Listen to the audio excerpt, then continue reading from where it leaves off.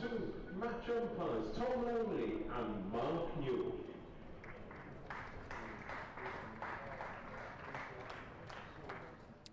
Very good morning to Cardiff for this BBC Sport broadcast of Glamorgan against Derbyshire in the County Championship Division 2, where the initial news is that Derbyshire have won the toss and chosen to bowl first. I'm Nick Webb.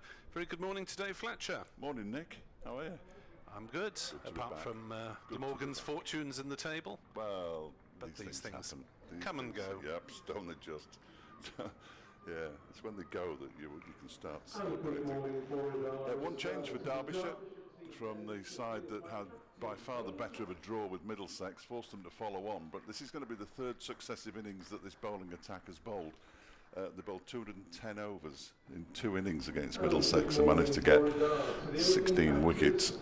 Anuj Dal is back in the side after missing the last game with a slight back issue. He had back spasms at Leicester. And Jack Morley makes way. So Alex Thompson, who had quite the game here last year from memory. 12 wickets. He plays. I think he finished as Derbyshire's leading wicket taker last season. He got 12 wickets. I think he got 15 in the end. Most of them here then, in the city where he studied. Yes. So he has more than one reason to be fond of Cardiff, and it looks as though we're going to get underway. Well, it's 10:59 according to the clock, but they're all raring to go out in the middle. I can't wait. Interesting looking pitch. It was mentioned to us yesterday actually, but the area into which Lewis Rees, who looks like he's going to open the bowling, into which he's going to pitch the ball, looks like it's been shaved to within an inch of its life, whereas there's a lot more green for potentially Blair Tickner, the big Kiwi, to bowl into from the River Taff end. It is slightly strange, isn't it, to have much more grass on one end than the other, even though it's not entirely visible from our position in the commentary box. As Zain Ul Hassan takes guard, he will be partnered, or he is being partnered by Asa Tribe. So there are 2 changes in the Glamorgan side, with Tribe replacing Byram at the top of the order, and Andrew Gorvin coming in for the England spinner Shoaib Bashir, whose 3-match stint with Glamorgan yielded 2 wickets at about 150 each. So I think we can say from the Glamorgan point of view, it was not an unqualified success. No, he'll still play for England though, won't he, because he's tall. He will. I'm sure he's a lovely lad, but he didn't really pull his weight for Glamorgan, despite his much efforts. weight though, is there? Right, first ball of the morning is left by Zain Ul Hassan outside off stump, and through it goes to the keeper. Ul Hassan has got exactly 200 runs at an average of 33 so far this season. Glamorgan back in action after a bye week, and they have 2 defeats and a draw compared to Derbyshire's victory and 3 draws. Rees then, left arm over the wicket, is into the left-handed Ul Hassan, and that was a very odd delivery outside off stump and something of a freebie, and Ul Hassan smashed it away to get off the mark. I think it was a full toss. Just check that on the replay. Yes, it was a very high full toss, and must have been flirting with waist high no ball. That one obviously slipped. And Rees, who Glamorgan listeners will remember from a couple of seasons ago with the bat, when he notched up 4 centuries in the 4 championship innings he played against Glamorgan. First time that had been done in the championship. 4 without loss. Rees will have another go, and that's edged and just short of second slip.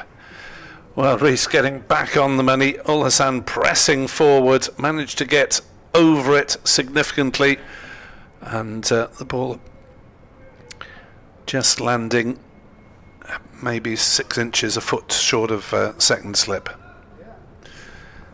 So some interesting opening deliveries from Lewis Rees. Ul Hassan waits as Rees is on his way. Bowls outside off stump, driven to Kame at cover, and there is no run. So there are 3 slips for Derbyshire.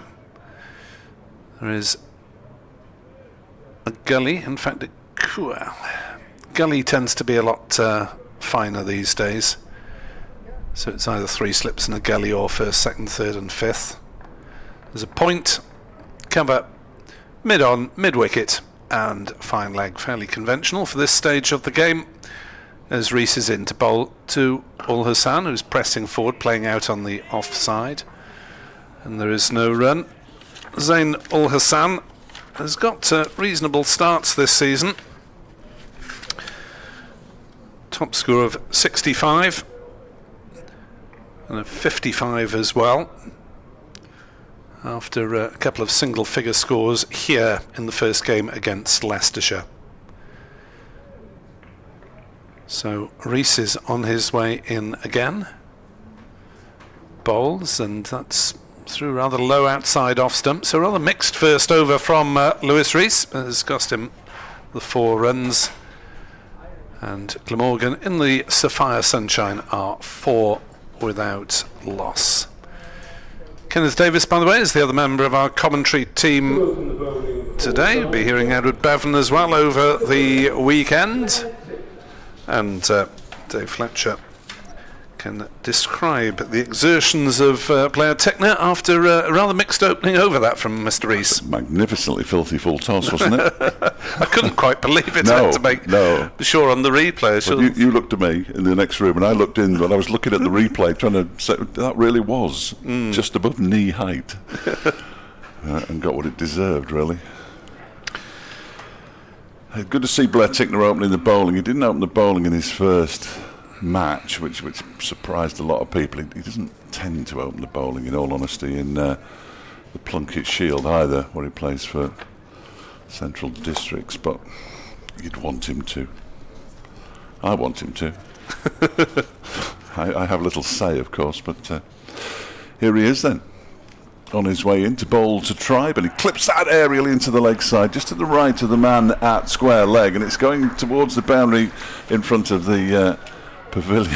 Alex Thompson makes a terrible mess of trying to pick the ball up, and they get through for 3 runs, but that was in the air towards square leg. That looks like umpire Mark Newell to me, with Tom Lungley at the far end, at the river end, and it's 7 without loss. A dashing start for Glamorgan. Yeah, I think umpires ought to be chosen so they're distinct physically, so that we don't have to. Yes, no, that is Tom. Well, I'm saying that. I think it is. Yes, I'll stick with that for the time being.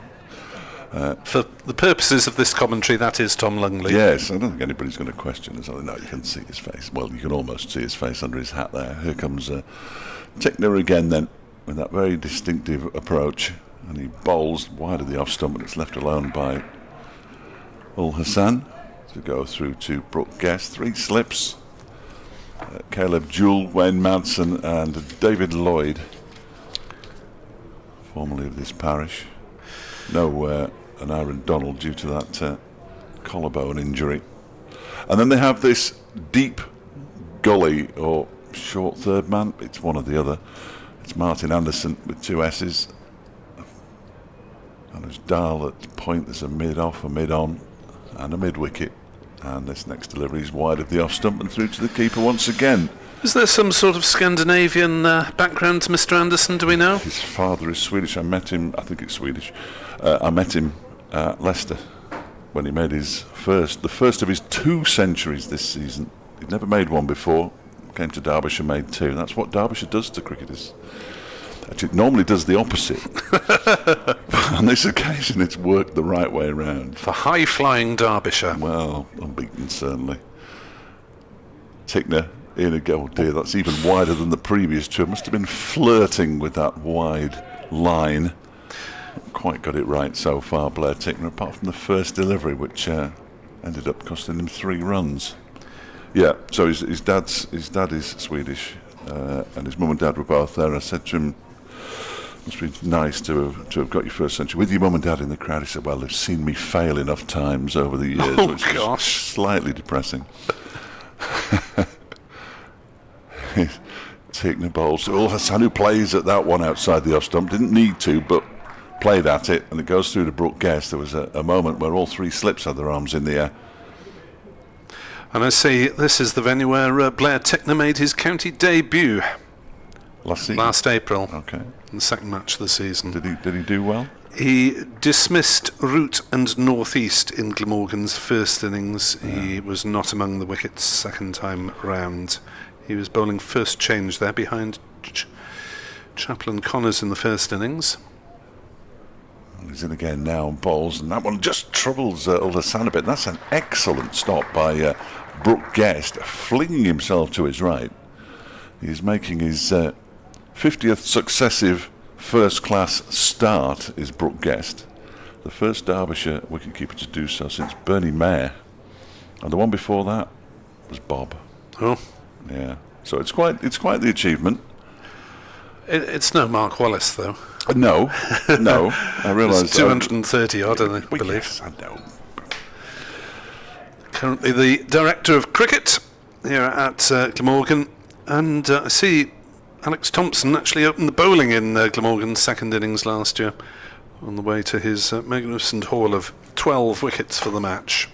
Well, he turned it just before lunch on day one, and everybody was a little surprised. I think, including himself. We had one or two turning wickets last season here, which provided some interesting cricket. I'm told this is a hybrid, so this will be the third successive game Derbyshire have played on a hybrid pitch. As Rees is in to bowl to Tribe, who drives that one and misses across the face of the right-hander. Left arm bowler sticking with over the wicket for the time being. So some plays and misses to hearten the Derbyshire attack. This is the first of 3 home games in the month for Glamorgan, so there can be a few excuses for failures to perform with that advantage. As Rees bowls and Tribe up on his toes, just dead batting it on the leg side. It's the first time Derbyshire have been out of the East Midlands. All right. Their away game was at Leicestershire. Oh yes, 3 home games. And the rest have been at home. 3 home games in April. Yeah. Oh dear. That'll have the members grumbling mid-season. Although having said that, the weather has been sensational. So absolutely. We had one day washout in against Gloucestershire Northamptonshire the last day. Other than that, it's been superb. Pleased to hear it. Just right for sitting behind glass.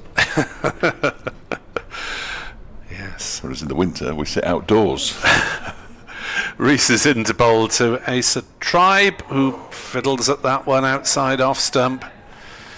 Asa Tribe brought into this game on the back of a couple of big scores. He scored a double century and innings of 160, both against Gloucestershire seconds. One was for Glamorgan seconds and the other was for the Cardiff UCCE team. Unfortunately, he got a second ball, I believe, earlier this week. As this is played comfortably out on the offside by Tribe, and there is no run. And this week, Glamorgan seconds played against Cardiff UCCE again. It seems to be the same people sort of going round in circles. They all play for both teams as well. Yeah. Quite a few of them, yes. 2 captains and pick one each alternatively, like we used to in the schoolyard. It's almost that, isn't it? As Rees is in to bowl, Tribe drives and might have got half a fingernail on that one, Rees, I think, in the follow through to take the pace off the delivery. Yes. He's lingering. He's exchanging some words there. I'm not sure if he says anything, in all honesty. Or just giving but he certainly stares a lot. Tribe a Paddington Bear stare. Yeah, but he was walking backwards. 7 without loss. Yeah, I think there were 3 players who played for Glamorgan against the students in the warm-up and then played for the students, or vice versa. Anyway, a lot of people have seen a lot of each other in the first few weeks as Rees bowls and Tribe dobs it into the offside and goes through for a canny single to Kame's left. That was just placed gently by Asa Tribe, the only run of the over, and Glamorgan are 8 for naught, having been put into bat by Derbyshire here at Sapphire Gardens.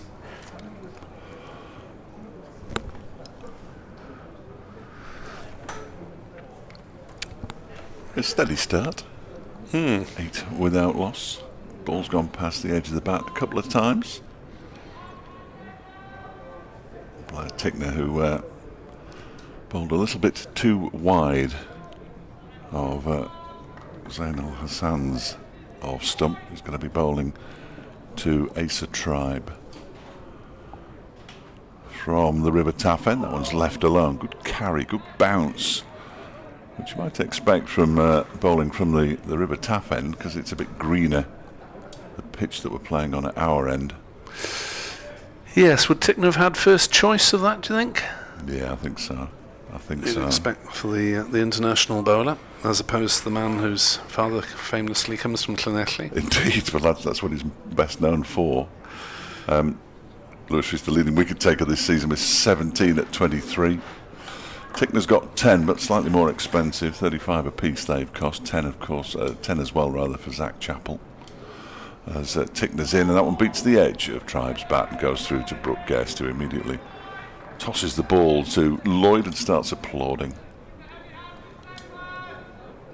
A little bit of noise out there. Still got that deep gully. Martin Anderson is a very fine fielder, and they've had him there a number of times over the course of this season so far. They haven't made many changes to the side. In fact, I think they've only used 13 players in total. Morley having been used as well. In fact, they might have used 12. This one's clipped nicely into the leg side, and that'll be 4 runs out square leg for Asa Tribe. That was on his hips, and he wasn't going to miss out on that one. Doesn't matter what kind of form you're in. His first boundary.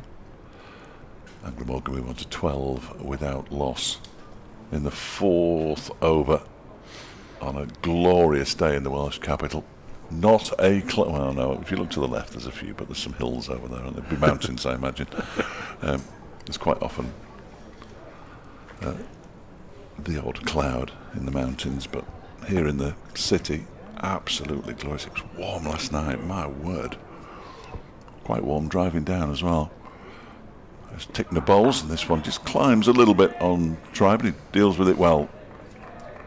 Drops it down into the offside. Once again, David Lloyd does the fielding. He will act as the second spinner with variable success. No, he's sort of got a golden arm with his off spin, but he only has 3 wickets at 70, which suggests that he's not quite front line yet. No left arm spin. Morley, the man left out, along with Pat Brown. As this next delivery is pushed into the offside by Tribe, they're going to scamper through for a very comfortable single in the end. They both, well, I said they both. Al-Hassan thought it was a sharp single because he was going at full speed, but Tribe had the advantage of spotting where Anuj Dal was, so as a result, he was fairly comfortable. 13 without loss. Hassan has 4, Tribe has 9. Derbyshire winning the toss this morning and deciding to bowl first, as just about everybody has, I think, this season so far.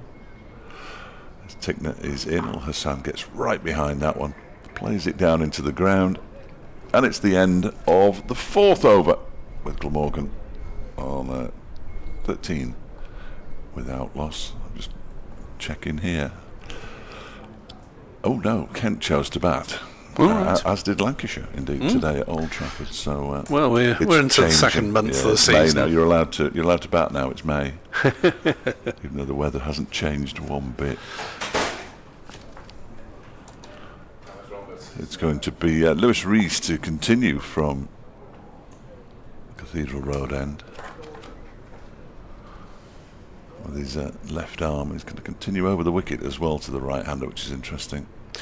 Here comes Rees then, with 3 slips and a gully, bowling to Tribe, who drives beautifully towards us out long off, and will pick up 4 runs.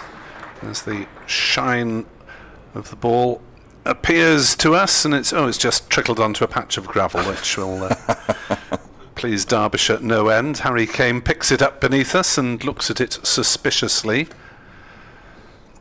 and gives it an extra polish before Giving it back to Lewis Rees. 17 without loss. Harry's dad, Peter, is in the ground today. He's been spotted. In fact, he's just down below us. His next delivery is driven by Tribe through the leg side, tucked into that one. Something of a half volley length from Lewis Rees, and the ball rattling the advertising hoardings in front of the vacant grandstand away to our right. Just for pitch watchers here at Sapphire Gardens, we are moving gently towards the middle. Well, it's only the second championship game plus the one friendly, but they've moved, edged closer to the middle from starting out at the grandstand side. Sometimes they sort of alternate pavilion and grandstand sides and do it that way, but this season just creeping towards the middle from the grandstand side. Rees is into bowl, and that is defended out on the offside by Tribe, and there is no run. 21 without loss. Tribe has 17 of them. Ul Hassan has 4. He's rarely a fast scorer, Zain Ul Hassan. Having joined the club and played in the second team as a middle order bat come regular seamer, he's been doing rather more high profile batting, slightly less high profile bowling, just a couple of wickets at 87. It's basically fourth seamer as Tribe plays that one out on the offside, and there is no run. So Glamorgan and Derbyshire both leaving out a spinner from the last match. Bashir in Glamorgan's case, and Morley in Derbyshire's, with Anuj Dal coming in for the visitors, Andy Gorvin for the home side, having strangely taken 4 for 50 and got 50 not out in the first match, and then been left out for the next two, which caused a few eyebrows. Tribe drives again through the offside, this time slightly squarer. It may just be hauled in inside the boundary. No, it won't be. It's probably the longest part of the ground, and Tribe tucks in for his third boundary of the over and gallops on to 21 not out, and Glamorgan on to 25 without loss, and Rees needs to review his length, I think. Well, he's making a change to the field because Martin Anderson's coming into extra cover from deep gully to try to prevent the ball from being driven. And if it's driven, they might miscue, but really no, you're playing for mistakes at the moment. 25 for naught. Rees running away from us at the Cathedral Road end and bowls, and Tribe sort of half plays at that. Not quite sure if he was beaten. May have been. End of the over anyway, and a little moral victory for Lewis Rees, who takes his cap. And there is a member of the ground. Oh, it's the head groundsman chugging on. What's he going to bring? Just sawdust? I think so, yeah. Looks like it. Tickner obviously unhappy. Tickner does have a habit of falling over when he delivers the ball. There's plenty of sawdust going in there. That's a goodly proportion of sawdust. Yeah, that should make sure he doesn't bowl a no ball, because you can't see the line anymore. So off goes Robin the groundsman. As is the way with radio, I've just been told my 11:30 is at 11:25. Okay. Seems almost foolish to call it an 11:30. And for any viewers who've joined us online after searching the BBC website, we have had a couple of technical issues. Tickner in and bowls, and that's just pushed out gently into the offside by Ul Hassan. Goes straight to Harry Kane, and there's no run. So Derbyshire reinstating Anuj Dal for this match after the back issue kept him out of the game against Middlesex.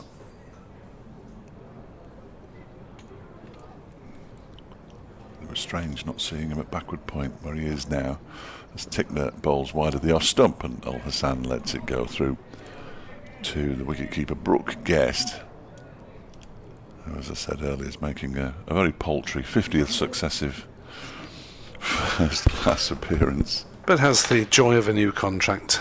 Yes, indeed, a new 2-year contract for the former Lancashire man. Born in Manchester, raised in Perth. That's the best of both worlds, isn't it, really? That's Perth, Australia, rather than Perth, Scotland. Oh, yes, yes. There's just still a little bit of a twang. Ticknabow's got a lot of a twang. That ball's way outside the off stump. The ball goes through to Guest once again. Very personable young man, Brooke Guest. Always happy to talk. That's the sort of player we like. Yes, yes. Some need a little bit more coaching, but they'll get there. If you ask them enough questions, they have to say enough words. Usually. As Tickner is on his way in once again. Running towards us. Balls to Al-Hassan, who leaves this one alone. I'd forgotten the idiosyncrasies of the Tickner approach to the wicket. He starts in a sort of...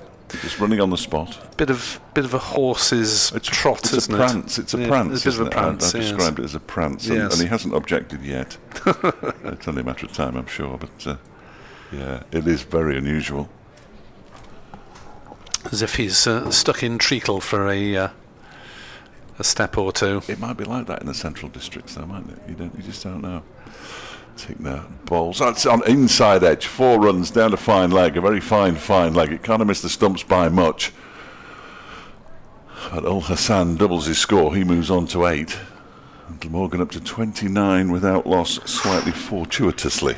Extremely fortuitously.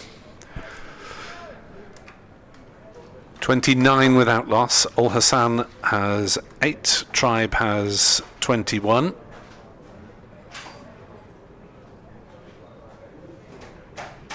And this is the last ball of the 6th over here on BBC Sport Online.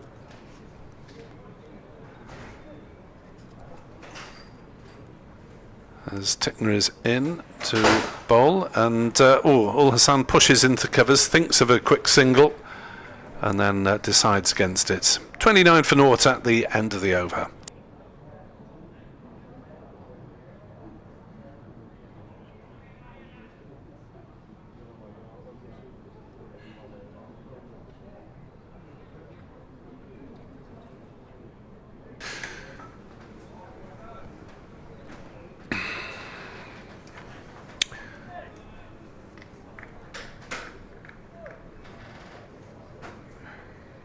So it's Lewis Rees to start his 4th over, 0 for 17. 3rd over wasn't great, as that's driven again by Tribe through the leg sides, and he's got hold of that one as well, sufficiently to send it to the boundary at wide long on. And Tribe timing the ball nicely so far in his first team appearance of the summer. He ended last year well with a couple of half centuries, having had a couple of low scores on his initial arrival in the team. But he's moved on to 25 and Glamorgan to 33 without loss. This next delivery beats Tribe squared up slightly by that one.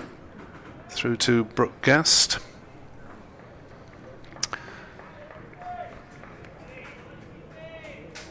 So if you are just joining us, 2 changes in the Glamorgan side. Tribe and Gorvin replacing opening batter Eddie Byram, who's gone into the 40s in each match, but hasn't gone on, averaging just under 30, so it wasn't a disastrous start by any means. No ball from Lewis Rees. 2 to the Glamorgan total, indicated by umpire Newell. And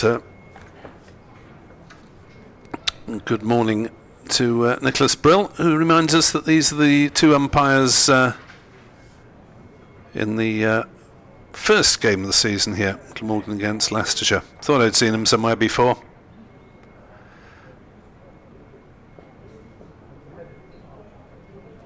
As next delivery is across the body of Tribe, but no shot played. And Nicholas says, as the league season gets underway tomorrow for some club leagues, can I wish all umpires and scorers an enjoyable season. indeed. If only at the level I play I knew what an umpire was. It's the bloke who's batted, or the bloke who's batting number 11. That's who the umpire is. Tribe comes down the wicket and swings at that. That was rather unnecessary from Asa Tribe, looking to get after Lewis Rees.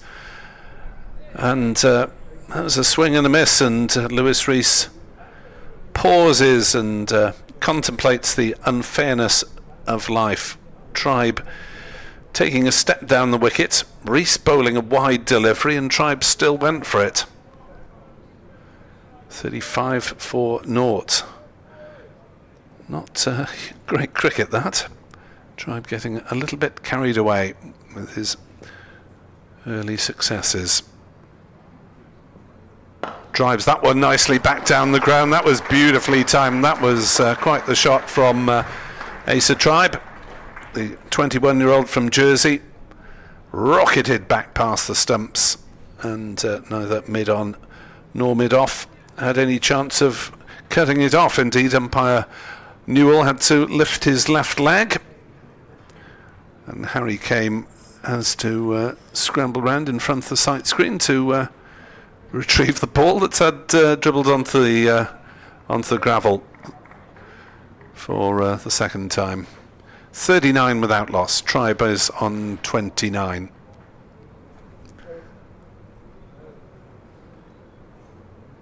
Kame examining the ball again before tossing it back to Rees. In comes the next delivery, and that's defended by Tribe. Flicked back to Brooke Guest by the bowler. Lewis Rees is through 4 overs. Won't be too happy to see 0 for 27 next to his name on the board. And Glamorgan are 39 without loss, having made a positive start. Largely thanks to Tribe, who's had most of the strike, or more of the strike to be fair. 25 deliveries faced. There's 29. Ul Hassan, 2 scoring shots. Put away a full toss through the offside, and also inside edged one to fine leg, perilously close to his stumps. Tekna gets his high step routine out the way and races in and bowls to Ul Hassan, who defends it into the covers, where Harry Kame dashes in, realising that Glamorgan have been looking to take the quick single.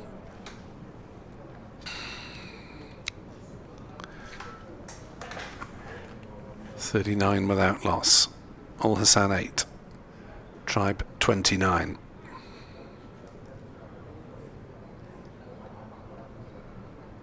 Nothing in the way of catching chances as yet, as Ul Hassan is up on his toes, dead batting that one with the deadest of dead bats, and the ball barely trickled off the strip before it was picked up by the busy Harry Kame.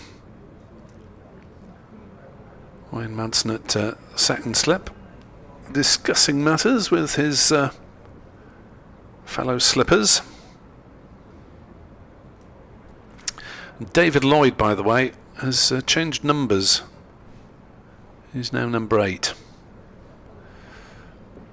As Ul Hassan pushes out into the offside, they're thinking of a quick single there, but decide against it as the sun-hatted Anujdal comes in from gully, and there is no run.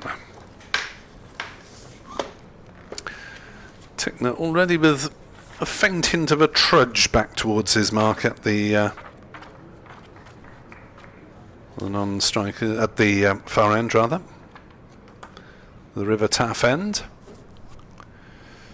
Tekna in, bowls a short delivery that Ul Hassan ducks down neatly, gets out of the way of fairly competently,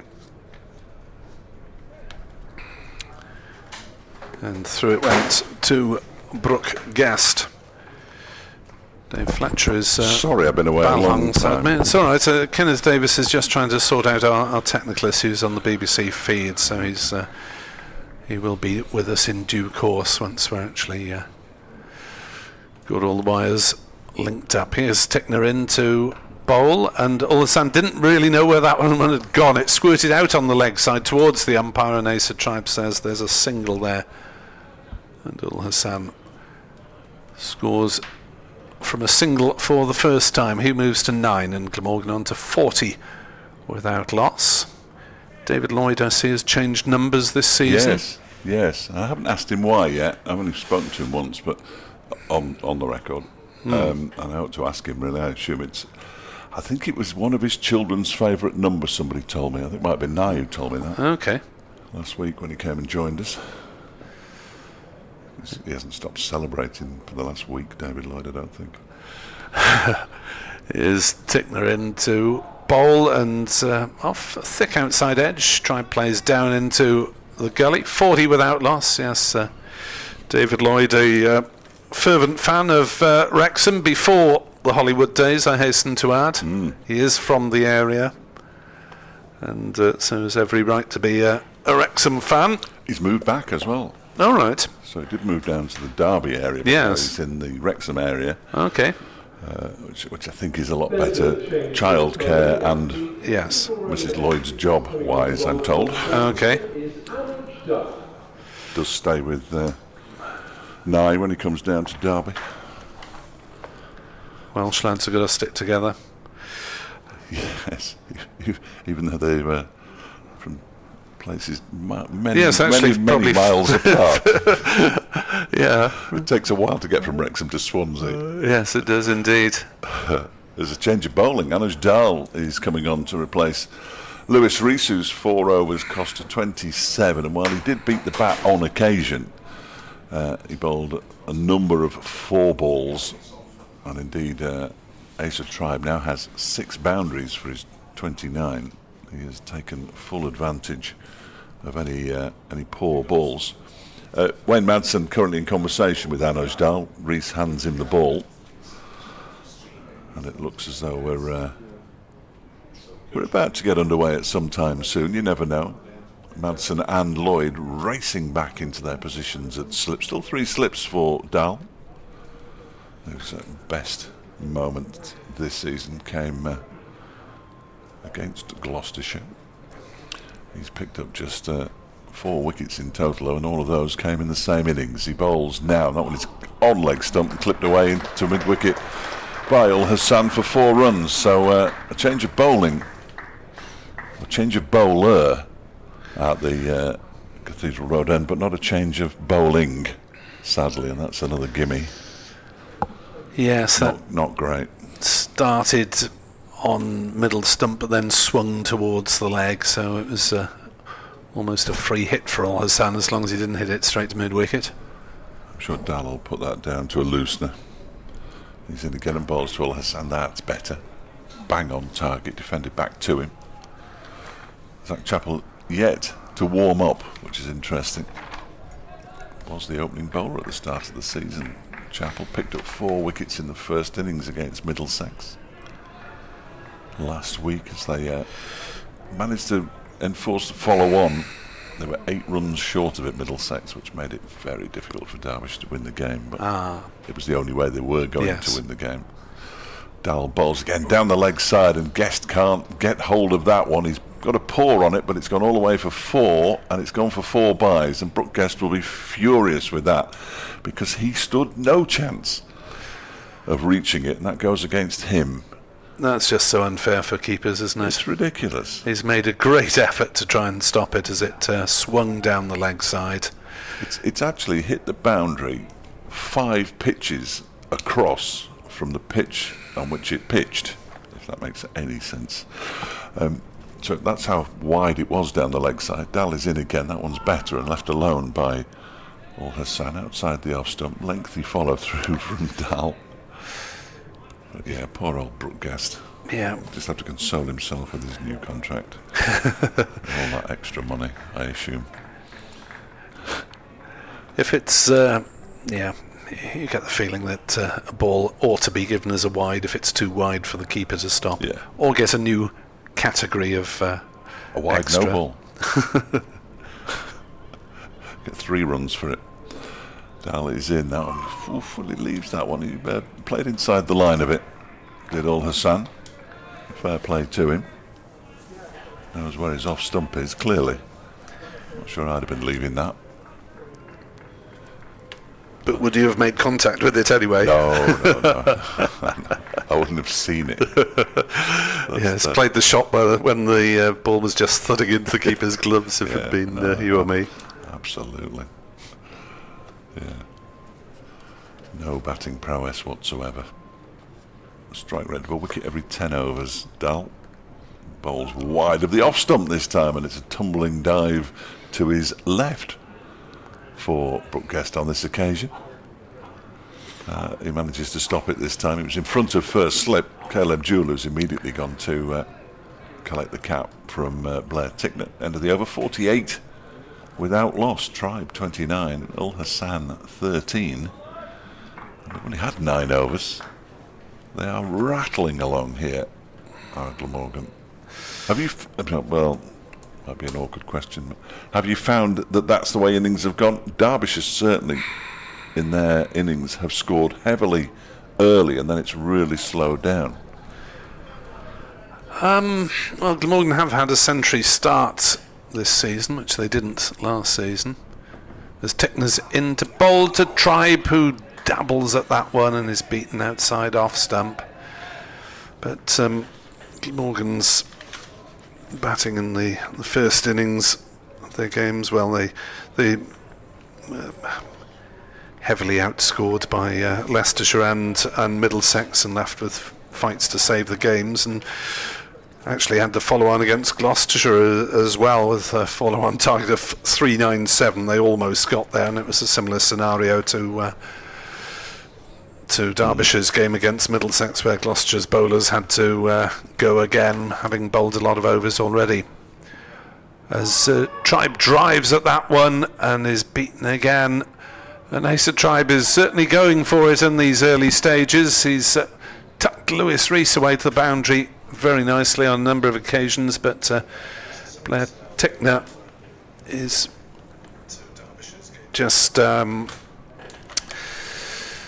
different kettle of fish, and I think we have established contact on the BBC website as well. And do apologise for the technical issues, which you may have been experiencing a bit of Hampshire instead of Glamorgan against Derbyshire, as Tickner bowls, and that's clipped away on the leg side by Tribe for a single.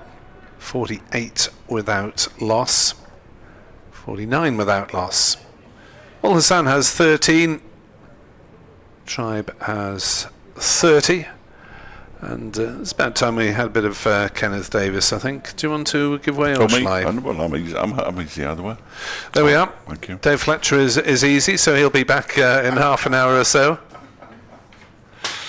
It's that orange t-shirt that does it. 49 for noughts.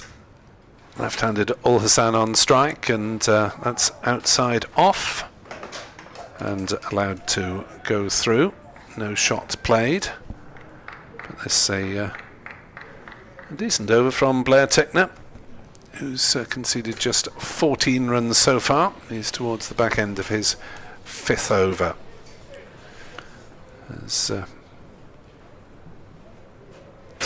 Tickner, the Kiwi international, gets the ball back.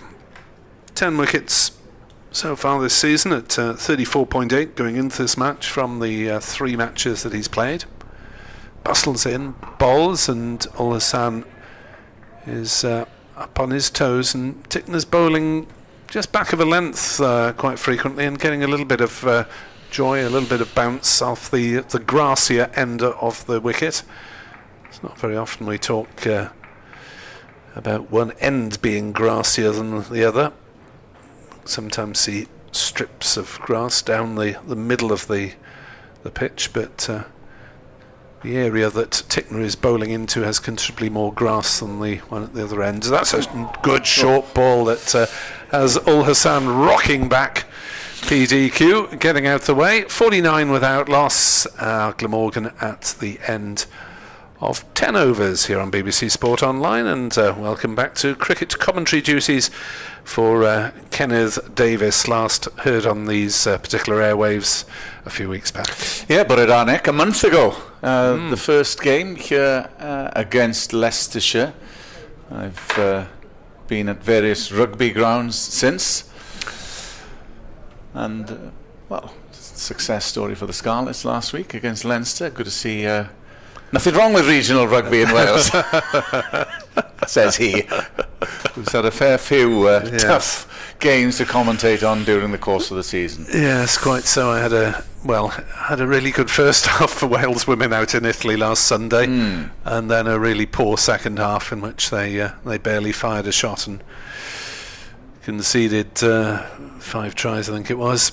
So there we are, but one can't complain about a visit to Parma, which proved a very pleasant city to wander around in the sunshine. No, I was at the corresponding fixture 2 years ago, and a lovely square in the middle of Parma, but Cardiff reminiscent weather-wise to Parma this week. There's not much difference in temperatures actually coming home. Not at all. So Darl will continue from the Cathedral Road end. Glamorgan have made a promising start, 49 without loss in the 11th over, and Tribe seems to be in good nick, and he is on strike and beaten on 30. He made 55 against Yorkshire at the tail end of last season, and this will give him a confidence boost. That's a good length ball from Dahl, and that's prodded into the offside, and there's no run. Did you know, by the way, that the Italian leader Garibaldi, responsible for the unification of Italy in the 1870s... Taking me back to my A-level history days now. ...is the man after whom the biscuit is named, even though the biscuit was probably first produced in England. Oh, right. There we are. I can't say I was ever a fan of the Garibaldi biscuit. Looks like squash flies, doesn't it? Dahl in, bowls, slightly short of a length at that time, but it's gone through to keep a guest. But apparently he visited the north of England and made quite an impression with his political oratory, no doubt, and biscuit maker decided to name a biscuit after him. We're really getting a good history lesson this morning. I left my... although I say I left it at A-level, I have got a degree in history. Well, you didn't do any work for after A-level. That's a moot point.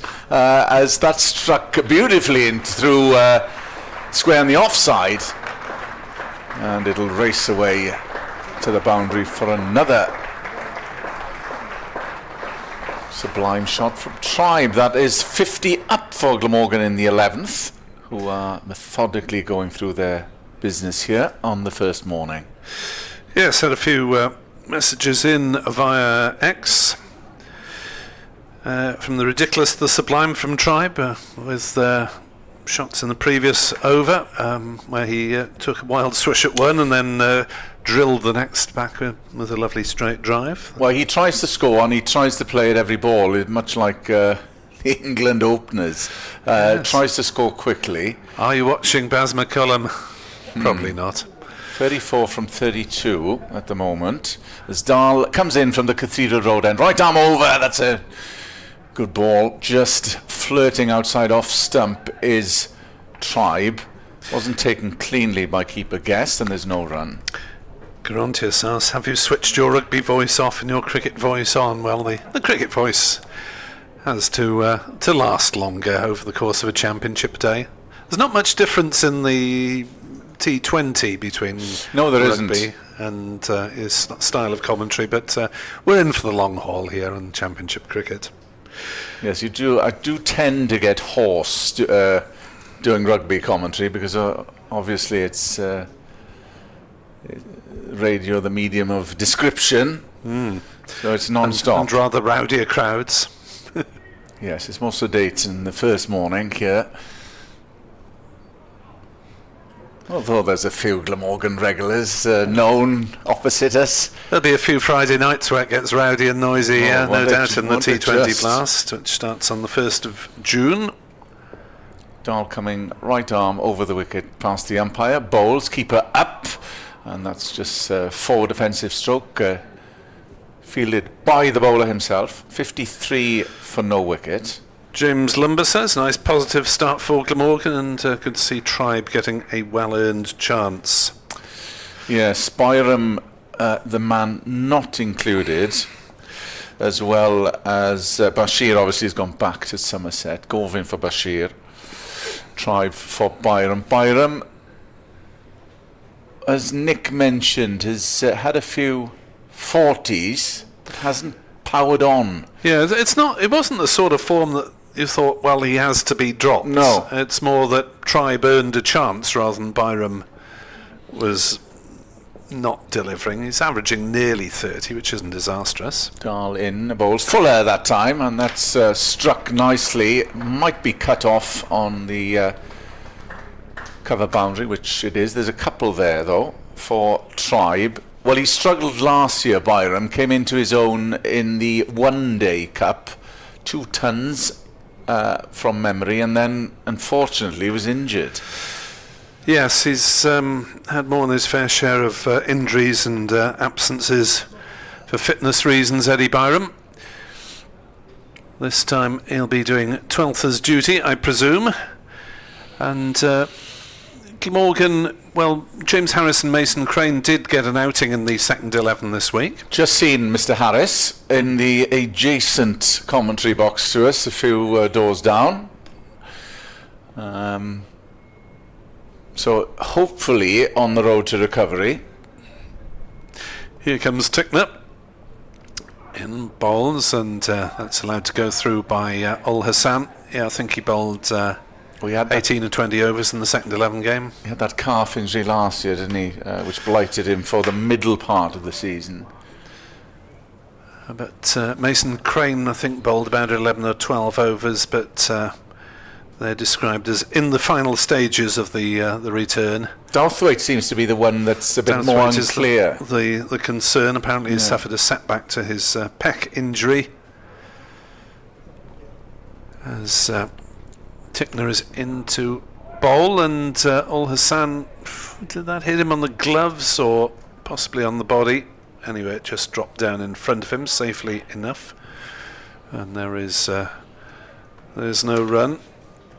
So Jamie McElroy was the seamer promoted to the first 11 squad as the spare bowler for this one, but he hasn't really had huge numbers of wickets for the seconds so far. Very good white ball bowler. As Ul Hassan leaves that one outside off stump, and through it goes. A few fans were inquiring that maybe Glamorgan, but your point proves to the contrary, that they may have used McElroy more in the 4-day format, given he's a lefty. Yes, but he had a go last season. Really didn't get the numbers to justify remaining in the team. Tickner is in. Bowls driven and well stopped at mid-off. That was a shot that deserved a couple of runs if ever there was one, but good stop by Dahl. Good to see the, I was going to say Welsh contingent, but the Welsh representative in the Derbyshire side, and David Lloyd and Irene Donald. Dave, he's on water duty. I can see him just approaching us here beneath us. Picked up an injury, Dave was telling us. As Tickner bowls, and Ul Hassan is hurried by that one. Plays it, though, off the back foot out to Dahl on the offside. 55 for no wicket. Once of this parish, of course, and once of the BBC Sport Online commentary parish as well. Indeed, but unfortunately last season his duties elsewhere in the 100 precluded him from taking part in the one-day cup commentary. T20 beginning on 1st of June, away to Middlesex, Glamorgan's first engagement. Then home, I think, the following Tuesday. As Ul Hassan is blocking that one back to Tickner, who's bowled pretty tidily, 6 overs, 0 for 14. Hasn't quite got the breakthrough so far. and it's been Glamorgan's opening 12 overs of the day here on BBC Sport Online. The good thing is with that, of course, is Mr. Lloyd can lead the cavalry charge around Cardiff, taking everybody to their best spots for merriment. Yes, well, with a young family, I'm not sure he's got time for merriment in Wrexham these days. I wonder if his number 8 is related to his favourite football shirt, David Lloyd, because he was a keen amateur footballer himself, I think, back in a few years back. Dahl continues then from the Cathedral Road end. 55 for no wicket. That's left outside off stump, taken by keeper Guest. So Glamorgan going along nicely in the 13th over. Sapphire Gardens bathed in sunshine. Members still trickling in. We are obviously in the shaded part of the ground here in the commentary stand as Dahl wheels round, starts and comes in, bowls, slower ball that time, and that's just through backward point, and they'll come in for an easy single. But it is a sun trap opposite. You have to be careful there. I've seen some red-faced fans on the taff end of the ground. Oh yes, it's 5 degrees hotter up. Well, it is cooler. Next to the river in the afternoon, anyway. Blazing hot. Well, Wednesday was really hot in South Wales, as it was around the UK. Dahl comes around to the left-handed Ul Hassan. That's left outside off stump and through to the keeper. Good to see Tribe getting a knock here. 37 in 37 balls. Finished well. I mentioned that 55. That was a tough knock against a supremely confident Yorkshire side that were going for a promotion then. Was that the last game? He got a 70 as well against Gloucestershire. Oh, Gloucestershire was the last game, wasn't it? Of course, that was the rain-reduced game. That's straying down leg, but well struck, but straight to mid-wicket. Yes, that was the... They made a fist of it and got a result.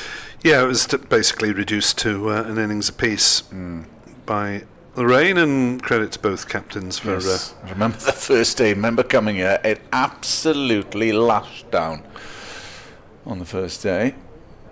They called it off at lunchtime, I believe. 3 slips for Dahl, who charges in round the wicket to Ul Hassan. Just takes the pace off that. Nice looking forward drive from Ul Hassan to mid-off. But there's no run. Just seeing the cyclists and walkers. There'll be a few of those along the Taft's trail. Yeah, we're able to see them better than usual because the top of the stand, where there's usually advertising hoardings, hasn't been quite replaced as yet. So they get a view of us and we get a view of them. Yeah, Dahl in bowls, and that's a big stride forward by Ul Hassan to cover. There's no run. Yeah, popular spot for runners, walkers, cyclists. With the Taft behind, and then on to Butte Park in the distance. Indeed, so the Derbyshire contingent having a stroll round as Blair Techner will be replaced by the unmistakable form of Zach Chappell with the distinctive shaved head. 6'4" of him. Formidable figure physically, and he took 6 for 47 in Glamorgan's last game against Derbyshire, which Derbyshire won by 10 wickets towards the end of last season at Derby. So Chappell, the destroyer of Glamorgan, last time out against them. Gloucestershire winning the toss and inviting Glamorgan to bat. No surprise there, as Dave Fletcher alluded to. He was speaking to the squad last night. There's a bit of a green top in places on the wicket. Faster than it was last year, which is no surprise at this stage, given the deluge over last winter. It was really slow start of last season. Wayne Madsen deploying his troops for Derbyshire. Now 3 saving the single on the offside for Chappell. But still the 3 slips. Square leg is back as Chappell is in, bowls, and Tribe hits it hard down into ground, bounces up to cover where it's well fielded. And there's no run. Opta JCH has been in touch on X, saying the last time there was a Glamorgan opening stand of over 50, combined with a temperature of over 20 degrees, was just before the Battle of Limpopo Gorge in 1864. Thank you very much for that. We're really getting the history lectures this morning, aren't we? As Chappell is in, and there's no shot played by Tribe. Yes, slightly before Glamorgan were founded, so you can't really get away with that one. But thank you for that. So Nick Webb 2017, Kenneth Davis and Fletch Sport are our various X handles. And you've moved over. I've got Nick. Blue Sky as well. Yeah. I've got Blue Sky as well. As Tribe drives on the onside, we'll pick up at least one, and in fact just one, because there is a scrambling stop there. Chris, how is Blue Sky going, Nick? Well, I've got hundreds of lists of followers. I've got just hit 700, I believe. Wow. So some way to go before I match my X following, but it's respectable, I think. Chris Drew, any news of Mason Crane? Well, he played for the seconds, bowled about 12 overs and took 1 wicket. Is the short answer for that, Chris? Good morning to Random Female on Blue Sky as well. As Ul Hassan plays one out into the gully, and there's no run. Well, they could dearly do with Mason Crane at this stage. Callaway getting 4 wickets last time out at Lords. I mean, we're still relatively early season, and I suppose the warm weather is justification for playing extra spinners. Chappell is in round the wicket to bowl to Ul Hassan, who plays it to gully, thinks about a single, but a good diving stop by Lewis Rees, and there's no run. 57 for naught.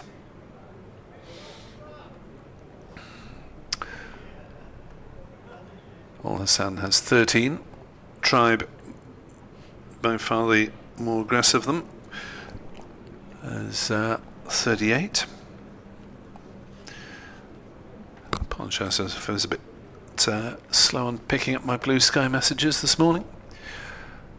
There's Ul Hassan propping forward and defending. No run. That's because I was doing my club account messages last night on Blue Sky and X and Facebook, putting out the first teams of the league season. So a very good morning. Good afternoon, just about, to everyone involved in league action for the first time tomorrow. May the sun shine upon you. Yeah, it goes again. Yes, I know some leagues will have already started, but I believe a lot's begin tomorrow.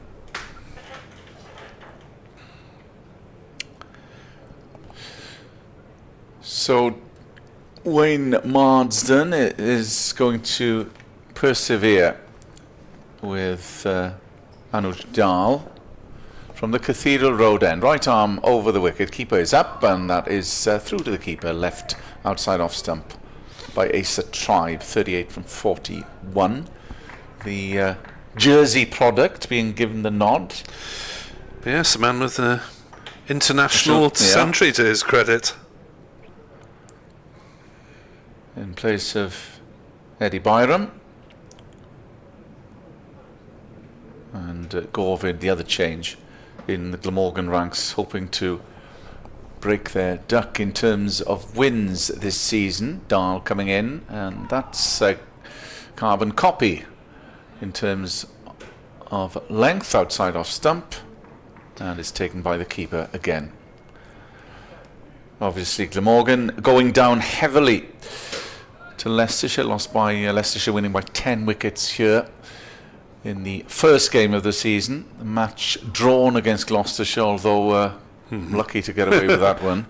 They did bat their way out of trouble reasonably well, but shouldn't have got into trouble in the first place, I guess. Dahl coming in, right arm over, slower ball that time, and that's driven. And mid-on comes around. Dahl diving, trying to parry it onto the non-striking wicket side, and it's always a danger. Yes, Ul Hassan seems quite keen to look for quick singles. Tribe called him for a couple early on, and they're on their toes, certainly these two, looking for the ones when they are to be had. And in the third game, Glamorgan going down by 9 wickets away to Middlesex at Lords. Dahl in, bowls, again slowish, and that's tucked away in the onside. Mid-wicket comes around. Derbyshire, having played a game more, beat Gloucestershire in the first game by 9 wickets, drawn then 3 drawn matches with Leicestershire, Northants and Middlesex, but picked up bonus points in every game. Second in the table, 61 points. And Glamorgan... Speaking of bonus points, Glamorgan were actually docked a point after Lords. So they're on... So they actually 15. didn't get anything from the game. Yeah. Dahl bowls. And again, it's taken by keeper Guest outside off stump. 57 for no wicket. This is the last ball of the over. Which was quite harsh, really, because they were level going into the last innings where Middlesex were but quite a feat as well 59 to get away without anything. Middlesex, Glamorgan only bowled 7.5 overs, and there were several sixes hit, so I think they ought to have been given a bit of latitude for that. Dahl starts his run up and bowls, good length delivery, and again it's just prodded into the offside by Asa Tribe. That is the end of the over, and Glamorgan still going nicely. Dropped off in terms of boundaries in the last few, but they are 57 for no wicket. Ul Hassan is 13. Asa Tribe, the dominant figure out there of the opening batters, is unbeaten on 38. As Zach Chappell will continue his second over from the River Taff end. And a very good morning, Boredar, from myself to Dave Fletcher. Morning. Morning, Kenneth. How are you? Very good, thank you. Good. Is it me? It is you. It is Zach Chappell bowling from the River Taff end. First ball is left alone by Ul Hassan and goes through to Brooke Guest. The rule of thumb is 3 wickets. If you put a team in, you've got to get 3 wickets by lunch. Unfortunately, Derbyshire occasionally have beaten the outside edge, but not enough. And we'll have to do better in the second hour of this morning's session to claw it back, because the scoring's been at a pretty decent lick, hasn't it, really? 57 so far, going along at nearly 4 and over. That beats the edge of the bat from Chappell. Taken again comfortably enough by Brooke Guest. They had they didn't take a wicket when they forced Middlesex to follow on. They took a wicket with the first ball of the Middlesex second innings, and then nothing until lunch on the final day. And after nothing happening for an hour and 56 minutes, they got 2 wickets with a batter trying to get to his century with a 6 and an incredible run out going back for a third. Is the next delivery from Zach Chappell, and Ul Hassan has managed to carve that down to a wide third man and picks up his 4th boundary. He moves on to 17, 61 without loss. Wayne Madsen, the skipper, standing at slip with his hands behind his back with plenty to contemplate here. Well, you alluded to the green top of a wicket, which meant there was no surprise in electing to bowl, and of course they'd have fancied going at the Glamorgan openers, because that has been an issue. Yes, perhaps they got a bit overexcited. Chappell bowls and Ul Hassan pushes out into the offside where Harry Kame does the fielding. So this is more than a decent start, but they will be wary, Glamorgan, and Derbyshire will know if they nick 1 here, they may get a trickle before lunch. That's what they'll be hoping for. Chappell with a couple of deliveries left of his second over. Nice and economical. Just 5 runs conceded, and 4 of those were down to third man. All for Edward Bevan, as that one is turned into the leg side. Oh yes, he's a stickler for a third man. 100 and goodness knows how many runs at Leicestershire were conceded down the third man area. A single taken, Ulhasan moves to 18, 62 without loss. Yeah, Edward will be joining us tomorrow and Sunday. Yeah. Excellent. And Sunday. Excellent. I won't be with you tomorrow, sadly. I can't say where I'm going because somebody's already dared me to say it. So I'm refusing.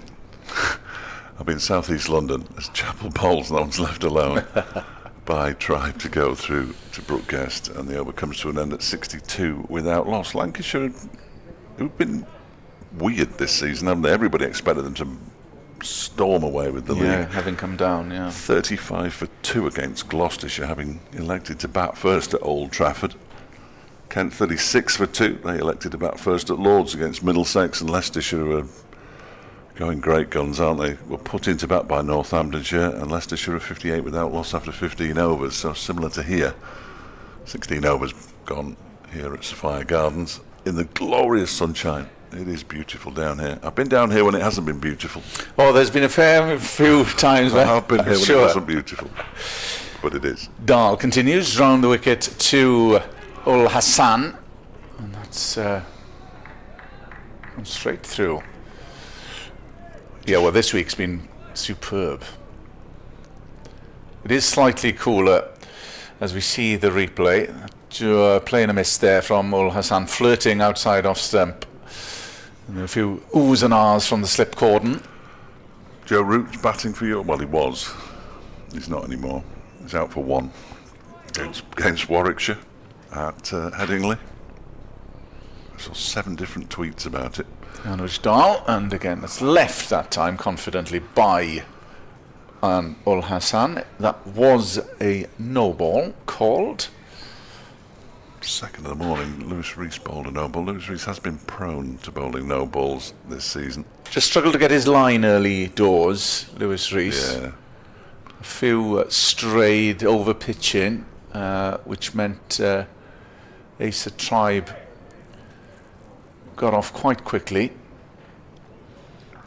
I've got a memory like a goldfish, so I can't remember how it went in that game at the start of last season, but we definitely saw off spin before lunch on day 1. Dahl in, good length delivery, but it's left outside off stump by Ulhasan. Yeah, I think that game was earlier in this season, a few weeks earlier, last year. Second game of the season. It was the first one that Derbyshire had played, because their first game at home against Gloucestershire was completely washed out all 4 days. There's nothing more soul-destroying than going into a cricket ground on day 4 knowing, well, it's day 3 is probably the worst, because you know you've still got a day 4. At least on day 4 you know they're going to abandon it. It was very wet. Coming in is Dahl round the wicket to Ulhasan, and that's punched into the offside. They'll come in for a quick single, and they come through easily. Yeah, a few draws in the last few years. Seem to remember Chris Cook struck 126.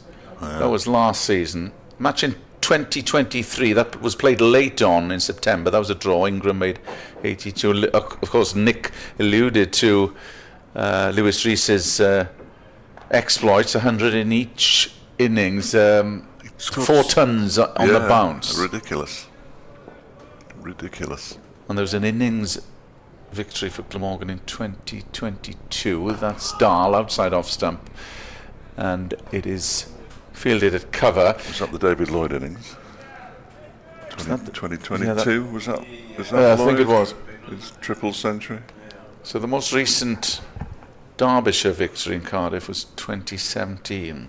Yes, oh well, we can talk about that for a long time if you want.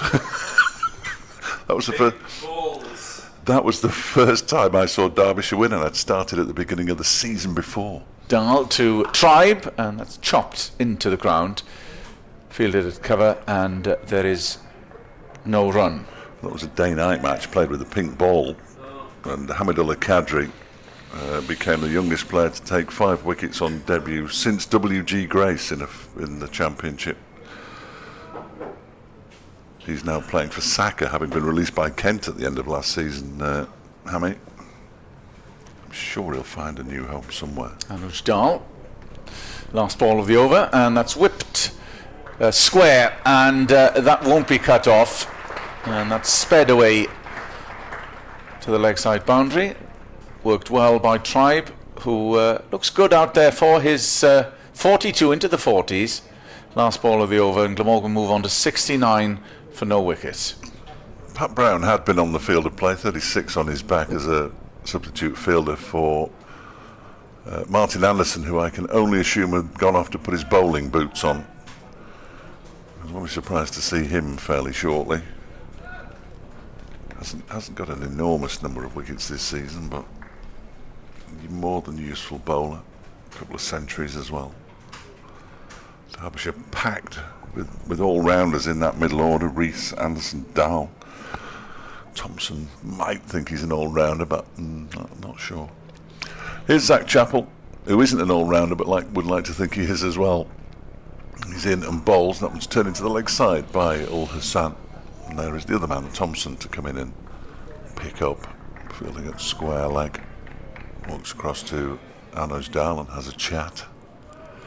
Dal with the sun hat. Pat Brown favours the sun hat as well. He's currently doing some stretching. I think I saw him just rub his hamstring when he fielded the ball in the previous over. So I'll keep an eye on that. He's doing lots of stretches down there, just in front of the pavilion. And now doing a spot of sunbathing as Chappell is in and bowls. That's defended by Ul Hassan. Straight back towards Chappell. Doesn't pick it up cleanly. 69 without loss. Going along at over 4 and over. Which is too many from a Derbyshire perspective. And the fact that they're not picking up wickets, at least if they're not scoring. And you do pick up a couple of wickets, it sort of claws it back immediately. But Derbyshire are really going to have to improve in the next 45 minutes. As Chappell's in again, that one's pushed into the offside this time by Ul Hassan, fielded by Harry Kane. It has to be said as well, they haven't been aided too much by the wicket. Nothing untoward has happened this morning. No, absolutely nothing. Despite the slightly strange appearance, it's playing perfectly well. It is a hybrid, we're told, or I'm told, we're told. Which is only 5% nylon, woven, whatever it is. There's Chappell bowls, that's left alone by Ul Hassan. But it's the third successive game Derbyshire played on a hybrid. Both the home games, both last 2 previous home games were played on hybrids as well. Right. But from what I'm told, and I've never played on one, I've merely observed them, and they still play like the pitches you would expect. If it's a bad pitch, it'll still be a bad pitch if it's a hybrid, you know what I mean? If the carry's good, the carry will be good for longer, that kind of thing. There's so much cricket being played on these squares nowadays. It's almost inevitable. David Lloyd and Martin Anderson are swapping here. Anderson's gone into 4th slip, 1st, 2nd and 4th, so we know where the ball's going. David Lloyd has gone out to backward point, and this next one is turned into the leg side by Ul Hassan. In off the boundary comes Rees to do the fielding. They take a single. 70 without loss. Ul Hassan moves on to 20. Tribe's 42 off just 50 deliveries. So we can work out his strike rate nice and easily. I'll leave that for you at home. I know you like a challenge. 50 deliveries faced, 42 runs scored. Just remarks his guard. Waits for the field to change over, which they have now. It's back to 3 slips. And Chappell bowls. And Tribe defends it up to mid-on, where it's picked up by Tickner. And that's the end of the over. Tribe's got 42. Ul Hassan has 20. And Glamorgan, having been put into bat this morning, will be more than happy because they are 70 without loss. Yeah, largely the pair have looked untroubled. There have been a few wafts outside off stump, which we've come accustomed to with both it has to be said. Both like to score quickly. But apart from that, largely untroubled. I can only think, you're right, there's been a couple of balls that they've driven out that they haven't quite got to, but there was the inside edge. I think it was Ul Hassan that didn't miss the stumps by much, but it missed the stumps, so you sort of move on, I suppose. You do as a batter, so you have to as a bowling unit. So there will be a change from the Cathedral Road end in the shape of Martin Anderson. So taking over from Anuj Dal as Derbyshire continue strive for the opening, their first wicket,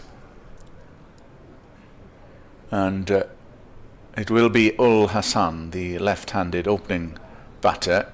Around the wicket comes Anderson, his first ball then, and that was a full toss and a loosener, and it was meat and drink for Ul Hassan, and thought it was going to speed away to the offside boundary, but it didn't get the full treatment, so they pick up a couple. Loosener in every sense of the word. The very word I was just going to, we'll give him a loosener. We'll give him a loosener. It's a bit tricky. I mean, he'd been fielding for an hour, then changed his boots, comes on to bowl and bowls a full toss.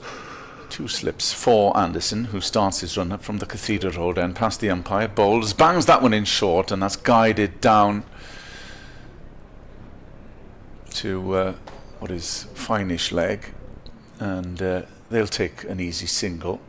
There's a backward point, mid wicket, cover mid off, mid on, square leg, and they'll change obviously now for the right-handed Acer tribe as the field positions become the opposite. Anderson goes over the wicket to Tribe, who scored 42 from 51, so is going great guns at the moment. Anderson bowls fullish, and I almost put the kibosh on Acer Tribe there, who had another waft outside off stump, playing a miss. It was too wide to play at, and it just moved away from him, I think, at the last moment as well. Nice delivery from Anderson, apart from the line, which wasn't perfect by any manner of means. He does give you a chance, though, does Acer Tribe, if you put one up there. He'll have a go. Fair play to him.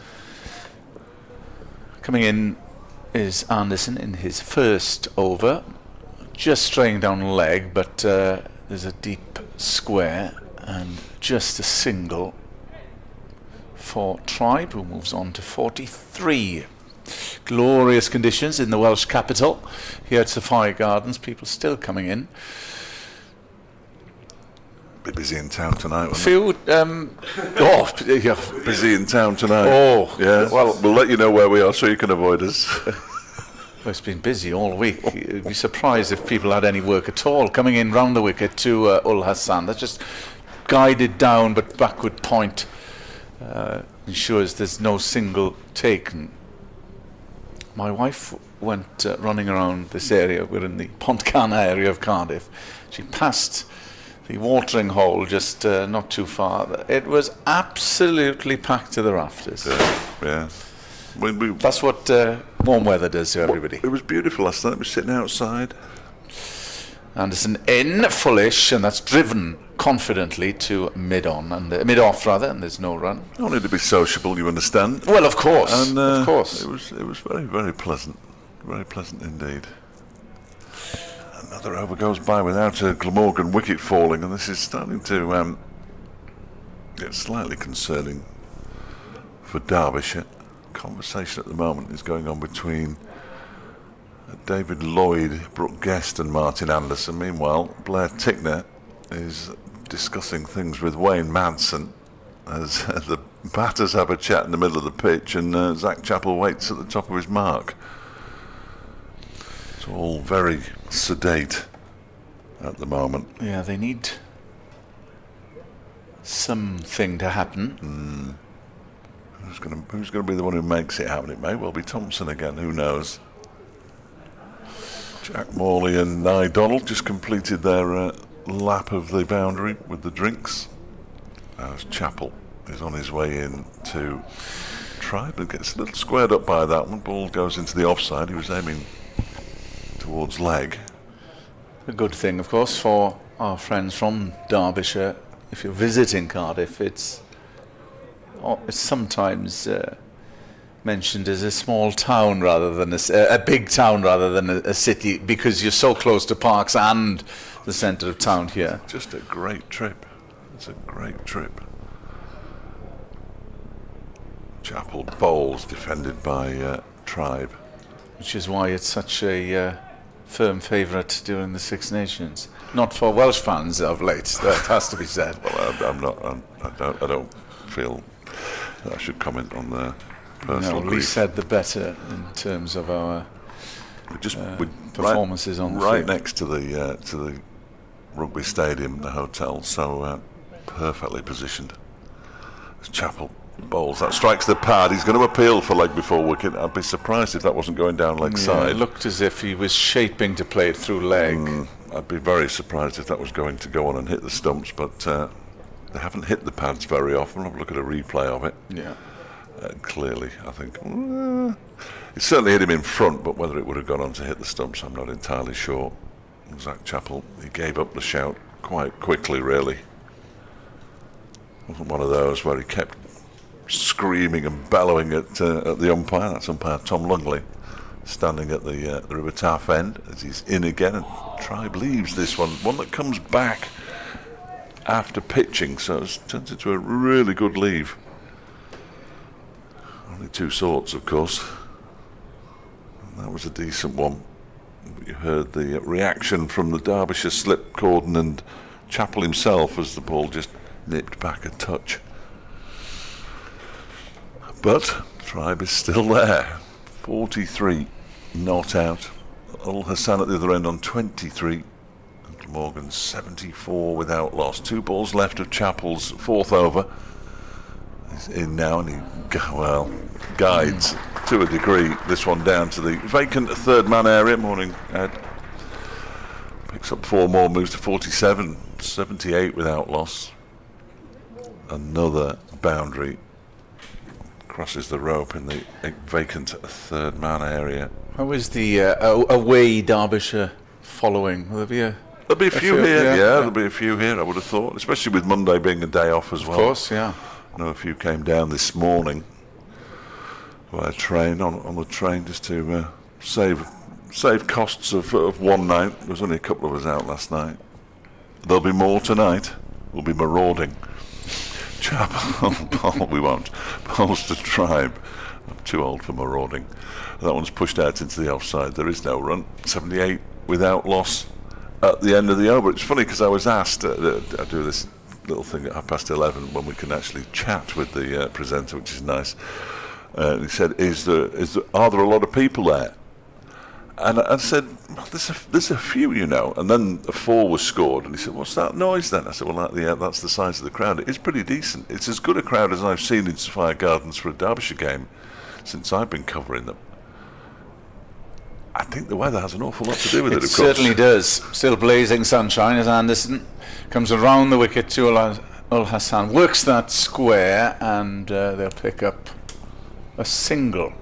79 for no wicket, which brings Tribe on strike. Yeah, it's not a bad crowd. A few more might come in the afternoon. Yeah. Not a lot of shade. No, I was mentioning it's the opposite side. You need to be wary if you don't use the sun cream diligently throughout the course of the day. There's a top off in the stand over there to the left. I'm sure that looks like a top off.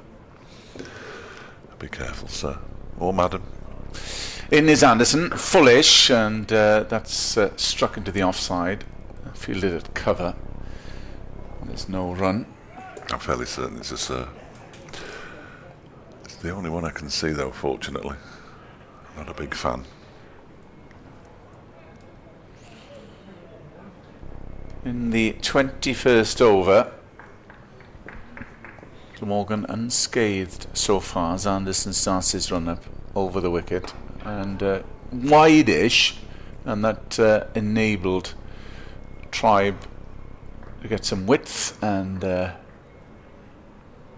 they go through for another single. Martin Anderson moves that little marker after the second ball, or third ball, round about this time in an over. He's done it in the last 2 overs. You're going to have to keep an eye on that. He's going to come round the wicket now. That's why he's done it. Clearly. To the left-handed Zain ul Hassan, who's there on 24. Anderson bangs that one in, good length up the block hole, but struck ferociously by ul Hassan, fielded by the bowler himself. Ul Hassan will feel that he's got himself in, needs to stay there, and who knows, good knock here, and he could make that opener position his own, which has been problematic. Anderson to ul Hassan, and that's into the leg side, fielded at mid-on, and there's no run. There's lots of hats. There's a gentleman down below is in a blue shirt who isn't wearing a hat, who really could do with one. That's my hairstyle. Coming in is Anderson round the wicket, and there's a few half-hearted appeals, and umpire disinterested. That is the end of the over. Glamorgan still going well, 80 for no wicket after the 21st. Ul Hassan 24. Asa Tribe is nearing his half century. He's unbeaten on 48, and Derbyshire need a breakthrough. Yeah, if you're going to appeal for leg before wicket, at least make it look convincing, I would suggest. That one, Anderson joined in very late and didn't look like he believed it at all.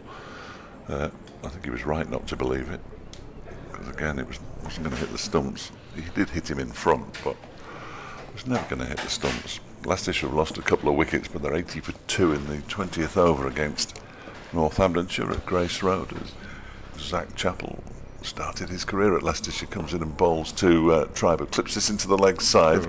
There will be a shy at the stumps from Blair Tickner, I'm not sure why, and they get through comfortably for the single. Tribe moves to 49, 81 without loss. Kent 56 for 3 now against Middlesex at Lords, and Lancashire 52 for 2 against Gloucestershire, that one being played at Old Trafford. 3 games in the First Division, but I'm not sure either of these teams are going to be bothering the First Division anytime soon. Yorkshire 64 for 3 against Warwickshire. Durham 61 for 1 against Hampshire, that one at Southampton. And Essex 57 for 1 against Somerset in a game played at Taunton. Here is Chappell around the wicket to Ul Hassan, defends it out into the offside. Thompson comes jogging in from cover to do the fielding. And now Anuj Dal has clearly spotted something. As you know, he's going to swap places with Martin Anderson. Martin Anderson, who's bowling, is going to go to mid-on, and Anuj Dal, who is a gun fielder, is going to go to backward point where he should be. That makes slightly more sense. Martin Anderson's a fine fielder, but that's very much Anuj Dal's place. Backward point. As Chappell is in, pushed out into the offside. They're going to go through for a single. Dal with a tumbling stop. Ul Hassan moves on to 25, 82 without loss. A chance now for Asa Tribe to complete a half century in pretty quick time. Faced just over 10 overs worth of deliveries himself.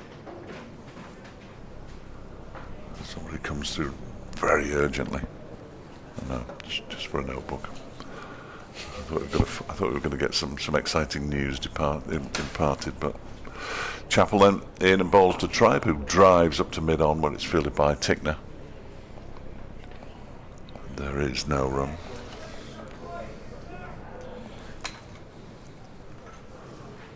.82 without loss.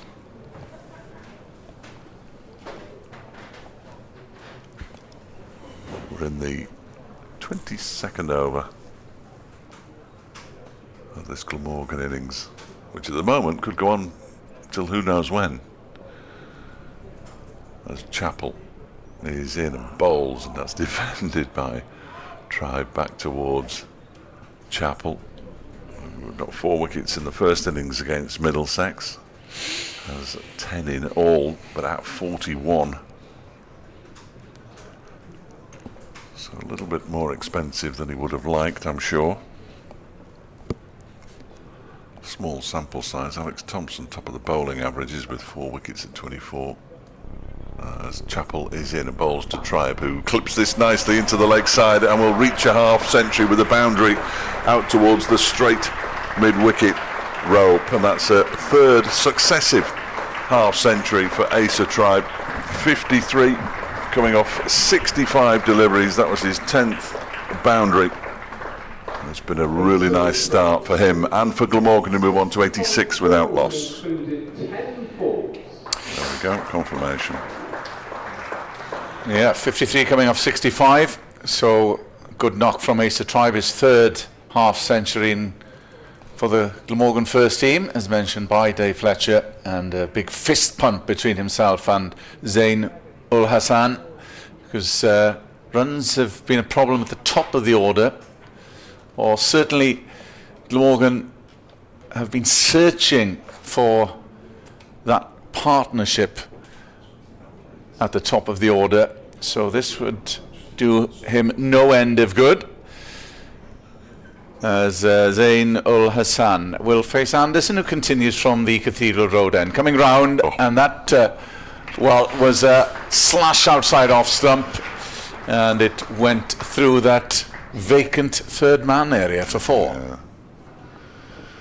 Martin Emerson said he was going to says a lot of things, Martin, obviously, as we all know, but his idea of opening a pub called the Vacant 3rd Man was about the best thing he's ever said, really. It's like the well, it's not a tavern, but it's down in Hove, which is called aptly Cow Corner. Yes. Anderson in, round the wicket to Zain ul Hassan, who's forward defensively, and it is fielded. There's no run, 90 for no wicket. Glamorgan, having been put into bat by Derbyshire, and Tribe having struck his half century. Ul Hassan is unbeaten on 29 in the 23rd over, so Glamorgan hoping to kick on, and Anderson in, just straying somewhat down leg, but it hasn't cost the bowler at all. There's no run. And trying to get to lunch unscathed would be the order of the day. 25 minutes to go. A terrific effort if they could do that, wouldn't it? Really good effort, having been put into bat. Derbyshire wanted a bowl. Thought they could extract something from this pitch. Haven't been able to so far. Down to a couple of slips now. Martin Anderson coming in, bangs that one in short, but it's dealt with by Zain ul Hassan. There's no runs. Wins, I was looking at last year, were in short supply for Glamorgan. Just the 2 wins against Sussex and Gloucestershire. That was the rain-affected game, the last game of the season. 4 losses, 7 draws, and of course the 1 tied game at Cheltenham, called by Mr. Nick Webb. Dramatic that, wasn't it? Anderson in, bowls, fullish, but straying down leg as again, and that was given the treatment. I don't think it's going to get all the way, is it? Good fielding, just stopped short of the boundary. And they'll take a 3rd.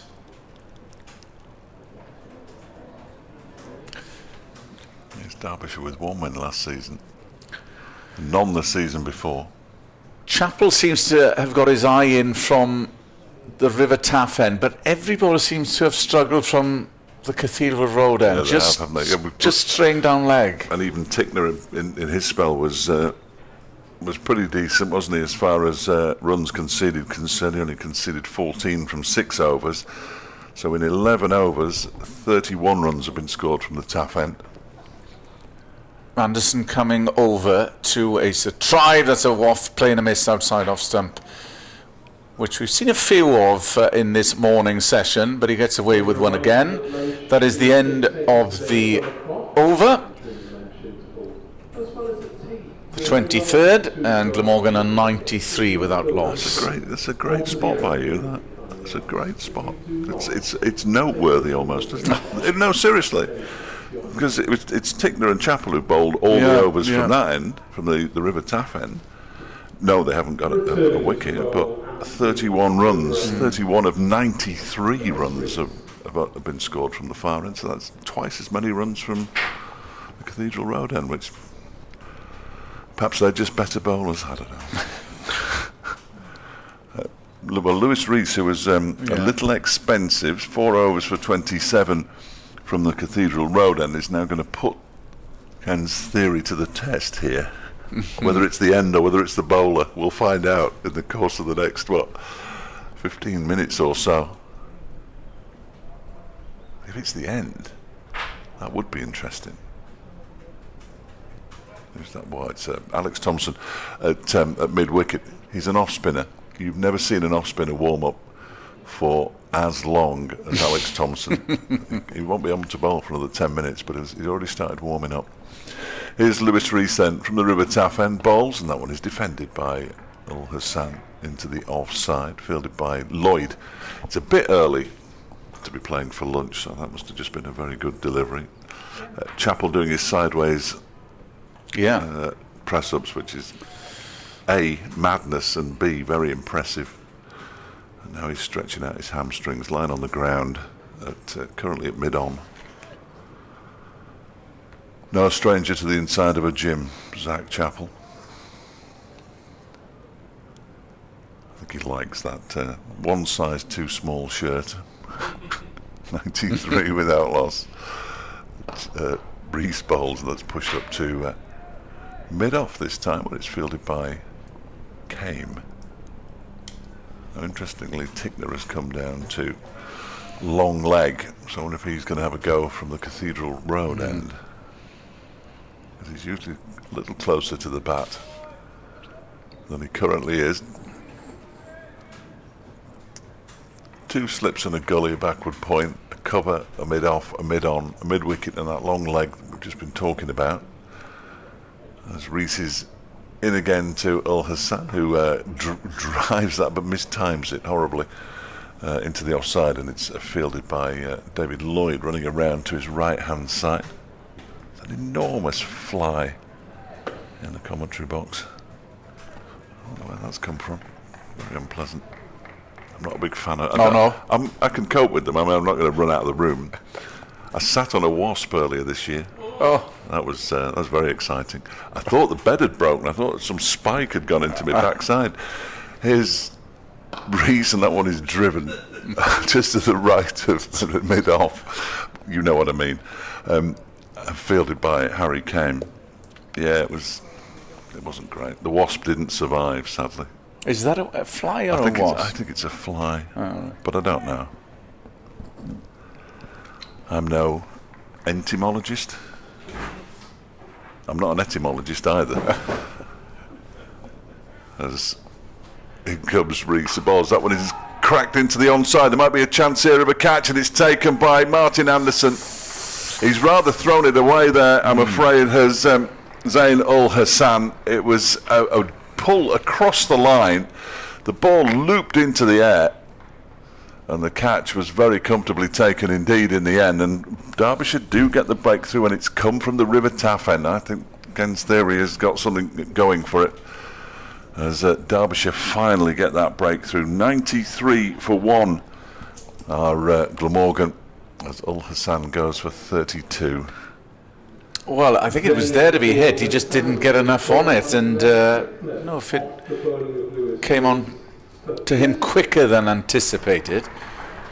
But he just checked in his shot and just raised his bat in disgust, did Ul Hassan. That's a shame for him, because he seemed to be into the groove, into the 30s, but that's a crucial wicket for Derbyshire. I think so. And my apologies to Blair Tickner, for it was he who took the catch at mid-on and not Martin Anderson. But yeah, Derbyshire would have taken a wicket anyway. He still hasn't walked off the pitch, and I know we're a long way to the right, but he's taking forever. Yes. Ul Hassan, he hasn't even reached the steps yet, and he won't speed up when he goes up those. He's probably thinking, why on earth didn't I go through with a shot? Yeah. he'd be massively disappointed. 79 deliveries he was out there, and it took Derbyshire till the penultimate ball of the 24th over to get the wicket. He won the toss and decided to have a bowl first. We are going to say, look, Tickner's just practicing his run-up from the Cathedral Road end, so they are going to swap ends, the two opening bowlers, and it's worked for Lewis Rees, who extends his lead at the top of the Derbyshire wicket-taking charts to 18 for the season. And he didn't bowl much last season or the season before and opened the batting, but he's dropped down to 6 or 7, 6 this season. Hasn't scored perhaps the amount of runs he would have liked, but the wickets are starting to come. Having said that, he's already got nearly 150 runs at 37, so I'd probably take that if it was me. Final ball of the over. 93 for 1, Glamorgan. Sam Northeast, the new batter, who drives a full-length delivery out into the offside, doesn't time it. And there's no runs. It's fielded by Harry Kane. And we have around about 15 minutes left until the lunch interval. And Derbyshire finally have their breakthrough. And it came not necessarily with a good piece of bowling, more with a disappointing piece of batting. Okay, you with the big, very nice. Thank you, Dave. Nick's back. She's just picked a big fluffy thing off the floor. Did that come off that? I thought the one that was on that was smaller than that. No, this is, well, unless there's a big fluffy thing lying on the floor from 3 weeks ago when we used this commentary box last. Right. Blair Tickner's swapping ends as well. No, we will see the. I think it's a good theory. This theory tested. I like it. I like the theory that the wicket is doing more for the bowlers who are bowling from the River Taff end, or is it just that the bowling has been better from the River Taff end? Tickner, high stepping, runs away from us and bowls to Tribe, who slashes at a very wide one with no footwork whatsoever. And, well, he's lived by the sword, he might die by the sword as well. He deserves a bit of luck for the way he's batted, doesn't it? It's been very entertaining on the first morning of a championship match, isn't it? 10 boundaries. And yeah, absolutely. Rattling along and maybe proving a little point that he might have been in the team from the start of the season. Anyway, he's here now and he's driving into the offside and picking up at least one, and that will do. Says Sam Northeast as it's retrieved from a deepish cover. 94 for 1. Sam Northeast is the man really in need of the Glamorgan top order. He's averaging just 18 so far, with 1 half century to his credit in his half dozen innings to date. Glamorgan have played 1 fewer than Derbyshire going into this one. And Northeast will have 3 slips and a distant gully as Tickner bowls and Northeast plays to cover, and there's no run. Have you remarked on this previously, that gully is deep, very deep? Yeah, it's almost like a short third man, isn't it? But he's not deep enough to be that. I think. Is this a Derbyshire field? Yeah, it's Martin Anderson. He's fielded there on a number of occasions. Okay. So it's not particularly a Northeast. No, he's been there already in this innings. Yeah. 94 for 1. Tickner is in to bowl to Northeast, who is defending. Back down the pitch. I've got a message from Robert Burns. Okay. That's exciting, isn't it? The famous Scottish... The Scottish poet. I think it's him. Must be. He said is that because there's a spider in the house? Cold and timorous beastie. That's the one. 94 for 1. Tickner in to bowl to Northeast, who jabs it down towards And through the slips, between slips and that distant gully. Which is what it's there for. Let's have a replay. It has gone to the side, or just to his left, really, wasn't he? To the left of. He would have had to have turned into Superman. Anyway, it's northeast off the mark, but in somewhat less than convenient. Somewhat less than convincing shape. 98 for 1. As Tickner bowls, and that's through outside off stump. No shot played by Northeast. Well, 5 runs off the over, but not, as I say, the most convincing shot from Northeast to get off the mark with the boundary. And we have 12 minutes to go until lunch. It is still advantage Glamorgan, and Derbyshire, well, you spoke of that 3-wicket rule of thumb, and they've still need 2 of them. Yes, they will be disappointed if they don't pick up at least another 1, I would suggest. Robert says that he certainly thinks that Alex Thompson is worthy of the all-rounder description. He said he helped my son in his first team debut, which was much appreciated. A 100-run partnership. Tomo went on to make a brilliant 150. I think at club cricket he would undoubtedly be an all-rounder.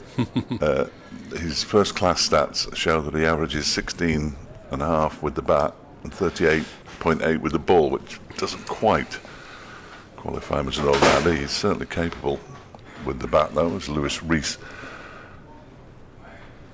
begins a new over from the River Taff end, and there's a drive from Tribe that goes through to the keeper. Didn't miss by much. Didn't miss by much, but miss he did. Yeah, he seems to be missing more often as this innings has gone on, doesn't he? Perhaps the bowling has tightened up.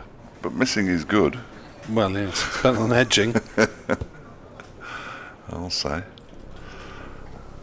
As Rees around the wicket, bowls to Tribe, who drives at that one, and it flashes just to the left of Anuj Dal, who's at backward point, and goes all the way down to the boundary for 4 more.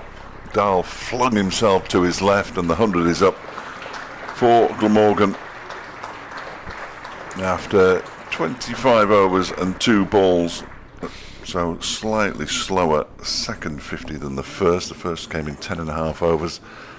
Second one coming in just under 15. But I don't think Glamorgan will be too concerned about the pace of the innings, because they're still going along almost 4 and over, having been put into bat. Tribe moves on to 58, 102 for 1. And Rees is in once again, bowls outside the off stump, and Tribe has the decency to leave this one. John Hughes, alias Lord Tanby, on Twitter says, as the theme this morning has been, we don't know much about history. After this is a neat musical twist. What are your thoughts on Sam Cook's call up to the England squad? I like it. I don't know where he plays though, because I'm not very good at geography either. What else don't we know about? So many things. Sam Cook into the England squad in line with for a debut against Zimbabwe.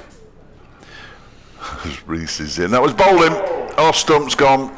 He went for the drive again, and once too many drives for Asa Tribe. And all of a sudden, they're not back in it, Derbyshire, but they're certainly starting to pick up the wickets that they required before lunch. Tribe goes for 58 from 72 deliveries. Let's come back in a bit. Yeah, it's a good ball. If anybody's going to get the ball to move, it will be Lewis Rees. I say it time and people will be bored of hearing me say it. But yeah, a really good delivery. Top of off. Bowl at the top of off, they say. And would you believe it?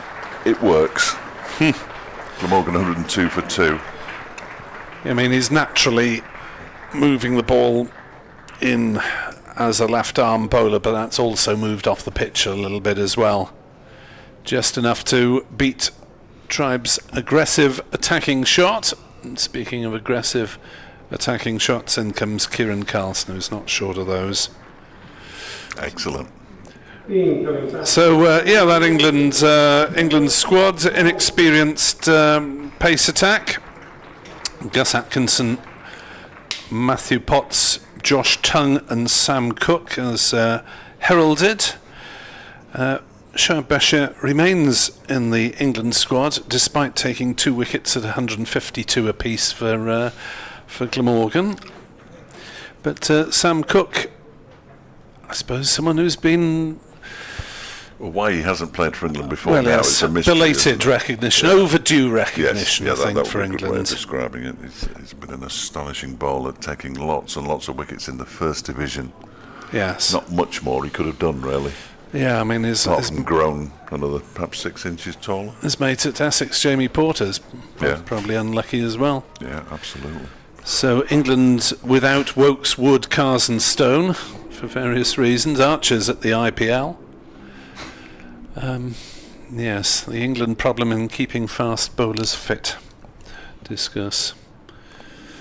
Carlson then to face the penultimate ball of Reese's 6th over. His figures now look far healthier at 2 for 31. He's on his way in. Carlson fiddles at that one outside the off stump. The game suddenly changed. What on earth's happening? Various other headlines this morning in the world of cricket. You can see on the BBC Sport website the ECB has banned transgender women from competing at all levels of women's cricket with immediate effect. You can read all about that on the BBC Sport website. And a new 4-year television deal for various bits and pieces. As Reese is in once more, and that goes past the edge of the bat again, and it's a tumbling stop taken on the full by Brooke Guest, and all of a sudden there's a spring in the step of the field, as you can see it. 102 for 2. Northeast has 4. Carlson yet to get off the mark. And those television rights for the BBC include highlights of all red and white ball internationals across television, iPlayer and the BBC Sport website, including digital clips, so important these days, men's and women's internationals. And there will be 8 matches in the 100, or 8 dates in the 100, double headers those, men's and women's games. Those will be broadcast live on BBC television. As Tickner is in to bowl and Northeast drives to mid-on, and there is no run. But there won't be live T20 matches on telly as there were previously, a couple thereof. So international highlights on BBC television, and 8 matches from the 100 franchise tournament in August. And remember, cricket isn't just a game of numbers, it's a game of stories. As Tickner bowls a short delivery that Northeast ducks away from. I don't know what that means. Dear, oh dear. Be telling us that every ball counts. So. 102 for 2. Yeah, in the county championship long format of the game. Glamorgan having started brightly, Derbyshire having pegged them back with a couple of wickets in relatively quick succession as Tickner bowls, and Northeast thought about a single there and decides wisely against it in the end. Yeah, only 4 minutes to go until lunch. Yeah, I'm sure the rest of his team wouldn't thank him for getting out now. Indeed. So the wickets to fall, those of Ul Hassan, caught Tickner, bowled Reese, top edging a pull for 32. As Tickner bowls, and Northeast is getting everything behind that and defending. He's looked lively this morning, Blair Tickner, hasn't he? Oh yeah, he's sharp. He bowled a couple of really quick spells in the last match. A good season in the Plunkett Shield for Central Districts. Won the I forgot what it's called now. What's it called? The New Zealand one. Something Slam. As Northeast gets one on leg stump and flicks it away to fine leg for a single. 103 for 2. the Kiwi Super Smash. Yeah, something like that. Yeah. Ben Smith, who was the Derbyshire batting coach, was part of the coaching setup for that. The Central Stags. Super Smash, that's what it's called. They've got a winner of the Super Smash and a winner of the Big Bash. You can't make a song up about that. Come on. Smash Bash. Yeah, what are you doing?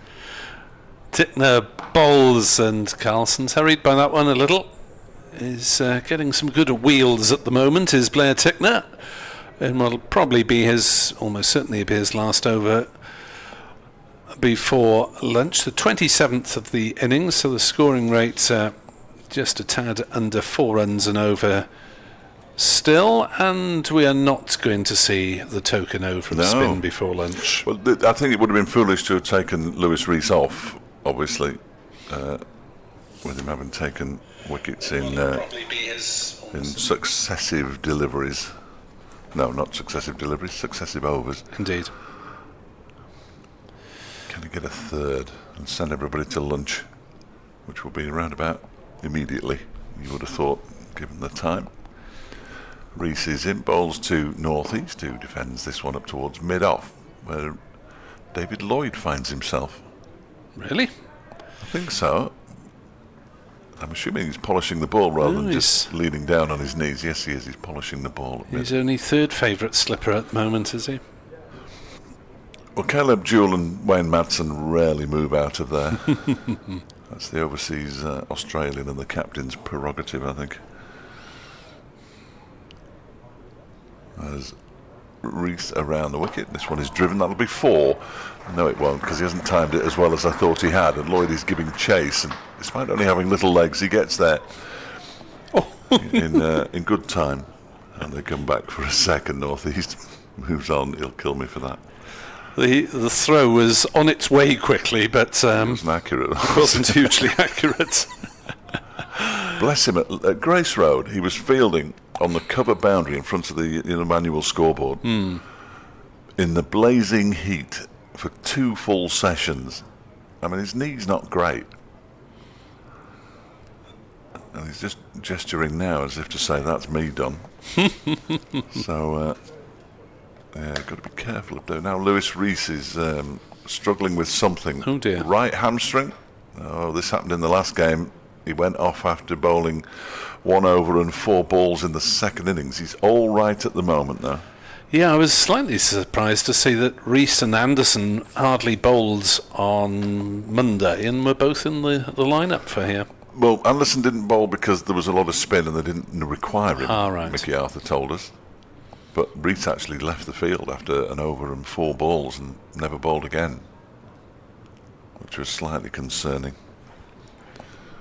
There is Rees. Oh no, he doesn't look right as he goes straight through the crease. Anuj Dal has removed his hat as though he's going to bowl the rest of the over. I'd give it to Thompson. Yes. Personally, then we can all go home.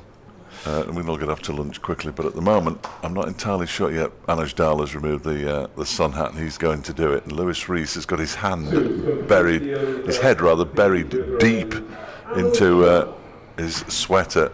And Rees, having picked up 2 wickets, departs. So does that look like the same injury that he was suffering from earlier in the week, or some problem? No, it looks like a different one. It was his ankle that was causing him problems last week, and now that looked like hamstring to me, the way he was. Anyway, he goes off halfway through his. Oh, it's gone off the screen already. Halfway through his 7th over, I think. Might be worth a 1 o'clock mention. Yes, we may well be getting a Radio Wales bulletin very shortly. But yes, a little hold up before the rest of this over is delivered by Anuj Dal, as Derbyshire have to get the 12th man out, and Lewis Rees departs, having bowled an excellent bit of a spell.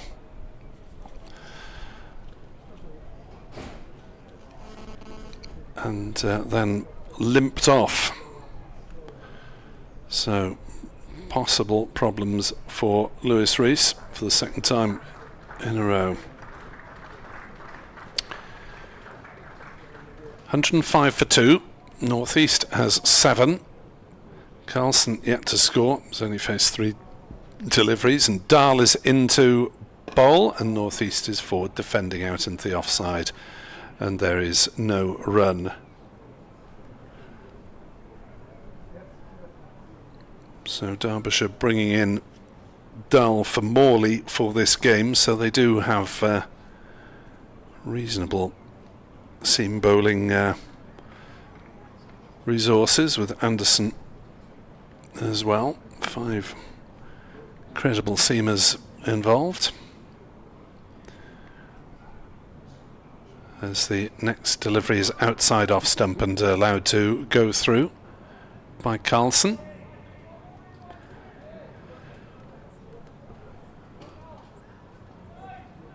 Update for BBC Radio Wales to come.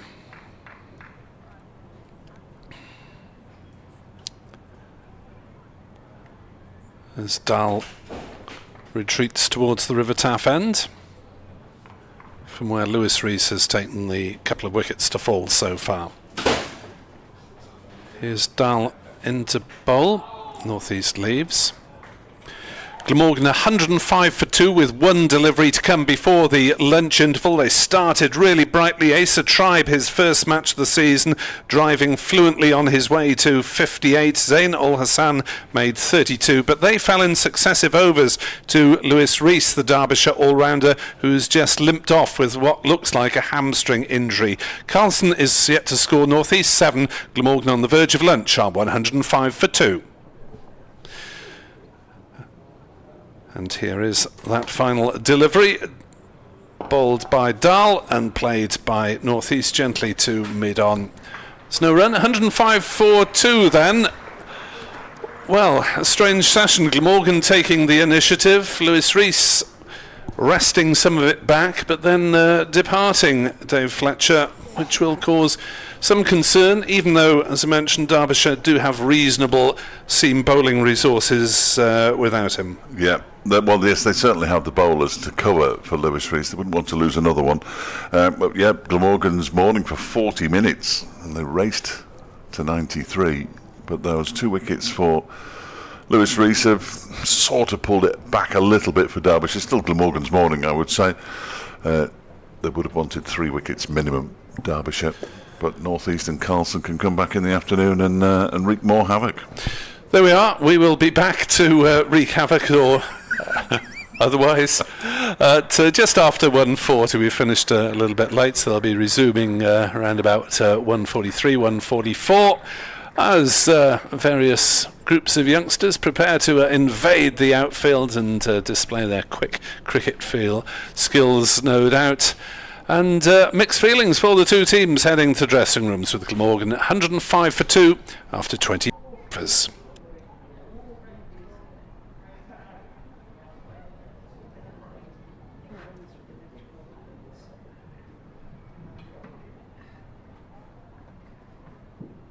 I've got some lunchtime scores from the other games in the Rothesay County Championship, which, like here at Sapphire Gardens, are all in their first day. Starting at the Utilita Bowl, where Durham won the toss and elected to bat against Hampshire at lunch. They're 80 for 3. At Taunton, Somerset won the toss. They elected to bowl against Essex, and Essex are 81 for 2 at the interval. At Headingley, Warwickshire won the toss. They also elected to bowl against Yorkshire, and at the interval, Yorkshire 97 for 4. At Lords, Kent won the toss. They opted to bat first against Middlesex, and Kent are 75 for 4 at lunch. At Grace Road, Northamptonshire won the toss. They elected to bowl against Leicestershire. Leicestershire at lunch 95 for 3.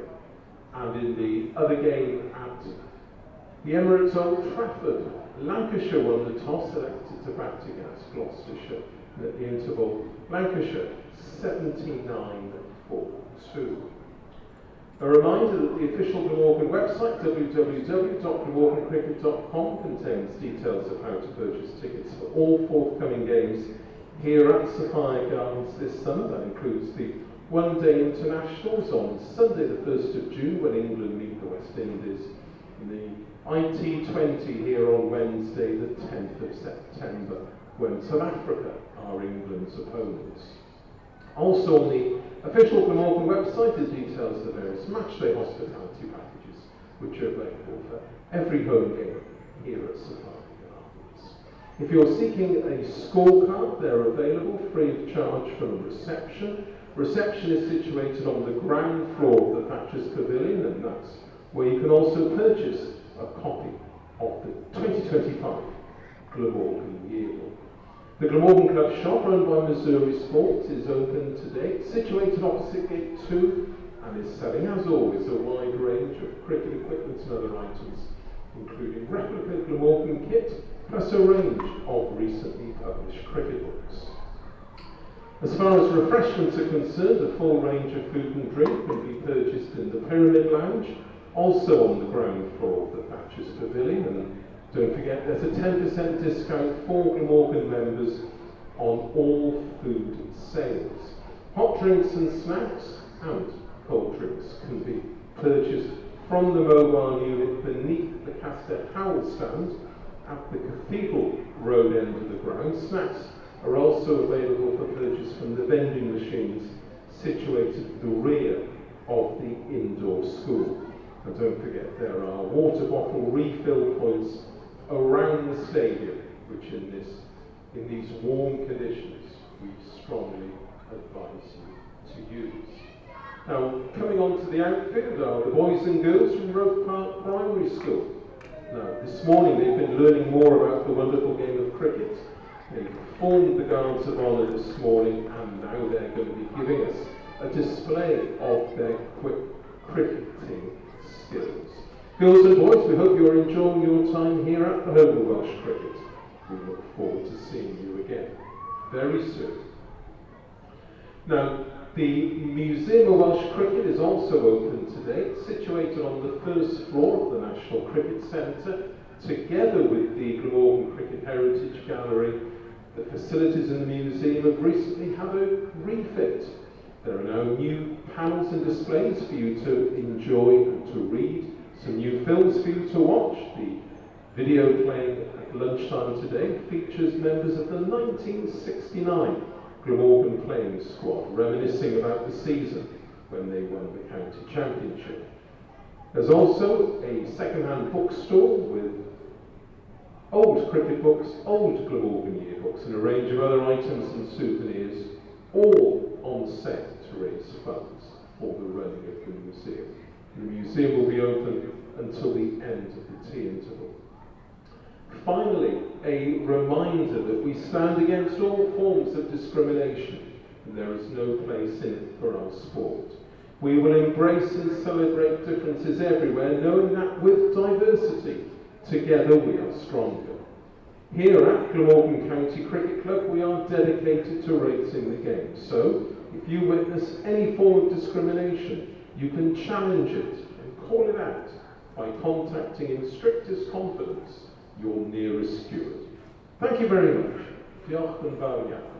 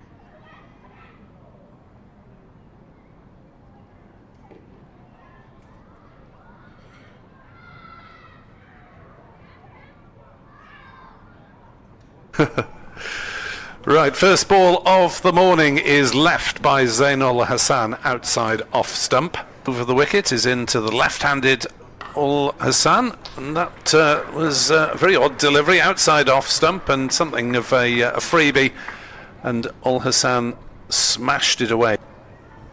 Having been used as well. In fact, it might have used 12. This one's clipped nicely into the leg side, and that'll be 4 runs out square leg for Acer Tribe. There's 3 slips and a gully. Bowling to Tribe, who drives beautifully towards us at long off, and will pick up 4 runs. His next delivery is driven by Tribe through the leg side, tucked into that one. Something of a half volley length from Lewis Rees, and the ball rattling the advertising hoardings caused a few eyebrows. Tribe drives again through the offside, this time slightly squarer. It may just be hauled in inside the boundary. No, it won't be. It's probably the longest part of the ground. Take that balls. That's on inside edge. 4 runs down to fine leg. A very fine leg. It kind of missed the stumps by much. Great as that's driven again by Tribe through the leg sides, and he's got hold of that one as well, sufficiently to send it to the boundary. Drives that one nicely back down the ground. That was beautifully timed. That was quite the shot from Acer Tribe, the 21-year-old from Jersey. Came in the same innings. He bowls now. That one is on leg stump and clipped away into mid-wicket by Ul Hassan for 4 runs. So a change of bowling. It's a moot point, as that struck beautifully in through square on the offside. Chappell is in and bowls to Tribe, who clips this nicely into the leg side and will reach a half century with a boundary out towards the straight mid-wicket rope, and that's a 3rd successive half century for Acer Tribe. As in comes Rees, the balls, that one is cracked into the onside. There might be a chance here of a catch, and it's taken by Martin Anderson. He's rather thrown it away there, I'm afraid, has Zain Ul Hassan. It was a pull across the line. The ball looped into the air, and the catch was very comfortably taken indeed in the air. Rees is in. That was bowling. Off stump's gone. He went for the drive again, and one's too many drives for Acer Tribe. And all of a sudden, they're not back in it, Derbyshire, but they're certainly starting to pick up the wickets. And here is that final delivery, bowled by Dahl and played by Northeast gently to mid-on. It's no run, 105 for 2 then.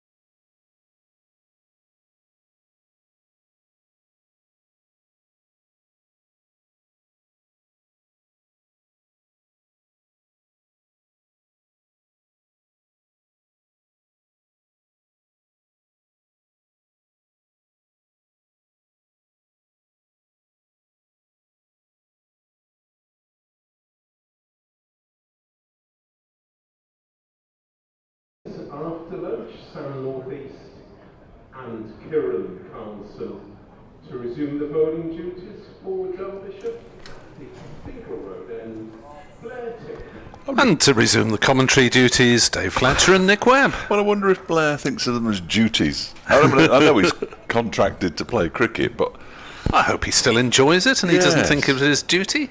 I hope he thinks, yeah, great, let's have a bowl. Perhaps not.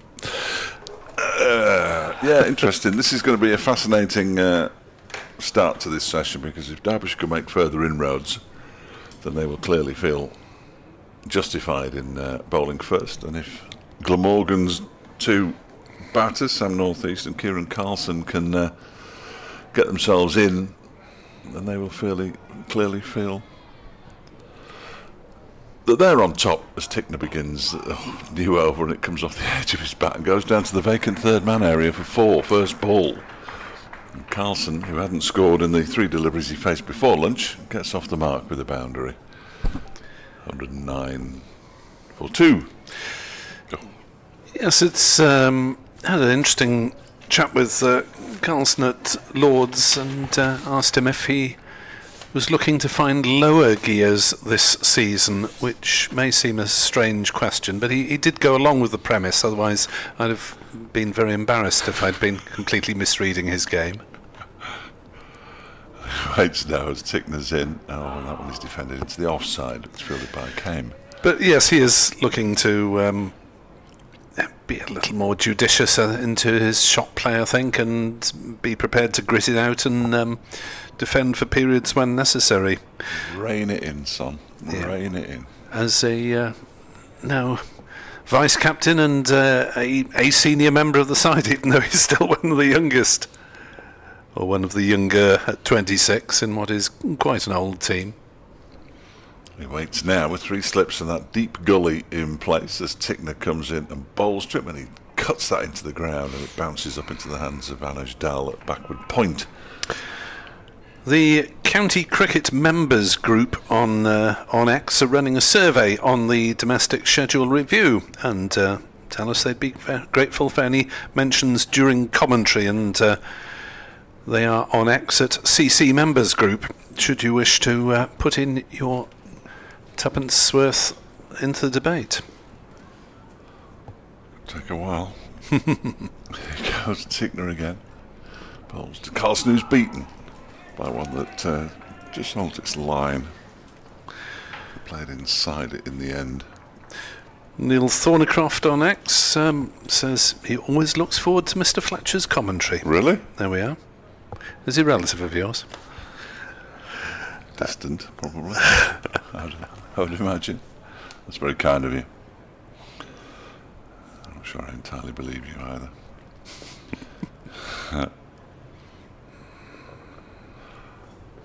Little running on the spot from Tickner before he sets off. Prances in, bowls to Carlson, who defends it. Back towards the bowler. Tickner picks up on the trot and passes the ball to Harry Kame, who starts polishing it. Tickner is he certainly can't keep still for longer than about 5 seconds. Blair Tickner. He's on his way in again now. Bowled nicely this morning without reward. And he bowls to Carlson. That one isn't nice. It's on leg stump and it's clipped away. There's a chase on here for Zach Chappell. He's going to get to the ball before it reaches the boundary, and they're going to come back for the third, and they're going to get back comfortably for the third. It was the final ball of the over. Glamorgan moved to 112 for 2. And he takes his cap, does Blair Tickner, and goes off to graze and contemplate a final delivery that rather spoilt the over. Now, we're going to get odd bowling figures for the rest of this innings, aren't we? Because Lewis Rees I can't cope with it. Went off after a couple of deliveries into his 7th over. Anuj Dal, therefore, has bowled 5.4 overs, even though he's starting a new over. You know what we mean. But when someone's bowling from the other end, there'll be potentially 3 players with point something of an over next to the name on the score sheet. Oh dear. Very irritating. It is. Wales National County wish us to be aware that they've got some action this weekend in the one-day trophy. On Sunday, they entertain Hertfordshire at Sudbrook. So if you're listening in the that part of Gwent, then you can get along there. Hertfordshire at Sudbrook on Sunday, and on Monday they're crossing the Severn Bridge to take on Wiltshire at Warminster. And as usual, there's a few players who've featured for Glamorgan or Glamorgan seconds in and about that size. All those squads, 2 different squads named. As Anaj Dahl is still preparing to do battle, and Kieran Carlson on 7 not out is now on 8 not out, or possibly 9. Yes, he will come back for a second as he steers that one down to wide third man. It's fielded by Brown, the replacement fielder for Lewis Rees, who is off with what we reckon looked like hamstring injury from the nature of his distress. Yeah, that's what I would go for. I mean, it could be anything, couldn't it? But I'm not a doctor. Oh, I thought you gave me those tablets earlier, Dave. I did. 114 for 2. Dahl bowls, and Carlson flicks this one off his hip, and we'll get 4 runs down to fine leg as the ball skips over the advertising hoardings and is retrieved by a steward. So Dahl's raider not quite right, and annoyingly he's now as 6 overs on the scoreboard, despite the fact that he's bowled 2 balls of this over. I'm glad you've got this end. 118 for 2 Glamorgan. Carlson on to 13 not out. And that Wales side to play Hertfordshire on Sunday includes Will Smale of the Glamorgan staff, Henry Hurl, who will be keeping wicket, and Ben Morris of the Glamorgan staff as well, and numerous players who have played for Glamorgan seconds. As Carlson, I think, left that one outside off stump. Guest is now standing up, so our view was obstructed, but he didn't take it cleanly anyway. Wales also including, for both games, Alex Russell, the leg spinner, born in Newport, formerly with Northants, who had quite a decent spell out in Zimbabwe, playing some first-class cricket earlier in the year.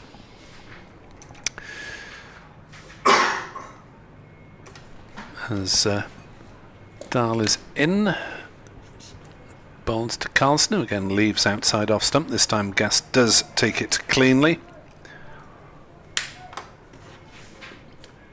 And 4 players from the north in the team for Monday, apparently.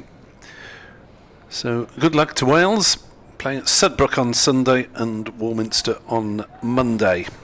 I have to mention that Derbyshire Falcons women play their first home match under their new guise. I'll give you details in a moment.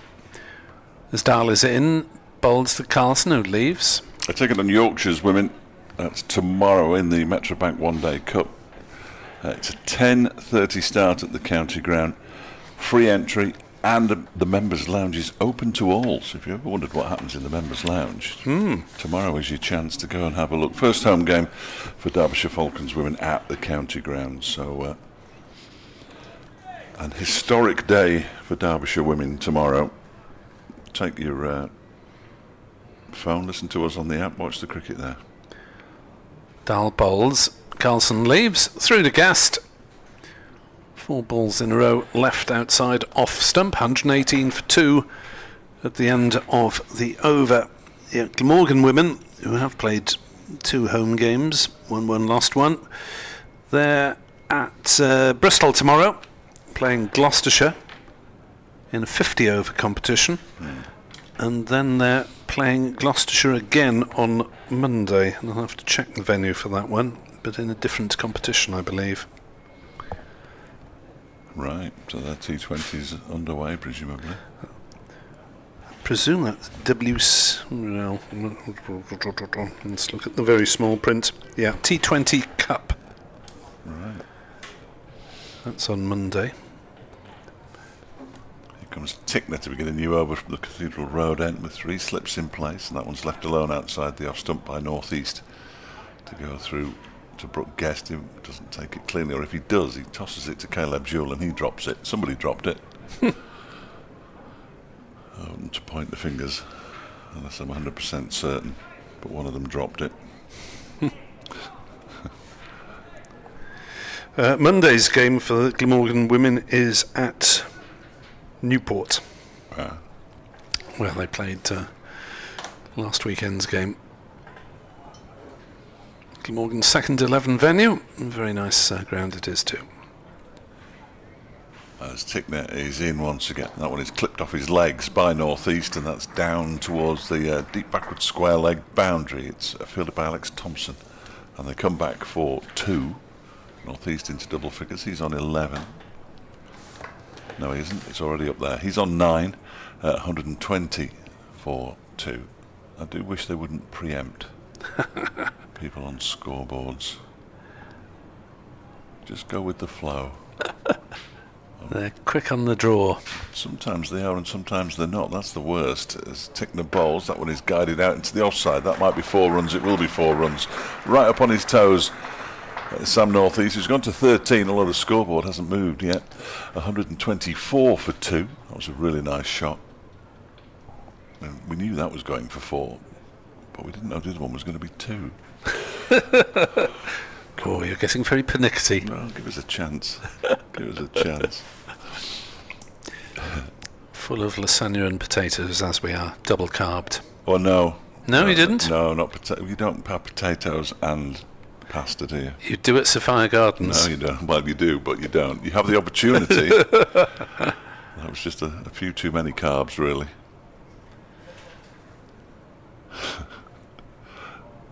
Tickner runs on the spot, and now he sets off. Not a particularly long run up, but it takes a while with that running up and down on the spot, and that grunt as he delivers the ball to Northeast, who pushes it up to mid on, where it's fielded by Zach Chappell. They have been known to go for treble carbs.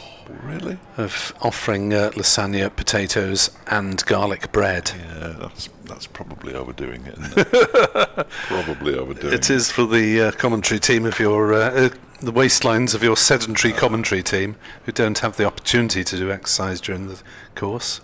I don't need an opportunity. This is a short delivery from Tickner. It almost gets away from Guest, who has to leap high and parries it with his right hand. Not a wide delivery, though. Certainly one for the over. It's a nice piece of keeping. Did well, didn't he, to get there? He's already had 4 byes against him, which were really, really harsh. This morning when, I think it was Reese, was bowling. So no damage to Reese's figures, but anyway. Tickner in, bowls up, was just pushed into the offside by Northeast in that way that he does, just with his bat away from his body. That was the final ball of the over. 31 gumps. We haven't even got to the requisite number we should have bowled this morning. The over rate is -2. Glamorgan at 124 for 2. We have yet to see any spin. Yes, Glamorgan have already been deducted a point for the this season in terms of over rate, and possibly slightly harshly if it was at Lords, as I believe, because they were level coming out for the last half hour, and then Middlesex kept heading the ball into the stands, which is very unsporting of them. Both Derbyshire and Middlesex were in plus numbers, and we never finished at 6 o'clock on any night. As Dahl starts a new over, and Carlson again leaves as he did for the 4 previous deliveries in the previous over. Well, I think the 6 o'clock finish is assuming that there won't be any wickets falling, isn't it? Because they add time for every wicket to be to go down, and I think Sophia Gardens, it might be a little extra here because it's such steps. A way out from the dressing room, down the steps, inside, down the steps, outside. Dahl is in to bowl to Carlson, who plays it towards cover point, thinks about a single, but then there's an anguished shout of no. Well, I know if it was me, I'd be in the lift. So I'd come out of the changing rooms, get in the lift, go down, and then walk through the little gangway into the stand and out that way. Makes perfect sense. You catch me walking up all them stairs.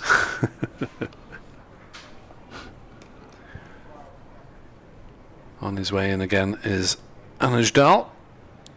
And Carlson pulls this one, but doesn't really get hold of it, and it trickles down towards backward square leg. It's fielded by Tickner, who has a throw at the non-striker's end, just in case Carlson is dawdling. Is he prone to that? Yeah, it gets little bit excitable. Yeah, it gets a little bit excitable. Yes, it doesn't look as though we're going to have Manus Labuschagne here this season, so we won't see any of the shies at the wicket at any opportunity. Or if there isn't an opportunity, he'll still have a go. North East defends the next one from Dahl, and it trickles back towards the bowler, who disdainfully runs past it and waits for Guest to trot out and flick it up to Kame. It does make you laugh, that, doesn't it? When he won't bend down. All bowlers do it. It's nothing against Nudge, but they don't bend down to pick the ball up when they're bowling. But as soon as they're fielding, especially Anuj Dal, he's chucking himself around all over the show. Here's Dahl into bowl, outside off stump. North East leaves, and Guest doesn't take cleanly because he's trying to stand up to the stumps, or he is standing up to the stumps, to a bowler who's probably a fraction too fast for him to do that comfortably. Yes, I think so. And I've always said Anuj Dal is a little bit quicker than he looks, which tempts the batter out of the crease towards him. How many stumpings Guest has got off Dahl, I wouldn't like to say. It wouldn't be many. But it does, of course, restrict the batter's footwork. Dahl bowls, North East drives gently to mid-on. There is no run, just a single off the over. Mention for the good folk of Gwersyll Park in the Wrexham area, who have got an official opening of a new state-of-the-art cricket pavilion on the 6th of May. When's that? Tuesday, I believe. £900,000 of combined funding from the EWCB, Sport Wales, and whatever the UK Shared Prosperity Fund is. Nice. Some sort of government arm, I guess. But good luck to everyone at Gwersyll Park. Glad they sent that to you and not me.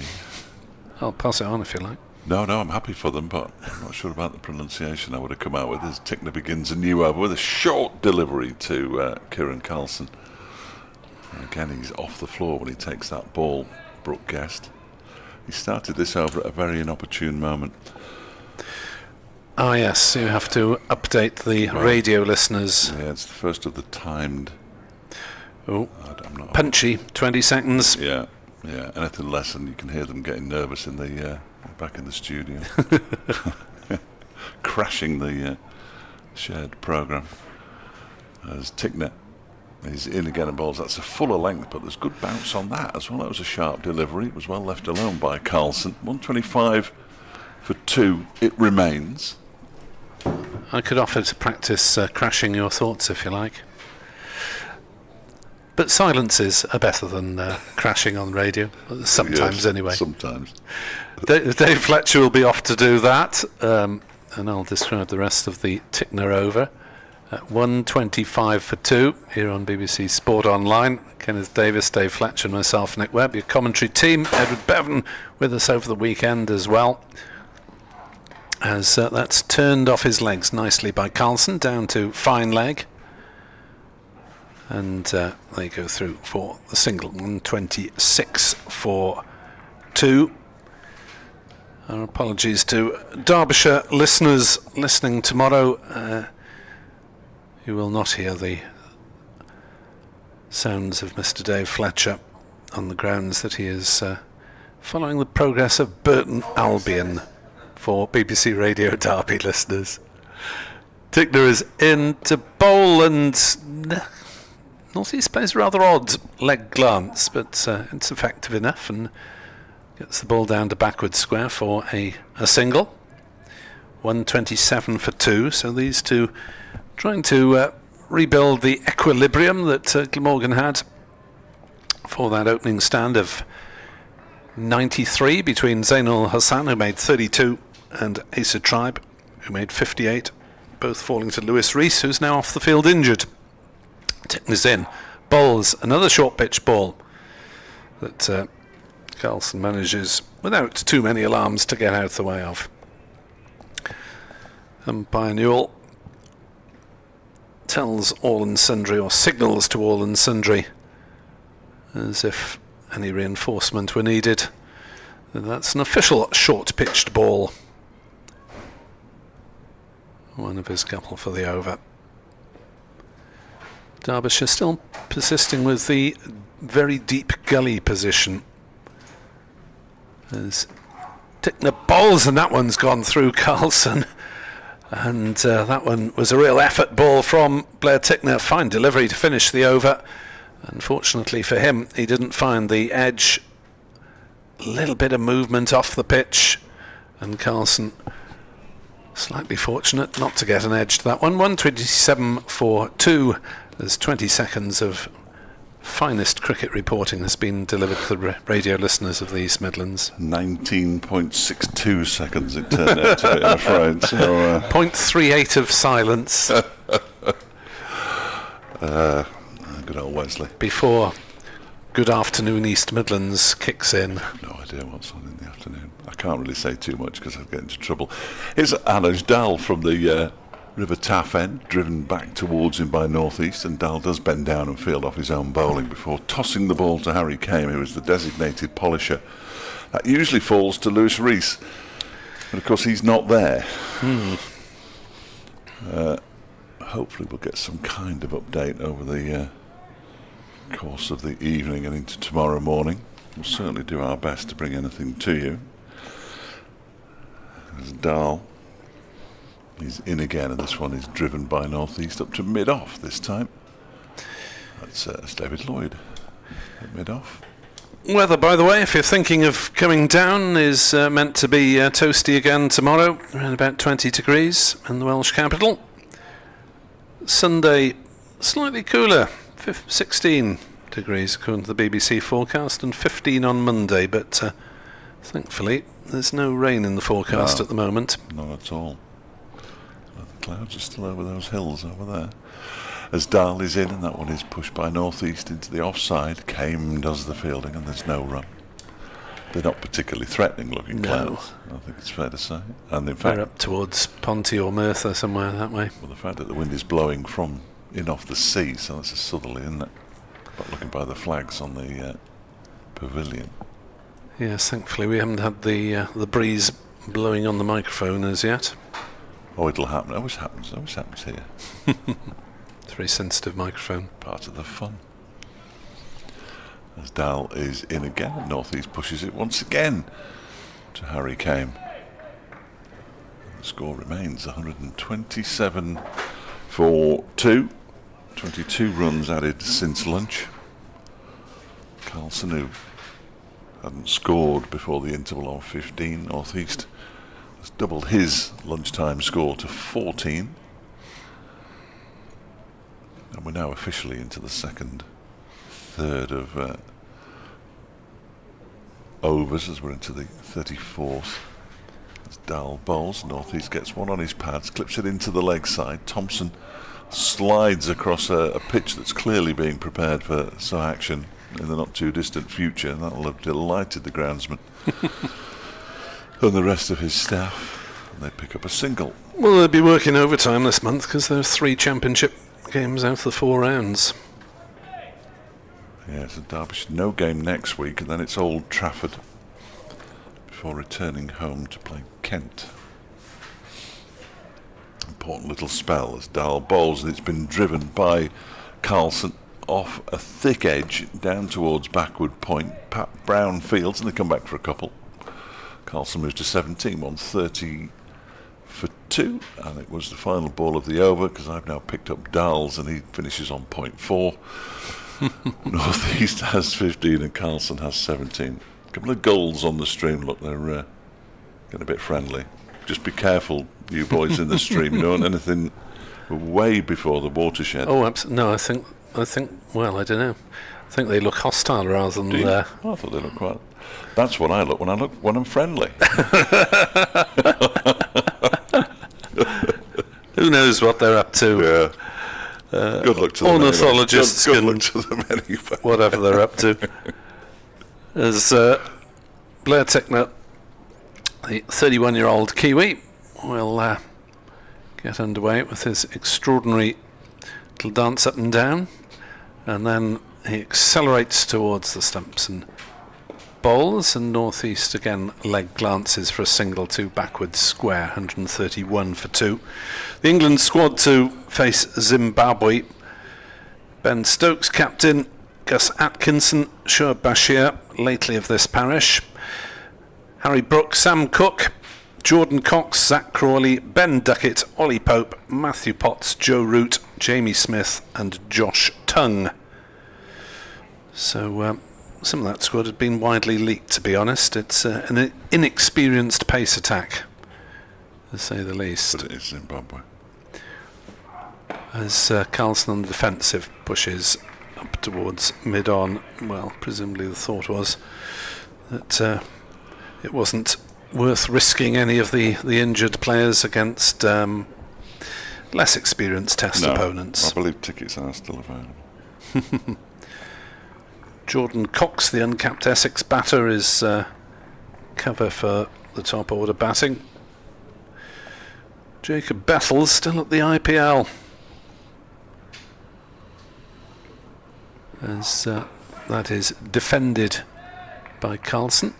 Again trickling towards mid-on, but there is no run. Possibly those gulls, yes. There's a lot of wing flapping going on. I'm not sure whether that's a sign of courtship. I think one's on top of the other there, Nick. Right, the courtship is progressing then. Yes, indeed. And it's now being applauded. A huge round of applause. Jack Chappell turned around as well, and he approves. Mating gulls on the outfield. Stopped play. Here's Tickner to bowl to Carlson, who pulls towards square leg and will get a single. Not the only one who's pulled. Down towards the deep fielder on the boundary. I went on a whale watching expedition once from Argentina, and there's definitely a lot more disturbance when whales are of that mind. Anyway, splendid. The lovers have parted, and Tickner is in to bowl, and that's again nudged down towards fine leg this time by North East, and that's 3 runs backward of square on the leg side, which suggests that Tickner's radar is not entirely functioning. It's this end. It's the Cathedral Road end. Yeah. The curse of the Cathedral Road end. The one at the back, all you're interested in is chips. Yeah, it's usually after tea when the gulls descend in search of chips. They're a bit early for that. As Carlson leaves outside off stump, through to Brookcast, 133 for 2. North East is 17, Carlson is 18, the man out, Al Hassan for 32, and Tribe for 58, both to Rees, who is no longer on the field. Can I get that in my 20 seconds at 3 o'clock, do you think? You'd need to summarise it very succinctly if you are. I'll make a note of it just in case, just to remind me. Anuj Dal is going to continue from the Ruataf end down to a couple of slips in a gully. Cover. Mid-off, mid-on, mid-wicket, long leg, and that one is turned into the leg side nicely by North East. He hasn't timed it perfectly, which means it will be hauled in, and they settle for a couple. Oh dear. Brooke Guest actually takes the ball on the full, halfway down the pitch, desperately trying not to jump all over it. Yes. desperately trying to make it look as though it wasn't a pretty inaccurate throw. It was a horrible throw from Zach Chappell. But the modern thinking is to get the ball heading somewhere in the correct direction. Yeah. And that's more important than which end it actually finishes at. We've lost one of the slips now because Caleb Jewell has gone into a catching mid-wicket and Alex Thompson is going out onto the mid-wicket boundary. And Dahl is into bowl to northeast, who pushes it straight back to him. So 2 men back on the leg side boundary now. One just in front of square. That's Thompson, who's going through his bowling action. We still haven't seen him. He did start warming up at one point this morning. And I know it takes a long time to warm up, but I'm fairly sure that wasn't so he could bowl at 2:30. The other one is Blair Tickner down at the backward square leg as Dahl is in, and that one is driven up to Zach Chappell at mid-on by Sam Northeast. 135 for 2 it remains. Only 3 matches in the first division, but a full round of matches in Division 2 this week. Despite having even numbers, there's never seems to be everybody playing as Dahl bowls. Northeast gets a full delivery, clips it into the leg side, and Jewell fields. 119 for 4, Leicestershire.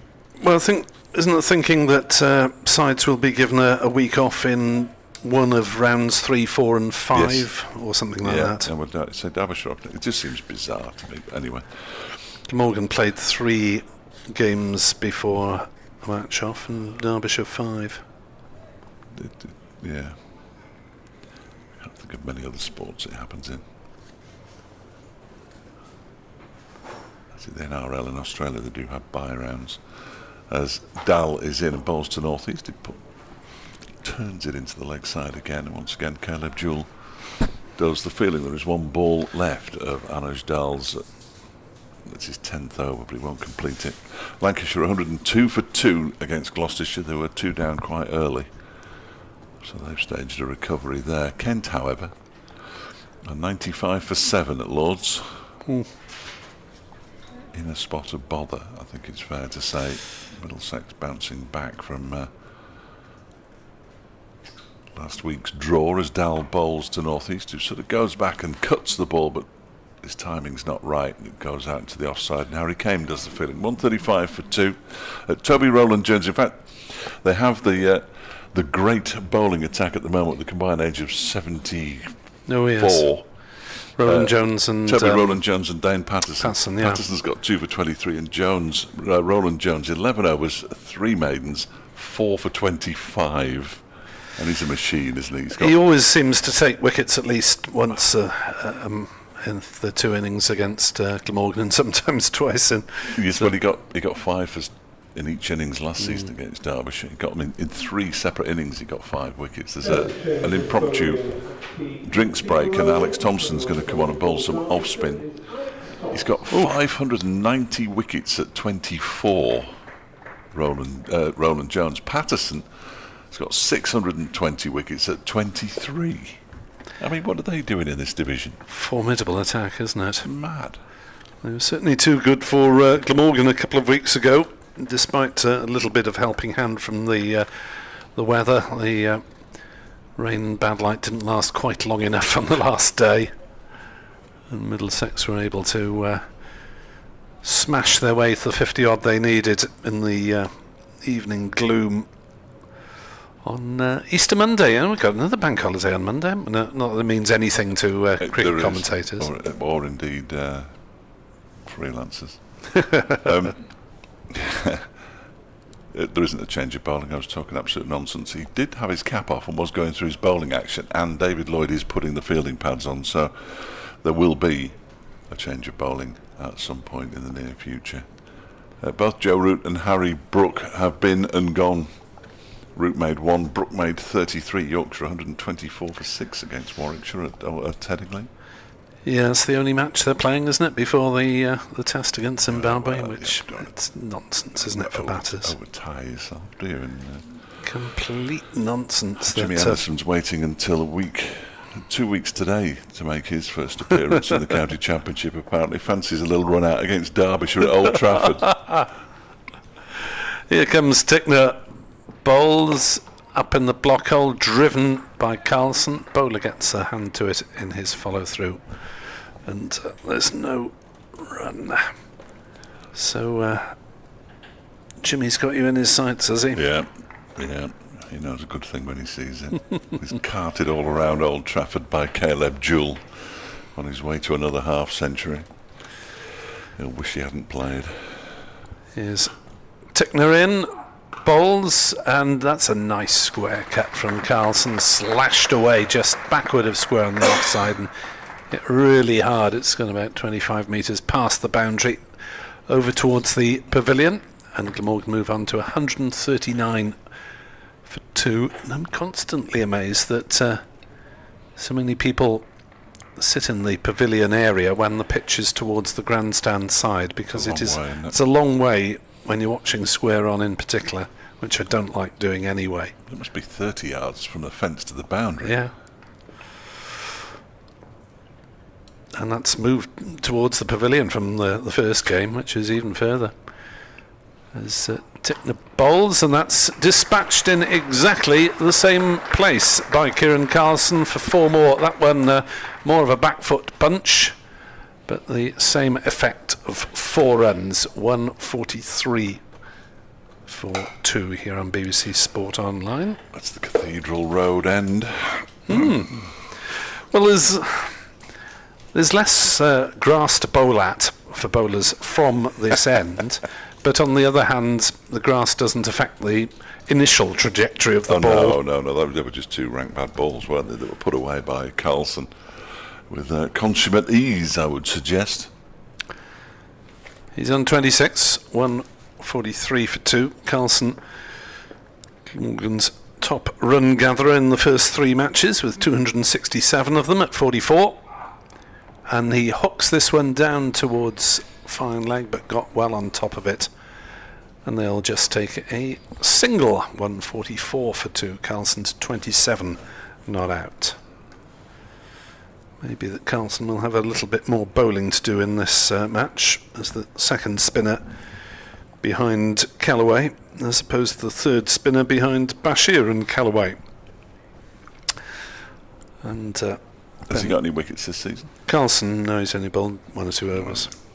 I thought you might have got more than Bashir. That's angled down into the gully by Northeast, no run.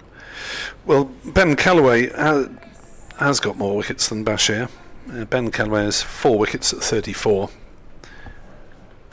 and Bashir had 2 wickets for rather more. And Ben Callaway's 2 bowlers in 1. Indeed. Can bowl slow left arm, can bat in the middle order, and is the same age as Shahab Bashir.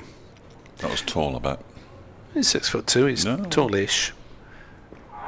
As Tickner falls over while delivering that one, and Northeast takes a single up to mid-on. 145 for 2. I think I've overstayed my slot here, so apologies to Kenneth Davis, who will come into the microphone for BBC Wales. Thank you, Nick. I didn't realise we had slots. I'm yet to see the rota, but I'm sure it's all very equitable.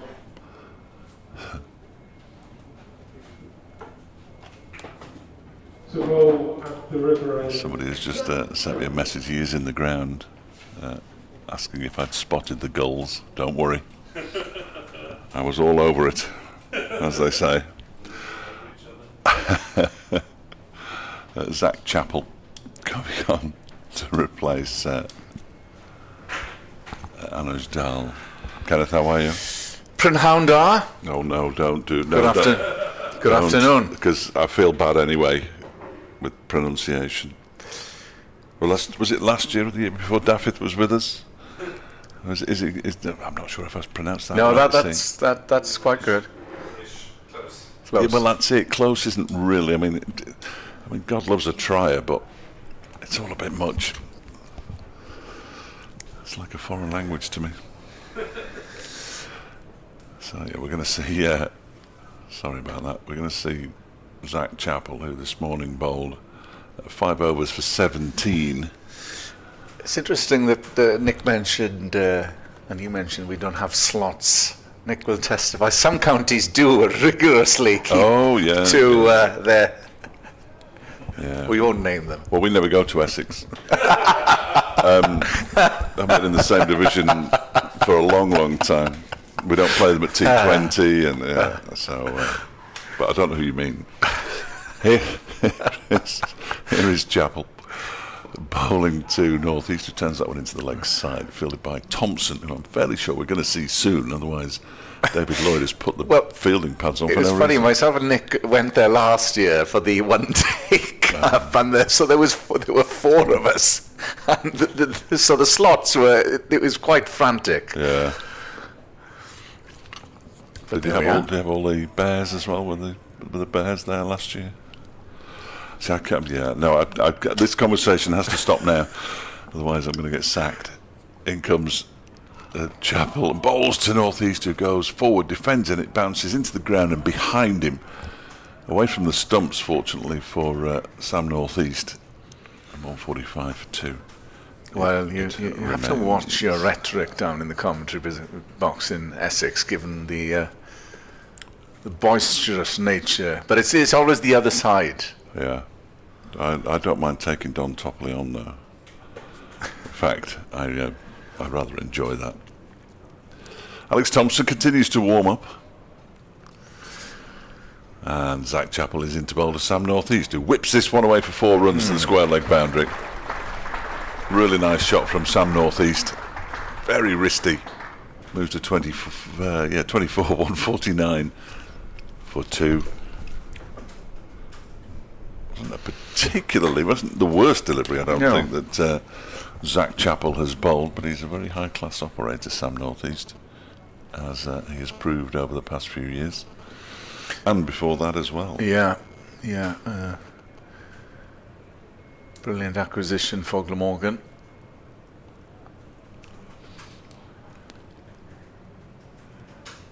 So this pair repairing the damage after losing those 2 quick wickets. Partnership of 43 as North East pushes it out in the offside. There's a miss. It's on misfield. It just sort of slipped on one of the practice pitches, Anujdal, and they go through for a single. 150 up for Glamorgan. Yeah, one of those ones where you sort of overrun and just lost his footing. Yeah, they've recovered, but you probably say that the 2 men out probably gave their wickets away. Yes, to somewhat. No question. As Chappell is in again, and Carlson is annoyed with himself there a little bit as he tried to cut it, but it goes out to Pat Brown, who's fielding at cover. I mean, Ul Hassan was a mistimed hook, and tried looking to score as he did. Bit of movement and was bowled. However, again, these 2 are looking in good nick.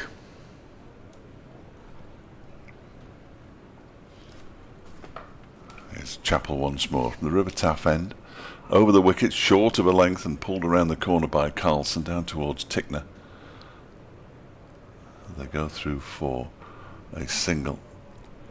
I think somebody wants to go off because Jack Morley looks like he's going to come on, and Martin Anderson heads for the nearest conveniences by the look of it.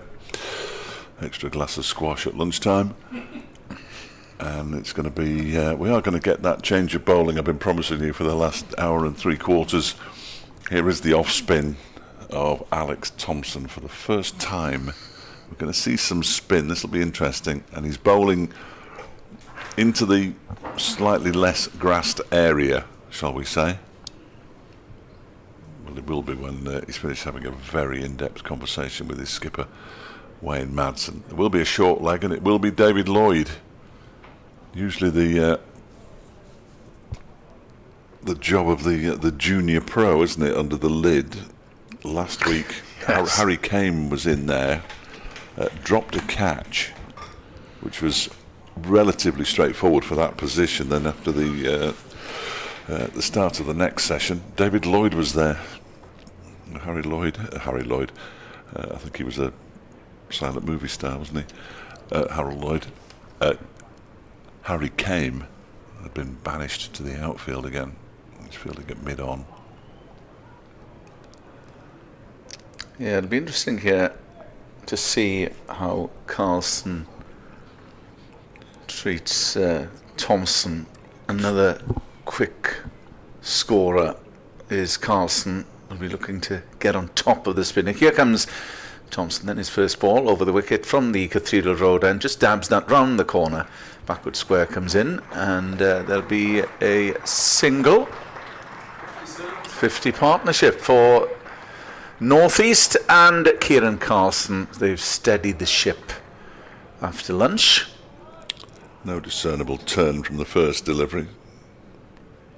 And of course, he's turning it into the right-handed batters anyway, which is why they might have played the left armour. Northeast again whips that round, and it's just an easy single again on offer to rotate the strike. Northeast moves on to 26. Carlson unbeaten on 29. 50 stand then for these two. 153 for two. Thompson coming over the wicket from the Cathedral Road end. Just drags us slightly short, but no damage that time. It's through to mid-wicket. There's no run. I wonder what will happen if anybody else goes lame.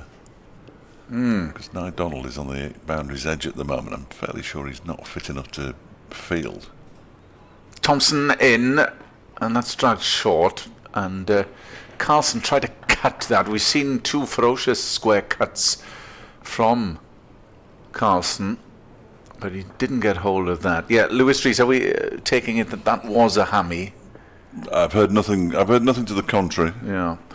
Thompson in, Fuller, and that's driven firmly through the offside. They'll pick up a couple here. Oh, I thought they... Well, Carlson looked as if he wanted to come back. Northeast less interested, and they settle for one. Nice work from Jack Morley, who's on as the 13th man. Yeah, indeed. And they only brought 13, as far as I'm aware. Dave is next, the next cab off the rank. And they will come through for a quick single that time, and Carlson scampers home. Yeah, I'm not and sure. that is the end of the first over by Alex Thompson. 155 for two. I'm not sure that would be a good idea. In fact, I know it would be a very bad idea. There must be somebody from Derbyshire who would be... I think Ajmal Shahzad, the bowling coach, has fielded as a substitute fielder. Certainly, Mr. Donald is out there, isn't he? Yeah, but he's still nursing. What is it? A collarbone? You said? From what he was telling me last week when he came on with us, it sort of came adrift a bit. The collarbone. I don't really understand anatomy and things like that, but it sounded bad, and he sort of had to have his shoulder strapped so that it all healed back together again. So, yeah. Just brought the... I thought it was his right shoulder, so he hasn't done anything with his right hand yet. He was holding the drinks before in his left hand. He's just taken that drink out for Zach Chappell and brought it off again with his left hand, and he is very much right-handed. Oh, there we go. He can hold things in his right hand. I'm not suggesting he can't, but he isn't. And can keep wicket also. Up to a point. Yeah. He kept wicket in one of the pre-season games actually for a time. Here's Zach Chappell in arm bowls, and that one is defended by Northeast.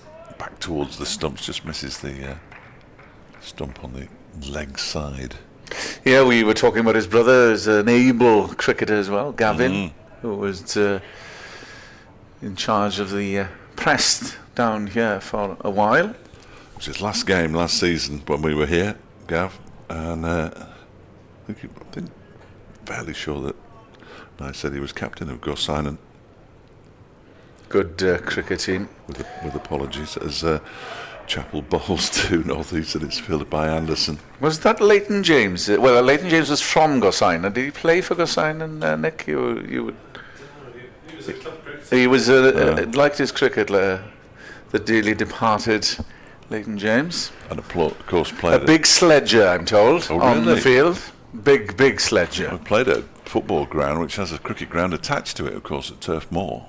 Yeah, the legend of Burnley. This next delivery is turned into the leg side by North East. There's no run.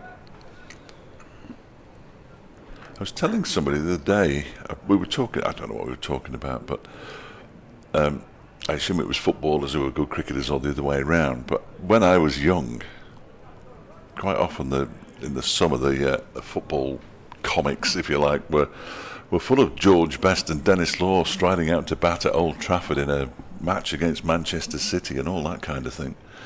This next delivery from Chapel is again turned into the leg side, and there's no run. Gary Neville and Phil Neville were good cricketers. Phil Neville could have been a cricketer, but obviously there's a bit more money in football, so he chose wisely. Gary Neville was stopped from playing, I think it was Greenmount in the Bolton League he played for, and was only stopped from playing cricket when he had a huge partnership with Matthew Hayden one season, and they said, hang on, you can't do that. Next delivery's turned fine down the leg side by North East, fielded by Tickner. North East moves on to 28, 156. Yeah, rugby not too dissimilar in that regard. They used to have, it was very separate, wasn't it? So cricketers wouldn't start till May, by which time the footballers and the rugby players had finished. So you could play both sports to a reasonably good standard. It's impossible these days with football being all-consuming. All-consuming.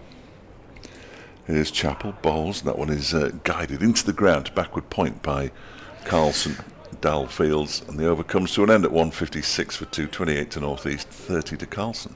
Yeah, I'm trying to think of double into Jeff Wilson, the former New Zealand winger, played for New Zealand in both sports. Which is a very impressive thing to do, isn't it? Well, he was a very, very fine winger.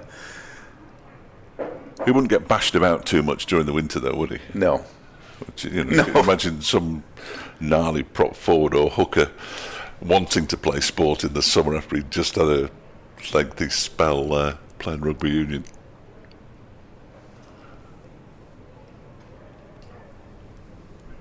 There was an England fullback.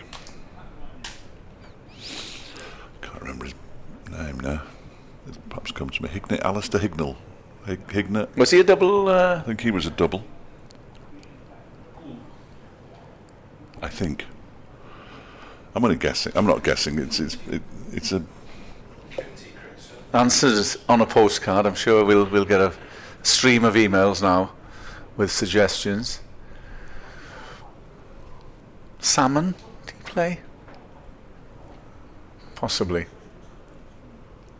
156 for 2, and Martin Anderson will continue from the Cathedral Road end, coming around to Sam North East, who's there on 28. Glamorgan literally trying to make hay in the sunshine here, and trying to push on. It's whipped round the corner. North East thought about a single, but thought better of it.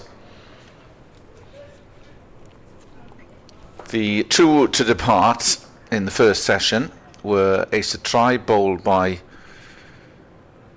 Lewis Rees for 58. Zain ul Hassan caught Tickner, bowled Rees for 32. But Rees has departed prior to lunch with what seemed to be a hamstring injury. So that obviously will hamper Derbyshire as they turned to the spin of Alex Thompson coming around North East. Again, carbon copy, and the man is there at short fine leg, and there's no run. Still glorious conditions, barely a cloud in the sky over the Welsh capital, and so is the forecast tomorrow. as Thompson comes in, shorter that time, and North East just gives himself enough room to cut. Just a single on offer. Harry Kane almost fell over after picking that ball.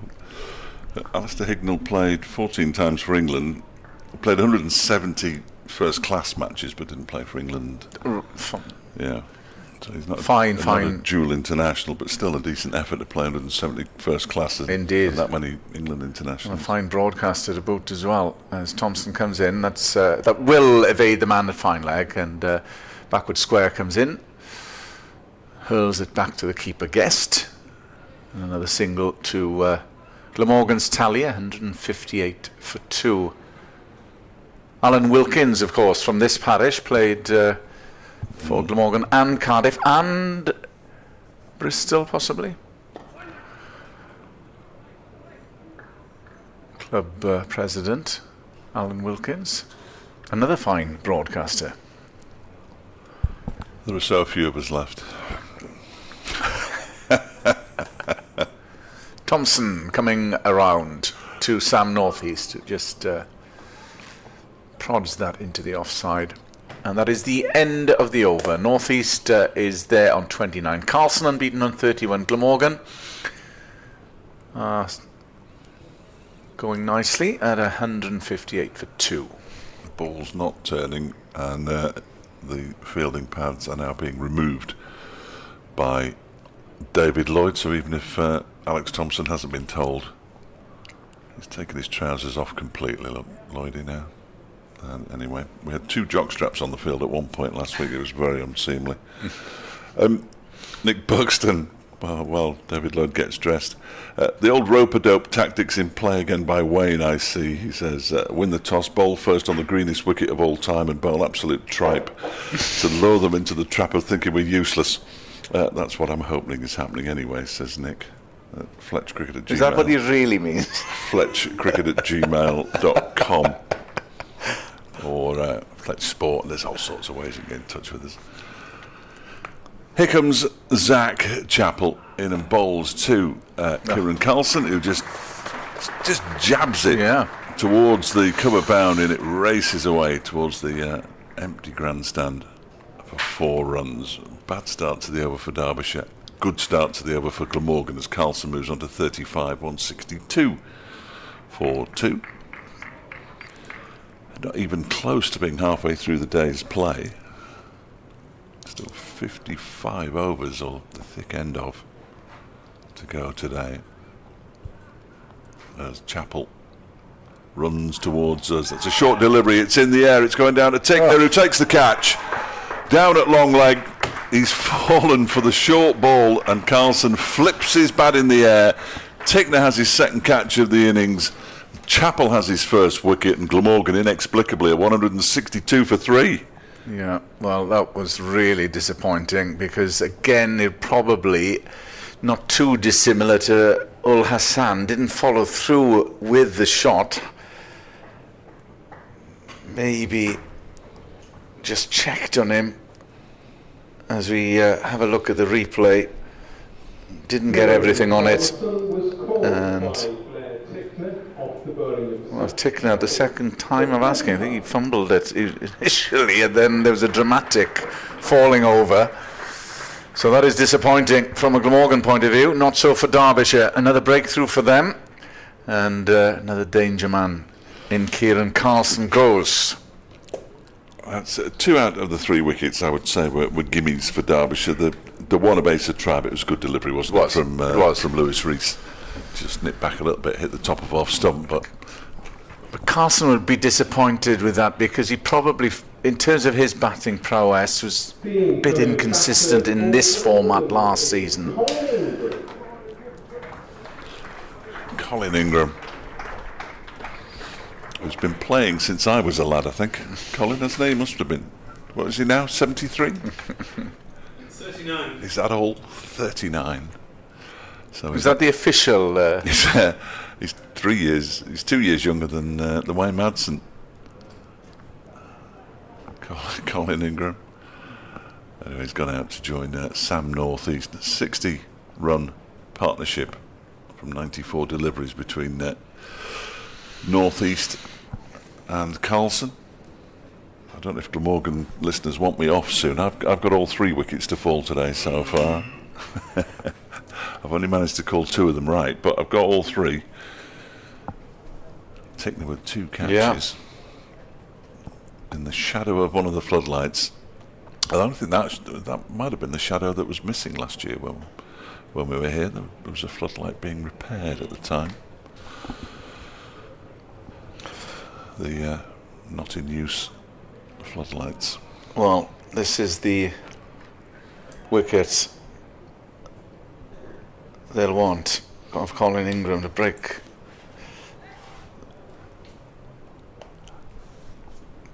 Get another quick one. Yeah, they've got 3 slips back in place as Zach Chappell bowls to Colin Ingram, and the ball is pushed out into the offside where Anuj Dal loses his floppy white sun hat in fielding the ball. Sorry. No, I was just going to say top run scorer obviously last year for Glamorgan, Colin Ingram. 2 very dangerous batters out there at the moment in Ingram and North East. Derbyshire will be well aware of that, as Chappell is in and bowls to Ingram, who pushes this one out into the offside.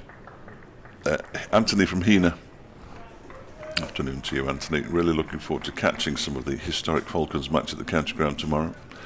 Zipping off to Pride Park after an hour or so, be back in the not Diana Ross stand. Once Stoke have declared against the Rams. He says, let's hope Lewis Rees hasn't done too much mischief to himself. Yeah, we'll hopefully find out why he went off and what his prospects of ever returning are. Martin Anderson's gone in closer to catching extra cover as again Ingram gets a full delivery and digs that one out. Anderson does the fielding himself. You'll do well to get it out. Well, I suppose you will. 10:30 start for the Derbyshire women, 12:30 for Derby County.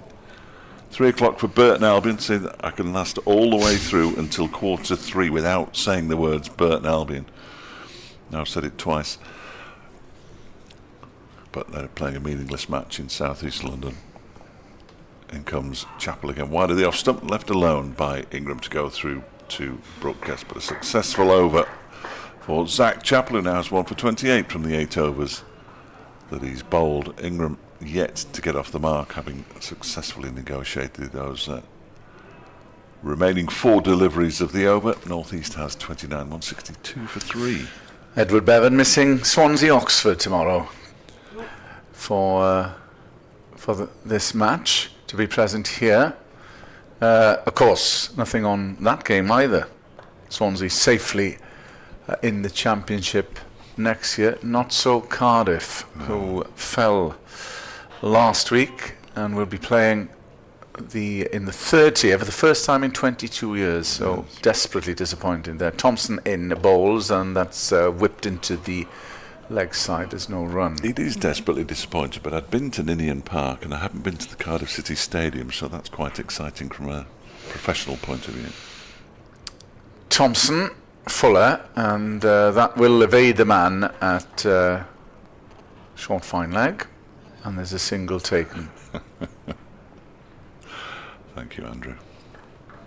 Well, it would have been good from a Welsh football perspective to have seen the 3 clubs in the Championship. Yes, of course. With the fairy tale story of Wrexham continuing. That is some story. 3 years, 3 promotions on the bounce. And, well, who's to say? I think it will be a case of just staying there next season. Do you think? Well,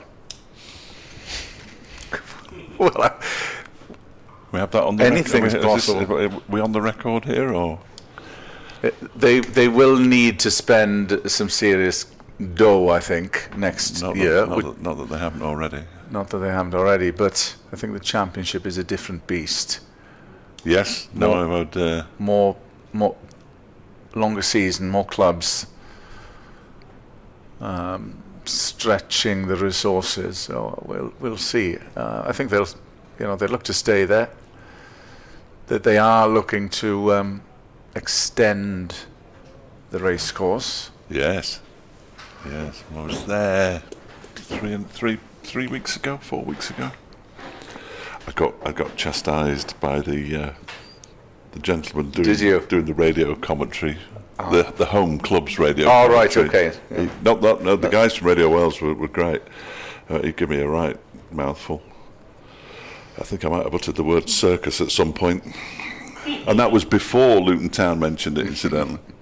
Thompson around the wicket to Ingram. Not Luton Town. Nathan Jones is at Charlton. He mentioned it, didn't he? And it got thrown back in his face when they beat them.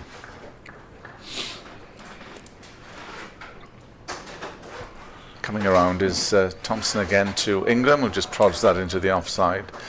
Yeah, it might be a tough slog for Cardiff, for a while anyway. So it's a good division, League One.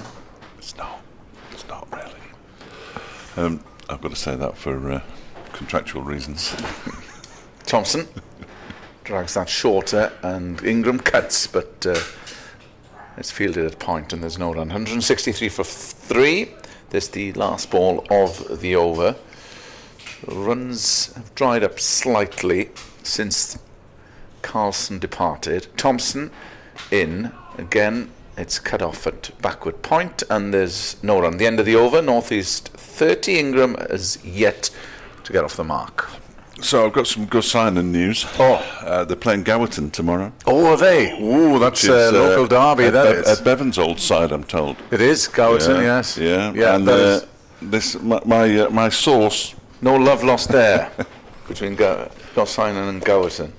My source confirms that he played with Leighton James at Gossynon. He says sledging doesn't cover it. Very good.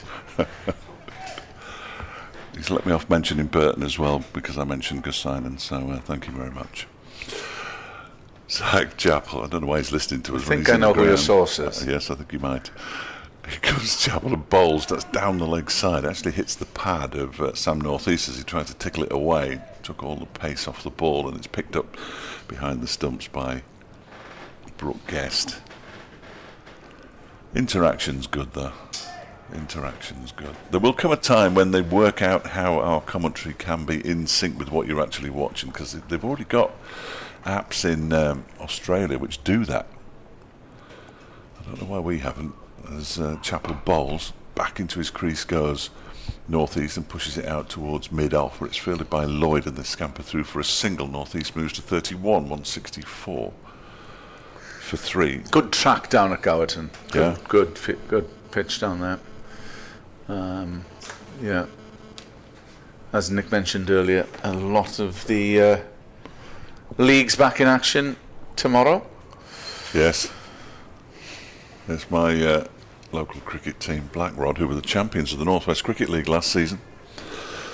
Began their defence last week, rather disastrously, as Chappell is in, bowls to Ingram, who pushes it out into the offside. Chasing 130, they lost by 90. They have reinforcements this week in the shape of Fletcher Jr. Good luck, son. But I'm not sure that's going to make up for that kind of deficit, if I'm entirely honest with you. Pro had a difficult start to life there. As Chappell bowls, that one's turned up to mid-on by Ingram. Remains 164 for 3. What have we got? 20 overs after this until tea. Yeah, 4:15 with so little spin. Yeah, they're likely to be -4. I would have thought at tea. As Chappell is in and bowls, and Ingram pushes this one up to David Lloyd once again at mid-on, and there's no run. If these two remain at the helm, it could be an issue. Obviously, minus Rees. We'll see how big an impact that has later in the day. And this is a bowling attack that's just bowled 210 overs or more in a row because they asked Middlesex to follow on. So There's a lot of bowling links been to IKEA. In comes Chappell again, bowls, and it's driven by Ingham, but he doesn't time it properly. It goes past the dive of Harry Kane, but collected by Alex Thompson. When I say there's no spin, of course, Thompson is bowling at the moment. But a running repairs. I love to see running repairs with gaffer tape. That's proper BBC, that. You can't beat a bit of good old gaffer tape. No. I keep leaving mine at various sporting venues, which is a bit awkward, but 164 for 3. So it will be the spin of Alex Thompson to continue from the Cathedral Road end. Glamorgan hoping to consolidate somewhat after losing Carlson. They'll get a single here through mid to backward square.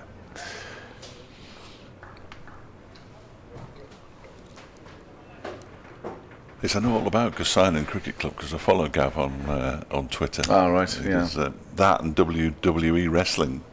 Oh, is he into that? Which is, I must have a word with him next time I see him.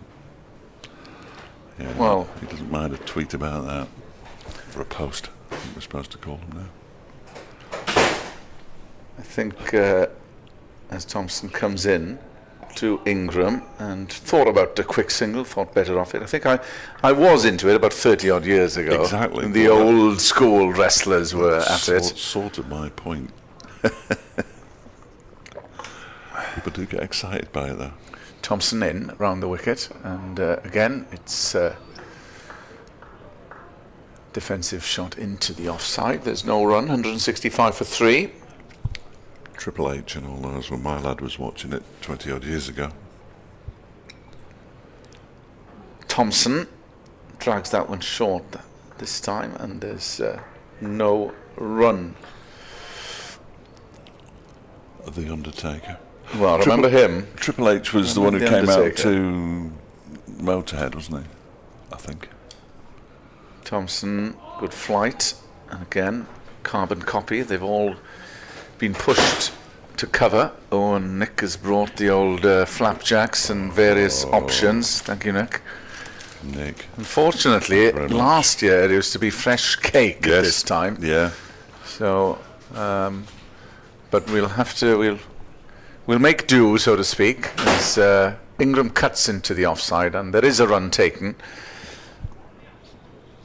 So he's off the mark. Is Colin Ingram. Took him 17 balls, 166 for 3. We're just in that sort of period where there's a bit of a lull. Glamorgan trying to, not obviously shut up shop, but you know what I mean, just try to regroup. Ingram needs to know what the pace of the pitch and things like that, doesn't he? So North East will be aware of the fact that he can't afford to get out, because if he does, then they'll have two batters who have to get used to the pace of the pitch. So it's that kind of weird dynamic. Martin Anderson's back. He just ran into bowl then, so he's going to bowl left arm over. I'm fairly certain he's not. He might be bowling right arm around though. It's a very strange angle. We don't often see them.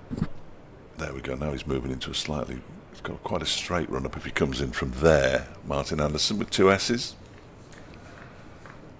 Good to see him back. He did bowl a little bit this morning. Not much, 3 overs for 13.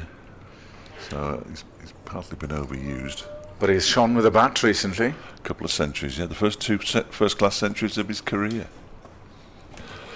And he comes around the big wicket to Ingram, and he allows it to go through to Guest.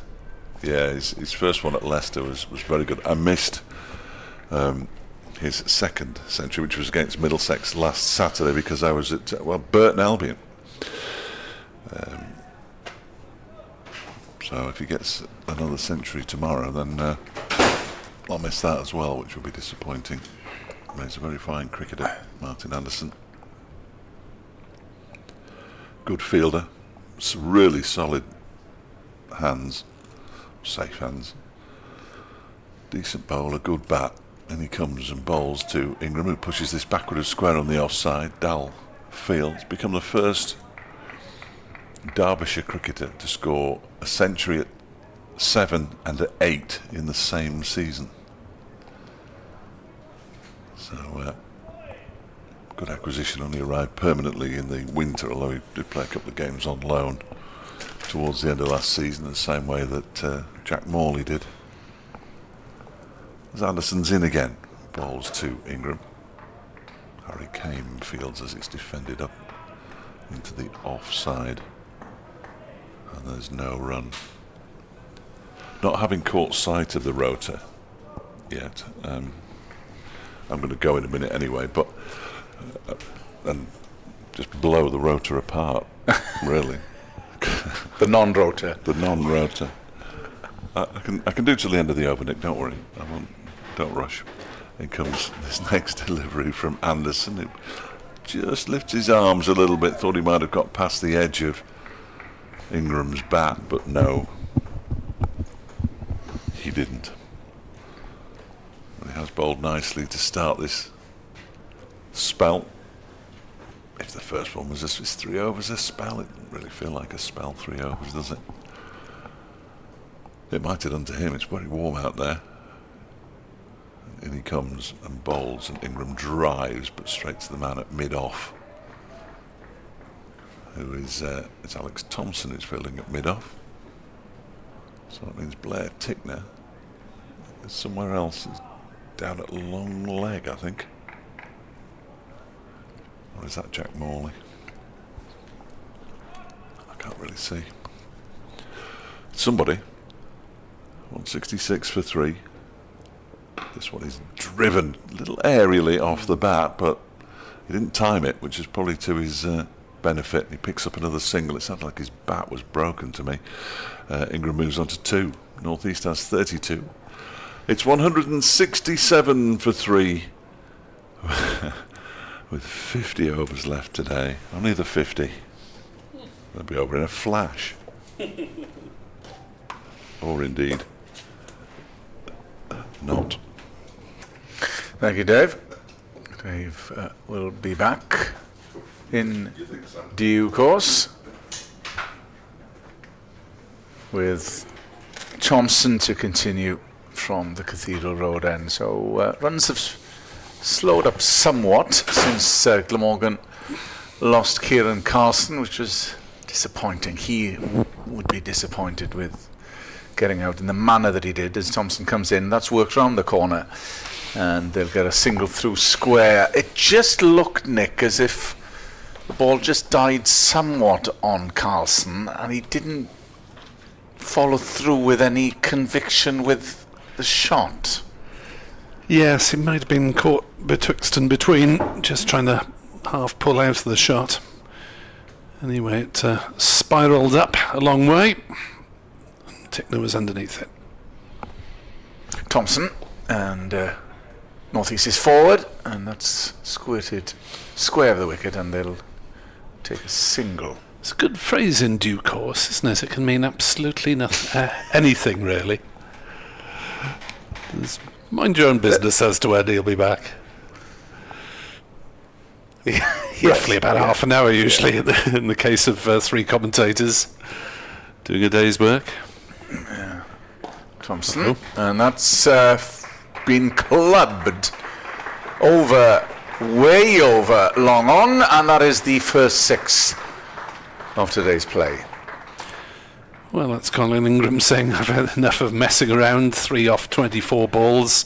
It's very non-Ingram-esque, and he decided that was going, and it did go over long on. Fine shot from the South African, straight and true, over mid-on for a maximum 175 for 3. Well, Ingram has methodically gone about his business so far. He's 9 from 25, and as Nick said, very un-Ingram-esque so far, but it was what was required after Carlson's departure. So this a crucial hour before, well, spell before tea. Right, what's happening? Are the two umpires convening for a conflab, just having a look at the ball? Yes, presumably ricocheted off a stand somewhere, or maybe off the gravel. But they're happy, and play will continue as the fly that Fletch mentioned has just come back into the commentary box. Thompson, fullish, and Ingram just rocked back and played that one up to mid-on. Not sure what Thompson was getting excited about there. Wasn't much to get excited about, it has to be said. 2 balls left of Alex Thompson's over. In he comes round the wicket. Ingram is looking to attack that one, but it's played to point, but there's no run. He's got an interesting hairstyle, Alex Thompson, hasn't he? That's suspiciously mullet-esque. Yeah. With the shades as well, to boot. As Thompson comes in, bowls, good length delivery, and that's a cut though by Ingram through the offside. And enough to get them a single. Yeah, very much shaved at the sides and a little bit longer at the back. Don't do it, kids. Don't do it. Don't fall to the temptation of the mullet. 176 for 3 here on BBC Sport Online with Kenneth Davis, Dave Fletcher, myself, Nick Webb. Neil Thornycroft, watching Blair Tickner's last spell, said he wasn't sure if Tickner was going to bowl or triple jump down the wicket, given his unusual start to his run-up. But Derbyshire supporters well used to that. 17 overs till tea at 6 minutes past 3.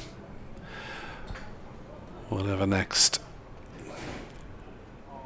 As Derbyshire rearranged the field slightly, Wayne Madsen having done so in his extremely faded cap, is back in position at slip, and Ingram is punching the first ball of Anderson's over out on the offside, and there's no run. Neil Thornycroft has posted on X. Alistair Hignell, of course, most famous for being the cousin of our own Dr. Andrew Hignell. Wasn't aware.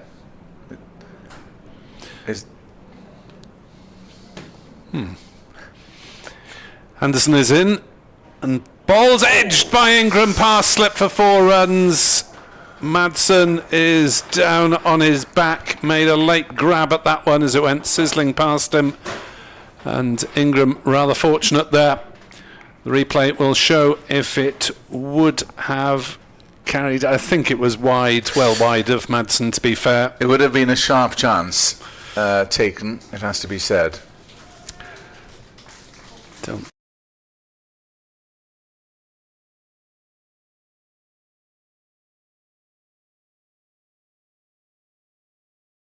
First slip that went through second, pulled, or an attempted pull by Ingram the next delivery, and it's well taken by Guest going down the leg side.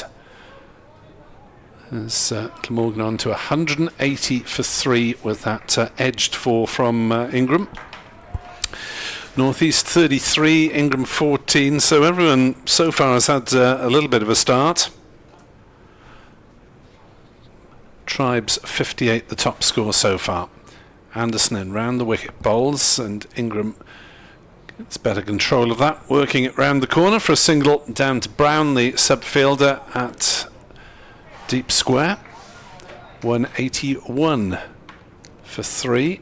Rather leisurely change round from the umpires. The fielders will have to change round sharpish because Derbyshire are -2 on over rate. They would have been given a little bit of leeway for Rees going off injured, but he limped off within a couple of minutes. There wasn't a delay for treatment or anything, and has not reappeared since, shortly after taking those 2 wickets for the visitors late in the morning session. Madsen moving his square leg behind square a bit, as Northeast deflects it down towards square leg and will wander through for a single, since the fielder there. Anuj Dal was right on the ropes at that point. And umpire Newell has dropped something in this progress. It's a very, very leisurely jog. That looks like me out jogging, that does. It's barely more than a walk, really. 182 for 3. Anderson to Ingram, who steers that one into the offside. And there is no run. Don't forget, you can email us on fletchcricket@gmail.com, nickweb2017@gmail.com. Also on X, Kenneth Davis, Fletch Sport, nickweb2017, and that is also where to get me on Blue Sky as well. And nice to see the numbers using Blue Sky moving gently upwards over the weeks. Thompson to continue from this Cathedral Road end with the flashy shades. Yeah, and the mullet. And the mullet. So I think it's long enough to count as a mullet at the back. Yep, Dave Fletcher agrees in the back of the box.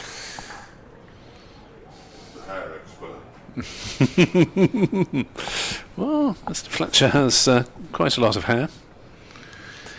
So Thompson then, guest obviously standing up. There's a slip in for Sam Northeast. Mid off, mid on, mid wicket cover point, and dancing down the wicket is Northeast through mid wicket, and there's a single taken. Short fine leg as they switch about with the left-handed Colin Ingram coming to the crease, who's on 15. Ingram, the danger man, albeit Northeast is on 35. Ingram unbeaten on 15. We saw a huge 6 in the last overs. Thompson comes in, bowls fullish, and that's played into the offside to the man at cover. There's no run. Yeah, Ingram certainly won't want Thompson to bowl to him, if you like, and pin him down. Thompson in, bowls, and a good length delivery that's just prodded into the offside. Point comes around. There's no run. Deep backward square on the leg side for Ingram, the man on the extra cover boundary as well. That's just straight down leg from Thompson, which enables Ingram to whip it round the corner, and they come through for a single. 184 for 3. Yeah, I mean, despite the odd breakout such as that Ingram 6, it's been quite a somnolent afternoon so far. It has.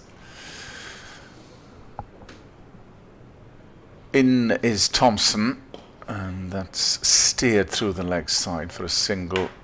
Whenever Glamorgan have looked to have cracked on, a wicket has fallen. Yeah, partnership of 93 for the first wicket, and 2 wickets in quick succession, and 60 for the third wicket. This is the last ball of Alex Thompson's over from the Cathedral Road end, and he comes round the wicket, bowls. Good length delivery that time, and that's defended, and there's no run. End of the over with Glamorgan going about their business solidly, but not in any dramatic fashion at the moment. 185 for 3. Yeah, very much t-shirt and shorts weather, sun cream and sun hats at Sapphire Gardens. Meant to be similar tomorrow, and then a bit cooler on Sunday and Monday for days 3 and 4 of this game. And if any family and friends of Martin Anderson are listening, nothing personal against Miss Thompson, rather. I've got nothing personal against Thompson. I just don't like mullets. Didn't like him in the 80s first time round, and I didn't like him now. There we are. But I haven't got enough hair to grow a mullet at the back, I don't think. 185 for 3 as Anderson is in. North East off drives pleasantly but not forcefully. It's fielded by Kame, one of the cover fielders. So as we see so often at Sapphire Gardens, you get slips withdrawn by about this stage in an innings, and players going on the drive. So there's a man at shortish cover at the moment, as well as the single saving one. North East plays up to mid-on, and there's no run.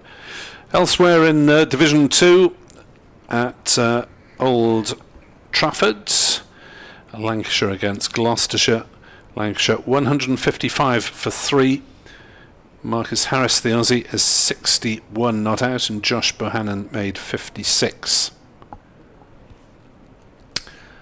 Anderson on his way in. Bowls. North East just plays it gently on the offside this time, and there's no run. At Leicestershire 174 for 5 against Northants. Rishi Patel is still there, 75 not out. Obviously he's made a good recovery from dislocating his thumb down here in the first match of the season. There's Anderson in. Bowls. North East squared up slightly but pushing gently on the offside. So Leicestershire had something of a collapse there. They were 58 for 1, then 119 for 5. Now Ben Cox has joined Patel and got them heading in the right direction again, as far as the Foxes are concerned. And Middlesex against Kent, which is at Lords. Anderson in. Bowls. North East nudges that one into a gap on the leg side and ambles through for a single. 186 for 3. Kent have been reduced to 122 for 9. Roland Jones has 5 for 33, a couple to Patterson, and that experienced opening attack we were talking about earlier. 1 apiece to Higgins and Brooks, and Maye's 29 is the top score so far at Lords. Kent is where Glamorgan are playing next week. Look forward to joining Matt Cole in the commentary box at Canterbury. Ingram faces up to Anderson and gets a little bit tucked up there as he defends on the offside, looking to force, and then the ball wasn't really there for it. So just the single off the over, and play meandering along rather in mid-afternoon here in Cardiff, and maybe one or two dozing off in the crowd after lunch. I think that's an apt word, because the pace has slowed since lunch. The 1 wicket to fall was that of Kieran Carlson. Caught Tickner bowled Chappell for 35. Division 1, Hampshire against Durham. Durham 183 for 4. Ollie Robinson 53 not out. Graham Clark 43 not out. Derbyshire then persevering with the spin of Alex Thompson from the Cathedral Road end. They would dearly like another breakthrough before tea. The crucial partnership, you would think, as far as Glamorgan are concerned, in to North East, and it's an easy single through mid-wicket. Yeah, it's a little bit more batting in this game, with Andy Gorvin replacing Shoaib Bashir. Gorvin getting his maiden half-century against Leicestershire in round 1 of the season. Hasn't been seen in the playing 11 since, much to many people's surprise. Thompson in bowls. Yeah, that has been a surprise, Nick. Yeah, maybe it was something to do with the wickets they expected at Bristol and at Lords. Thinking Gorvin's more suitable on the home tracks with his medium pace. Thompson in, Fuller that time, and Ingram drives. As Leonard had a pretty ropey outing at Bristol, but seemed to be improved at Lords. Yeah, Leonard, who moved permanently from Somerset. In is Thompson, and prods forward as Ingram. And there's no run as it dribbles to the man at cover, who comes round to mid-off. There's no run. Thompson coming in. Bowls. And they will take a single. No, they won't take a single. They thought about it. There's probably one there, but won't. the bowler had half fielded, and I think North East obviously had to turn and make his ground in case he did collect it. So Final ball of Thompson's over.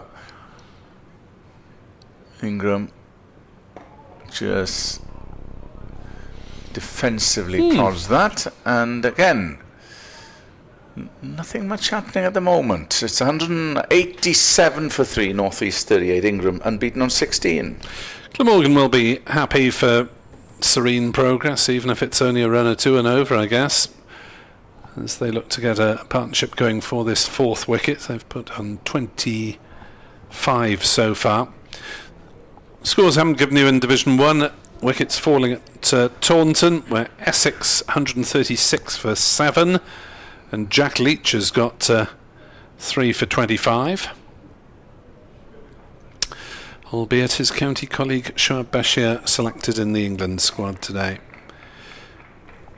And up at Headingley, Yorkshire in trouble at 185 for 9 against Warwickshire, for whom Ethan Bamber, the former Middlesex bowler, has 4. Anderson starts a new over and North East defends. Ed Barnard has got 3 wickets, top score so far. Johnny Bairstow with 47. Harry Brook, the England batter, made 33, and Joe Root made just a single off 17 balls before being caught. Yates bowled Barnard. So not the warm-up that Root would have wanted in the first innings anyway for England's test duties against Zimbabwe in 20 days' time. Anderson bowls and North East defends to Lloyd at short cover. No run. So Madsen is the only remaining slip, who is a fairly wide first slip. There's Gully, a single saving cover, a catching cover, mid-off, mid-on. Oh, forgot the point, who's out on the boundary in front of the empty grandstand away to our right. And on the leg side, mid-on, deep backward square and fine legs, so a lot of space on the leg side. Should North East manage to work the ball there, which he does through that very same gap at mid-wicket.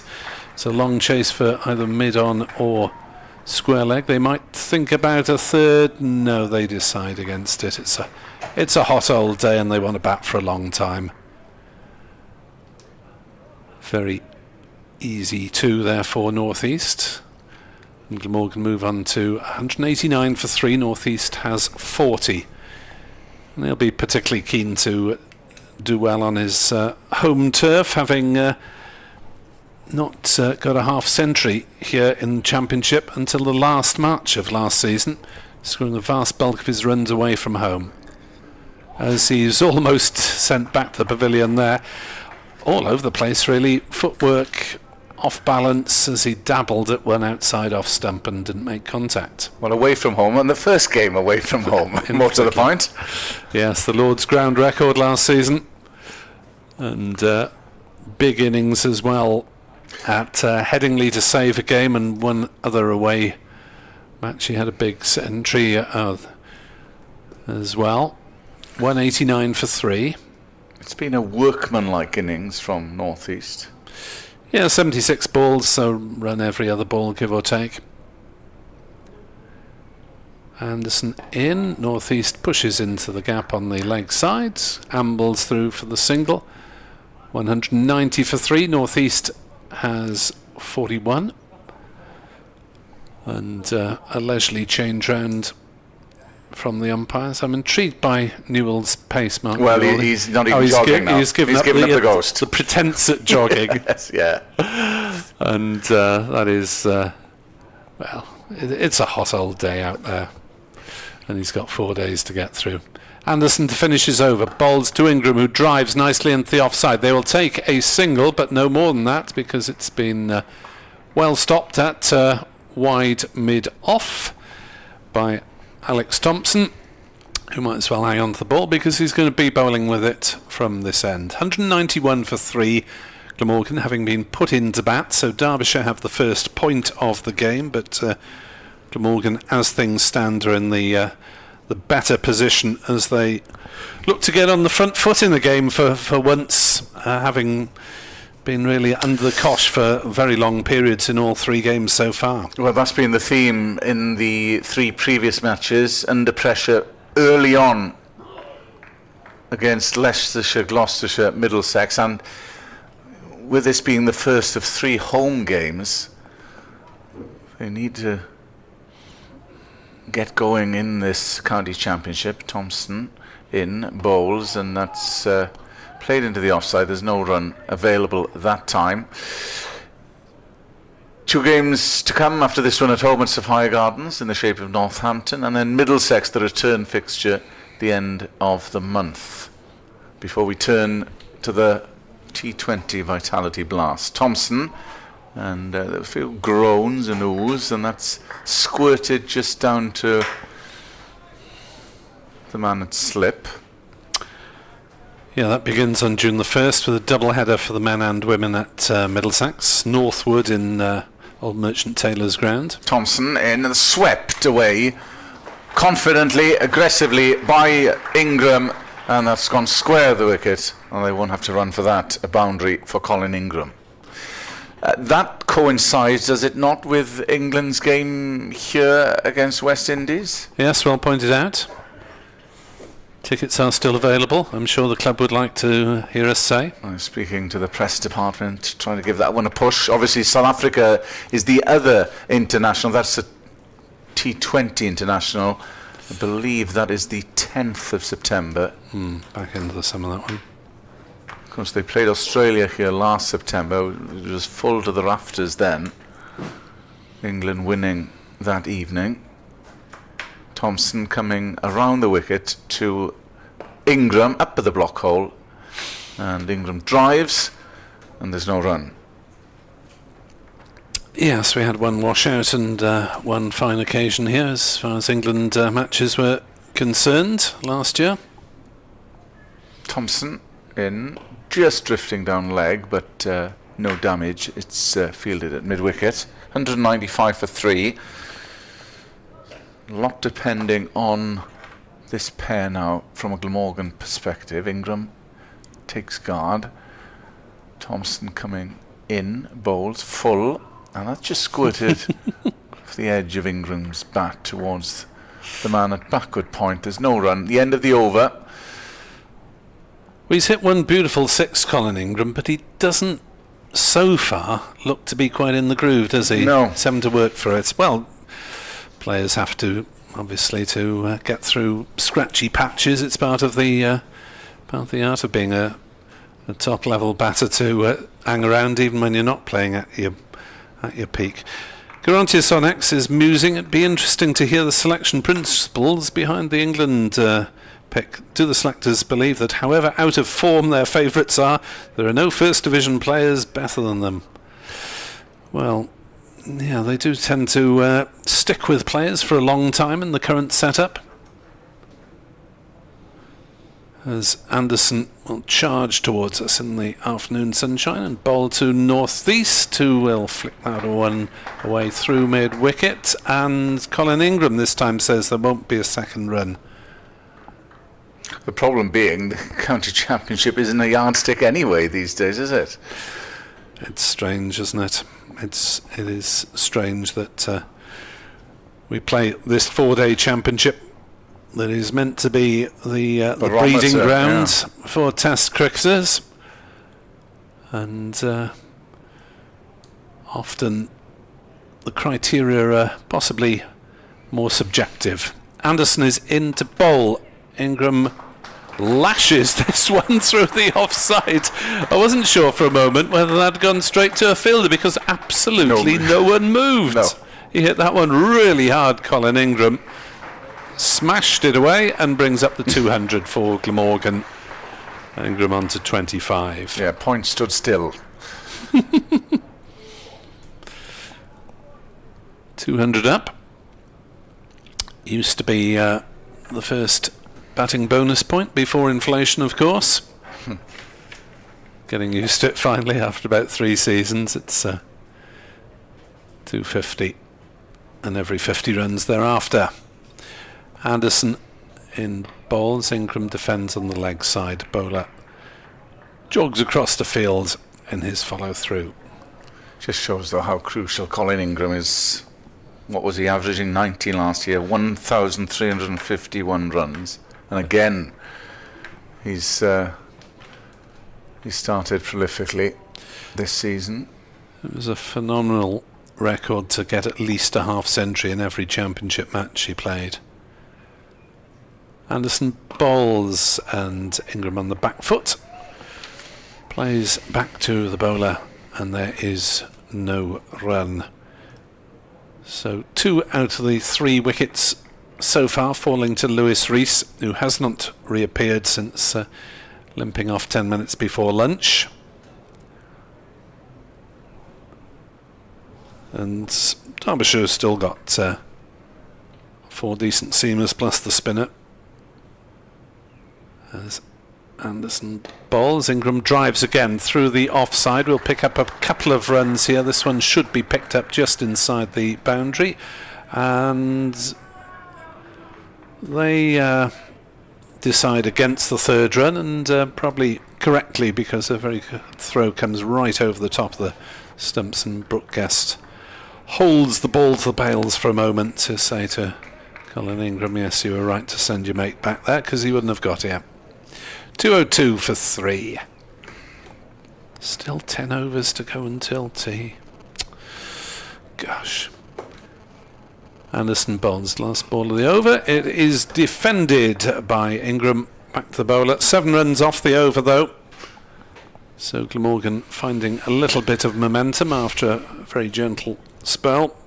97 runs have been scored in the afternoon for the loss of Kieran Carlson's wicket for 35. Zach Chappell, the other successful bowler for the visitors, who brought in Anuj Dal for Jack Morley in their only change following their marathon effort in the field against Middlesex, sending down 210 overs after making Middlesex follow on. 210 between the 2 innings, that is, but they've added another 54 to that, albeit with a few days rest. But expect Wayne Madson's troops were very grateful of the rest. Still glorious conditions. Picture postcard setting at Sophia Gardens. Jack Morley was just lurking around the... I think he was just bringing a drink on, but should have a tabard on, young man, to prove you're not fielding. He's wandering off towards the dressing rooms. Oh yes, he's only just got...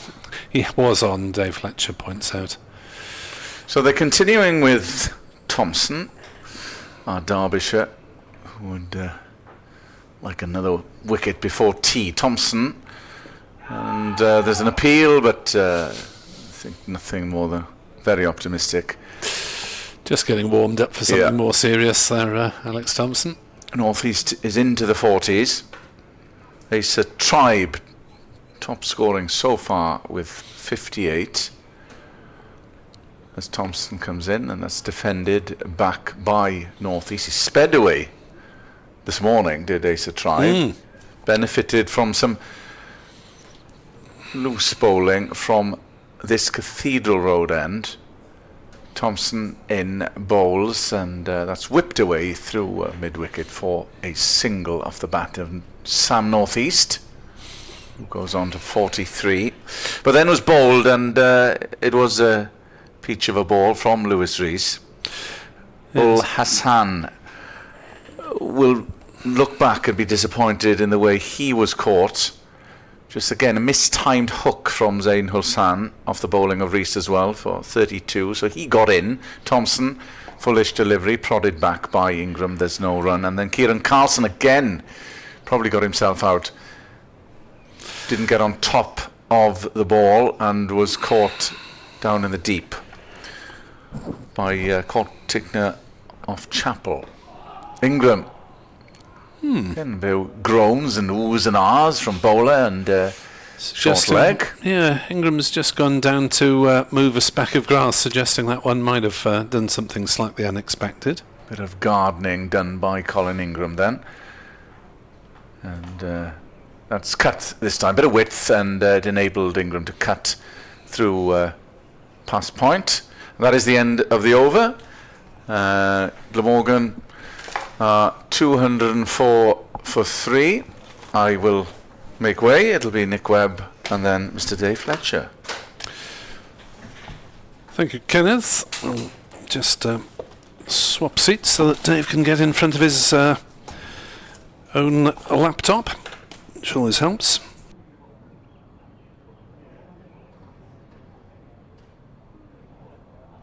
Seamless. Do you think we got away with it? Just about got away with it. I'm all tangled up here. As long as the chair's not tangled up with the microphone lead, that's a fatal combination. I like sitting down here. Good. It's less work than standing up here. Yeah, well, there is that. There is that. We're going to see a change of bowling, and Blair Tickner is back.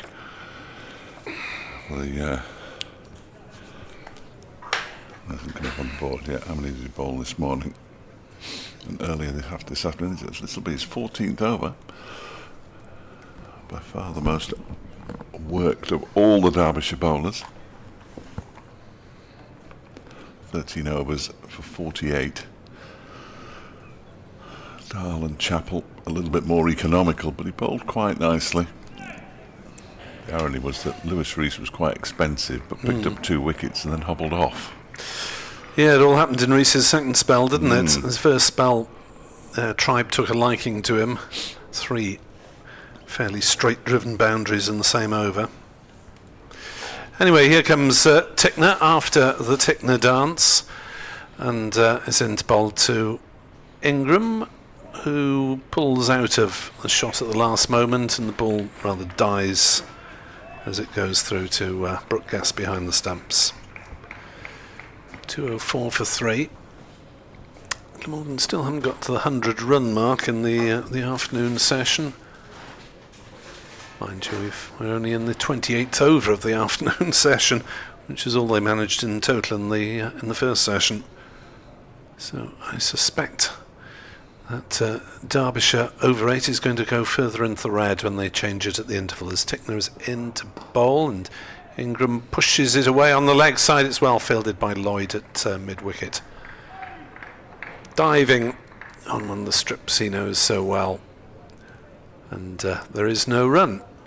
204 for 3. Will any of these Glamorgan batters manage to go on after making a start? Tribe's 58, the top scorer so far. Tickner's in, and Ingram cuts hard, but will just get the single down to deep point. Dahl does the fielding. 205 for 3. His hat comes off, as it so often does. Lewis Rees, I now see, is there with the it's the S&C, I think, down in front of the pavilion. He's still limping, for my money.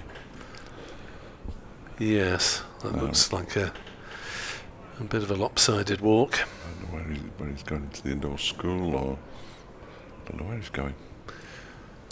To the coach for a coffee. Taking the bowls, and that's flicked away by Northeast, possibly off the gloves, and the ball trickles down to fine leg. Pat Brown, the sub-fielder, does the necessary. Single taken. 206 for 3. He's managed to go over the fence. Ooh, just about. Right hamstring, I'm going. Right. Managed to get his leg over then. Indeed. Is there a first aid thing in there? He's gone in there anyway. As Ingram pushes on the offside, thinks about a single. It's probably there if they'd run straight away, but by the time they realised that Harry Kane was set back and had some work to do, then it wasn't there anymore.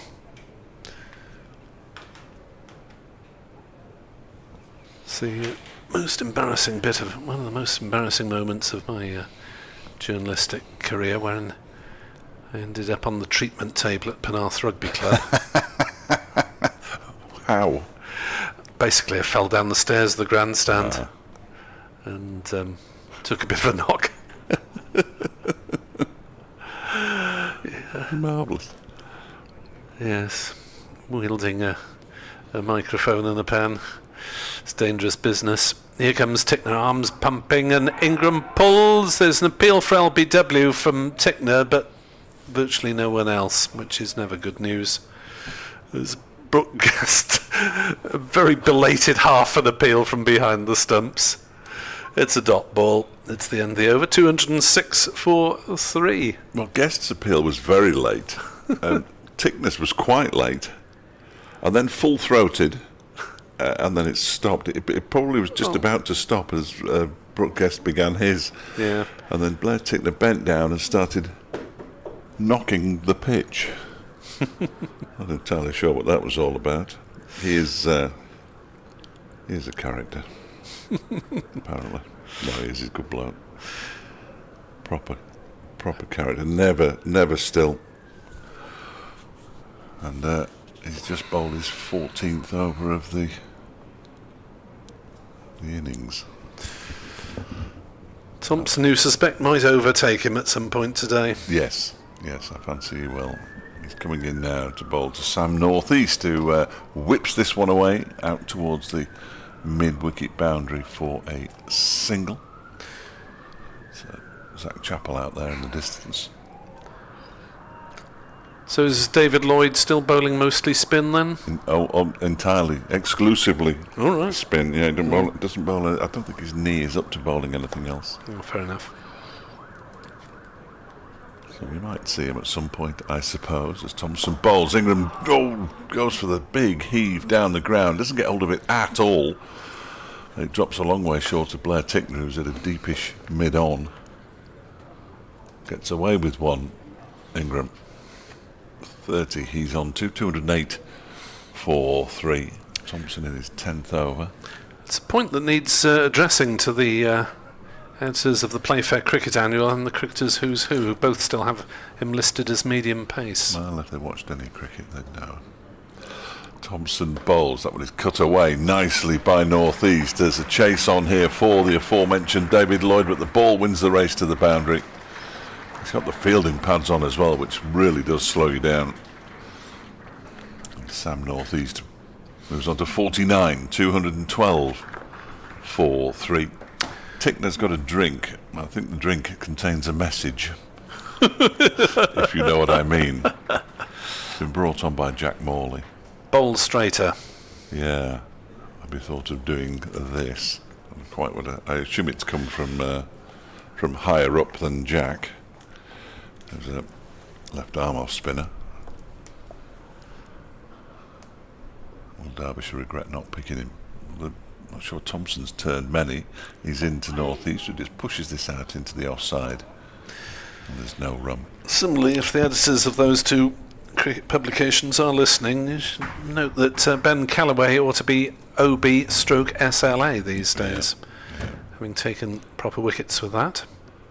Thompson bowls. That's driven but off a leading edge by Northeast up towards Tickner. I don't like I had a campaign to get it changed on the Derbyshire stream, and it wasn't really a campaign.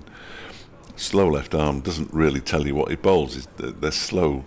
they're left arm off spinners, aren't they? As opposed to the right arm off spinner, who is just bowled the final ball of his over. Alex Thompson, 10 overs for 34. Northeast has 49. Ingram has 30. 212 for 3. Glamorgan, now the message in a bottle, is back out there with. If this message goes to. No, it didn't go to Wayne Madsen. The drinks are going to a couple of players. Yeah. Came and Lloyd. And the message is. Dee-doo-doo-doo, dee-da-da-da. Yes. That's the message in a bottle. for people who don't know anything about 80s music, that reference will be completely over their heads. Which is how it should be. Singles by the popular music trio of the time known as the Police, led by Sting. Or as they're known now, as Alan Partridge said, that's Sting. Tickner starts a new over and Ingram defends. Somebody else with drinks is Nye Donald, but that looks like 2 cups of coffee to me. Up here, please, Nye. Actually, I must not overdo the coffee. I've got a very large mug for this season.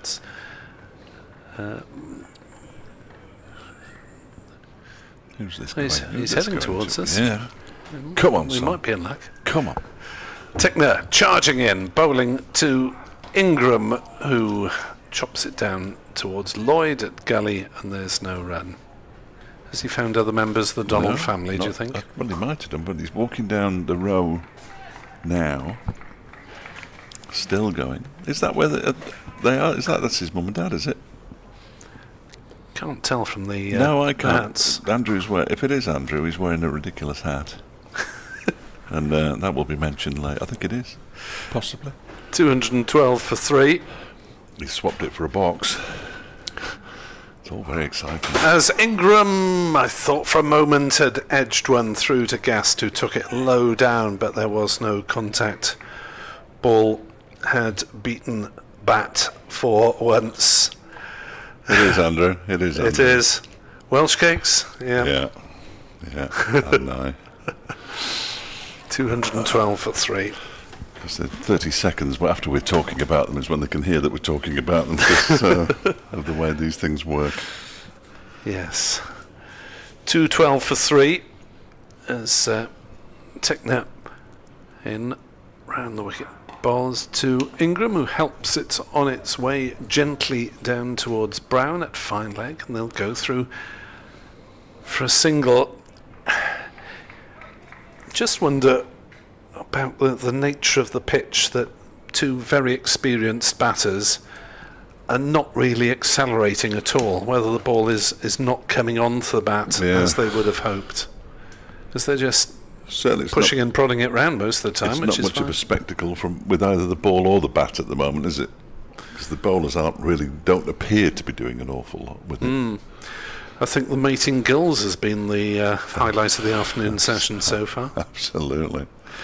Tickner back over the wicket to the right-hander, and North East has skied this one, but he's got away with it as it bounces down towards fine leg, but pulled out of the shot, and it's a half-century for Sam North East off 88 deliveries here at Sapphire Gardens.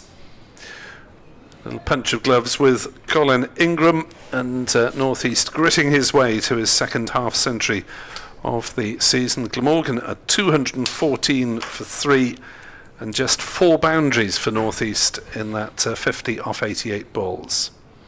And that shot just says timing the ball on this surface is almost impossible.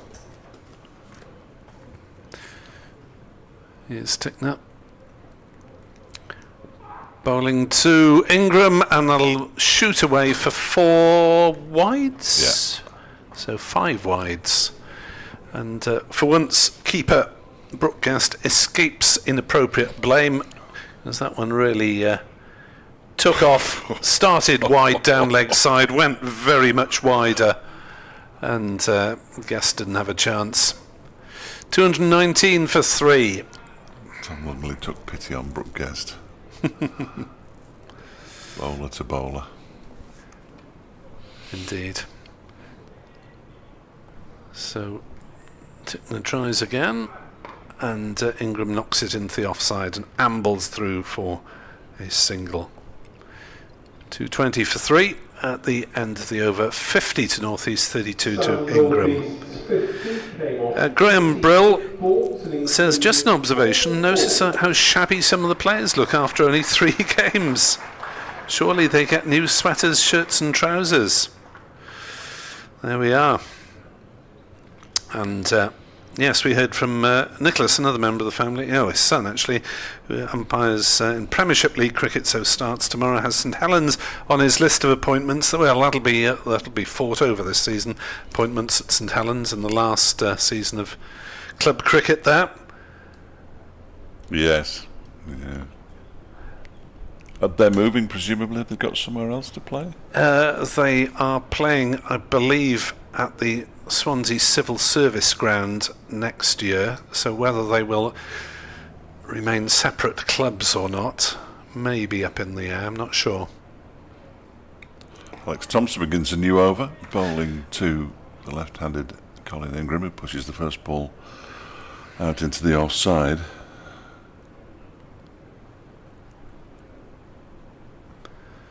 No run, he's in again. England this time smashes it up into the air. Will Pat Brown manage to get underneath it? He does. Oh, and he drops it. Substitute fielder Pat Brown can't take it. He had to run a long way. It was coming over his shoulder. Ingram gets back for the second run. Good fielder as well, Pat Brown, but couldn't take it. And Colin Ingram gets a life on 32. How expensive could that prove to be? It was tough. He did well to get there. Yeah. Gets both hands to it, and he's done the difficult part. Thompson in again. Ingram not undeterred, sweeps this one quite fine. There's a run around for Harry Kane. They come back for two more. And the score moves up to 224 for 3. As I say, Brown is a very safe pair of hands usually. Once he'd got there, you'd expect him to take it. In comes Thompson again. That's off the face of the bat, I think. There's a lot of oohs and ahs, but it looked like it was off the face of the bat down to short third man. They go through for another single. Ingram moves to 37, 225 for 3.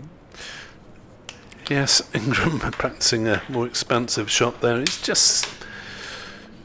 looks as though he's getting a bit frustrated, Colin Ingram, didn't he?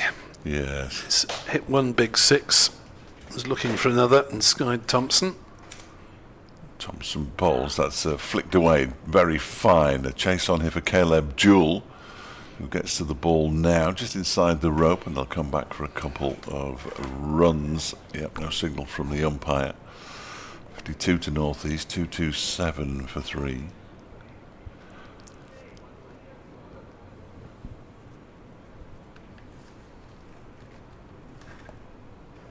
David Lloyd looking like he might be warming up as this one is turned into the leg side by North East. Final ball of the Thompson over. They could do with a few overs from him, if only to get that over rate up. Still 5 to go until tea at 10 to 4. Glamorgan 227 for 3 with North East on 52 and Ingram on 37. Yeah, I think I've had a 10 past 4 tea interval somewhere before this season, and this is heading suspiciously towards that. Maybe 5 past if we get a bit more spin, but we're going to get a bit more Tickner at the moment. If he does bowl, I hope he keeps the fielding pads on to do it. He's 15 overs, 0 for 58 at the moment, Tickner, but he's bowled better than that, you think? Story of his time at Derbyshire, I'm afraid. And he comes around the wicket to Ingram, who chops this one away down towards backward point and will take the single. 228 for 3. Whose hat Anuj Dal is wearing today? Because that it just never stays on. I have a memory of Thompson being another hat wearer, is yes, that correct? Yeah, he'll wear a... There aren't many.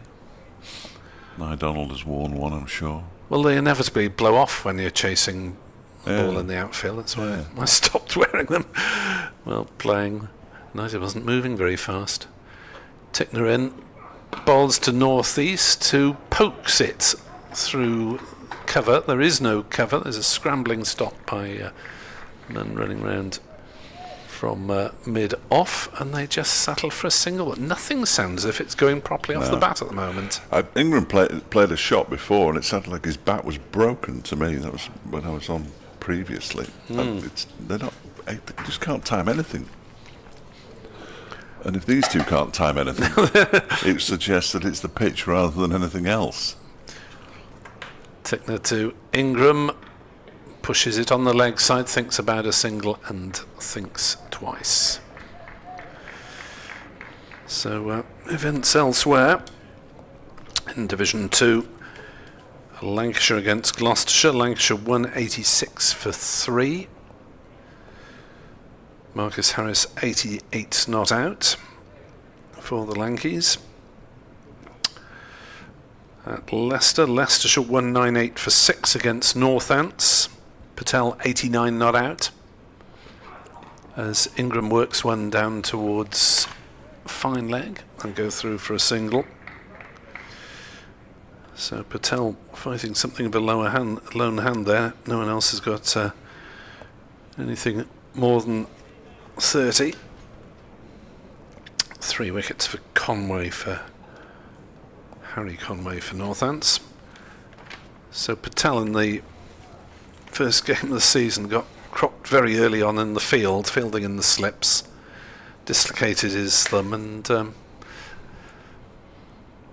was barely seen again. Short ball from Tickner and North East ducking underneath it. He came up for an hour on day 1. Yes. Oh, he came and did some commentary with us as well. Stopped talking. Yeah. Yeah, he wanted to be lead commentator as well as summariser, so... I'll let him do it, of course. Yes. He actually went into bat at number 11 because... who was it? Someone was looking to get to a milestone anyway. Who was last out? Oh, Chris Wright. He was on 70. He made 74, so Patel was hoping to help him get to a century as North East pulls through mid-wicket. He's nailed that one well, but it's agonisingly just about stopped by Anuj Dal on the boundary. Umpire's just checking. Looked all right from here. As because we are going to see it again now, just to prove me wrong. But the ball is well the important bit. Oh, yeah, nothing wrong with that. There we are. A man who likes a microphone standing behind us. Deserved it for effort there. And Aaron Donald is with us in the media box, having delivered coffee and Welsh cakes or whatever it was to... Oh, they traded coffee for a Welsh cake. There we are. David Lloyd's removing his equipment again, which means we are going to see him bowl. I've got an update in 4 minutes, so if Nye wants to just pop in here for 2 minutes and sit next to Webby. Lovely. Be like old times, wouldn't it? Be like old times. Just remember who you play for, that's all I'm asking. Remember who you play for. Thank you very much indeed, Dave Fletcher. And Aaron Donald of Derbyshire, formerly of Glamorgan, is about to join us, and Alex Thompson will continue from this Cathedral Road end, bowling to Ingram, who knocks it away on the leg side for a single. Good to see you, Aaron. Nice to see you, Webby. Good to be back. How's the collarbone? Yes, it's getting there. It's taped down nice and securely. So not ideal timing, first game of the year, but should be back fit and firing for the T20s. Which is good to hear. As Thompson bowls and North East plays to cover, no run. How did you do it? Just diving over the boundary rope, so trying to save the boys a few runs. Luckily, I did stop the ball; otherwise, it would have been insult to injury. So just landed right on the top and felt my collarbone move a bit. So recovering pretty well. Thompson bowls and turned around the corner. Top ball to square leg. How's your company been in the box so far? Oh, we're getting on famously. But we've only got 1 day of him at a time, Dave Fletcher, because he's going off to watch Burton Albion tomorrow. Mr. Worldwide, they call him at the minute. As forward stretches North East and defends back to the bowler. There's no run. So yes, always welcome down here, Mr. Fletcher. Especially when we bring the sunshine. As Thompson bowls, knocked down to backward square by North East. No run. So Just the single off this over as Derbyshire look to improve their over rate, that I suspect might still slip further at the tea interval when it's adjusted on the board. Thompson bowls and played back to him by North East. No run, 233 for 3. What's going on here in Iron? Why is this afternoon session so sedate? Yeah, I'm not sure I can answer you that question. I think we're starting to go to the plans B, C and D by the looks. I think Tom was trying to employ a bit of a leg side trap there to Sam. But yeah, it seems a pretty good wicket. We obviously saw the green tinge this morning, which probably sucked us in, and I think it just looks like a really good wicket. And again, in the bright Welsh sunshine, which is always a treat coming back across the border. I think it's just going to be tough going. So fantastic to see another Welshman about to come into the game here as Lloydie whips his short leg pads off. Very, very Saturday style club cricket from short leg to bowling, but his off spin's coming on leaps and bounds, so excited to see him bowl here. Yes, it's something he's developed since changing clubs, isn't it? Yeah, it was just after your time, I think, so a new string to the bow, adding a bit of, it feels like he's starting his career all over again. He must have another 10 years in him. He was very much military medium when he was in the Glamorgan seam attack. But he'll be bowling his spin to Colin Ingram on 40 not out. Yeah, hope to break this partnership. Seem to be going along very nicely here, and strong middle order for Glamorgan. Really, really looking settled over the last few years. So we need a couple of quick wickets here. Here is Lloyd round the wicket. Ingram drives into the offside, straight to Brown at cover, and there's no run. We get an update for BBC Radio Wales in a couple of minutes, so don't worry about that in your headphones. Learning the ropes all over again. As forward presses Ingram, defending on the offside, and there is no run. Getting a blast of Tears for Fears. Hopefully I won't start humming along. Yep. Lloyd is in to bowl, and Ingram drives into the offside, and there's no run. So things meandering gently towards the tea interval in 15 balls time. Yeah, very much trying to catch up on the over rate, as always. Seems to be a losing battle for most sides these days in the Championship. Squeezed away by Ingram, but not past the diving Tickner at Gully, and there's no run. 233 for 3. Ingram on 40 as he drives into the offside. Will get at least a single here down towards backward point, and that will be all as Harry Kane comes in off the ropes and does the fielding. 234 for 3. Yeah, so Lloydie's got a few good memories, I think. Hopefully his pal Chris Cook will be walking out soon, as I'm sure we all remember that wicket up in Derbyshire last year. You might sure have seen the photos a few times of Lloydie mid-air doing his Ronaldo impression. But yeah, just trying to change it up here with some pretty defensive fields, trying to slow the game. Yes, Derbyshire victorious by 10 wickets on that occasion, as North East is forward to defend. So just the single off the Lloyd over. 234 for 3. North East has 55, Ingram has 41, and we have 2 overs to go until the tea interval. So how have Glamorgan started this year, Webby? I've seen the scores. Seems to be a relatively slow start, but on the back foot throughout, I'm afraid. A few injuries have obviously hampered plans. A lot of seamers down early doors makes life very difficult for most sides.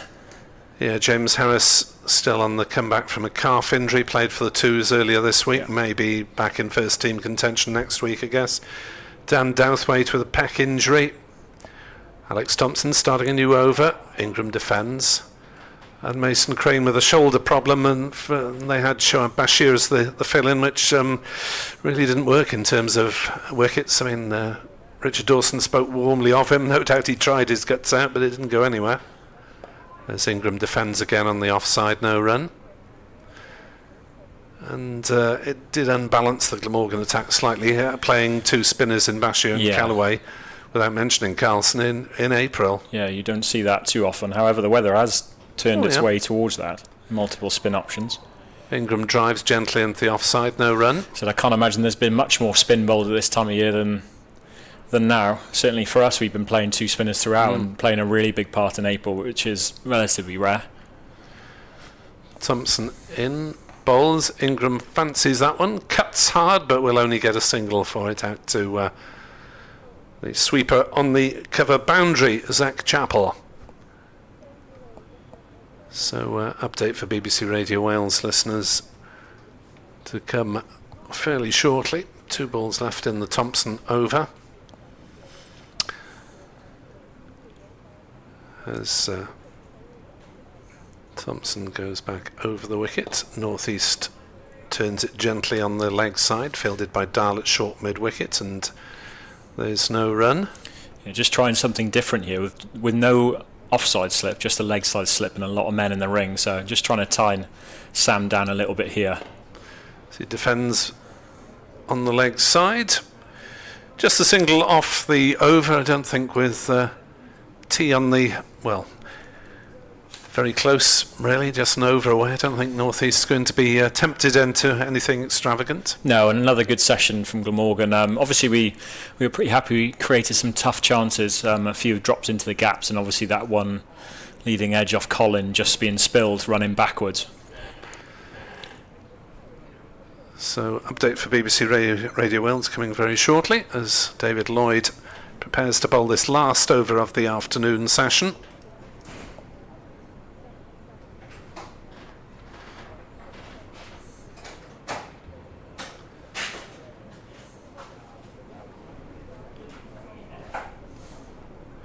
Glamorgan are 235 for 3 in the over before tea. There's been steady progress from their batters this afternoon. The only man out since lunch, Kieran Carlson, for 35. Sam Northeast, his highest score of the season, is on 55 not out. Colin Ingram is on 43 not out, but even this experienced pair have found scoring difficult to accelerate. Asa Tribe found no problems early on with a perky 58. Glamorgan in the over before tea are 236 for 3. As Lloyd whiling away these last couple of deliveries before tea. And next delivery is slightly faster and flatter, and Northeast plays it into a gap on the offside for a single. 237 for 3. Yeah, I think it looks like we're just trying to resort to controlling the rate a little bit. Seems like it's going to be very difficult to blow people away on a relatively placid Cardiff wicket, although it did seem to have a little bit of pace and bounce early with the new ball. Well, Tickner found a bit, didn't he? He did. As Ingram drives into the offside, no run. You can never tell because most of the time he's spent on the floor, isn't he, on his follow-through, so... I think it makes it look faster. There's more grass, isn't there, at this near end of the ground for the bowling from the River Taff end? Yeah, the boy said it was quite obvious as Lloyd using to bowl. And Ingram on the defensive. Yeah, it seemed quite obvious. I haven't been down there, but from this view now you can see that certainly that far end looks a lot drier. And over the years they've tried to create a few pitches where there's been opposite ends. I certainly remember a T20 here a while ago for Hampshire where it was very two-sided, literally. Ingram drives into the offside.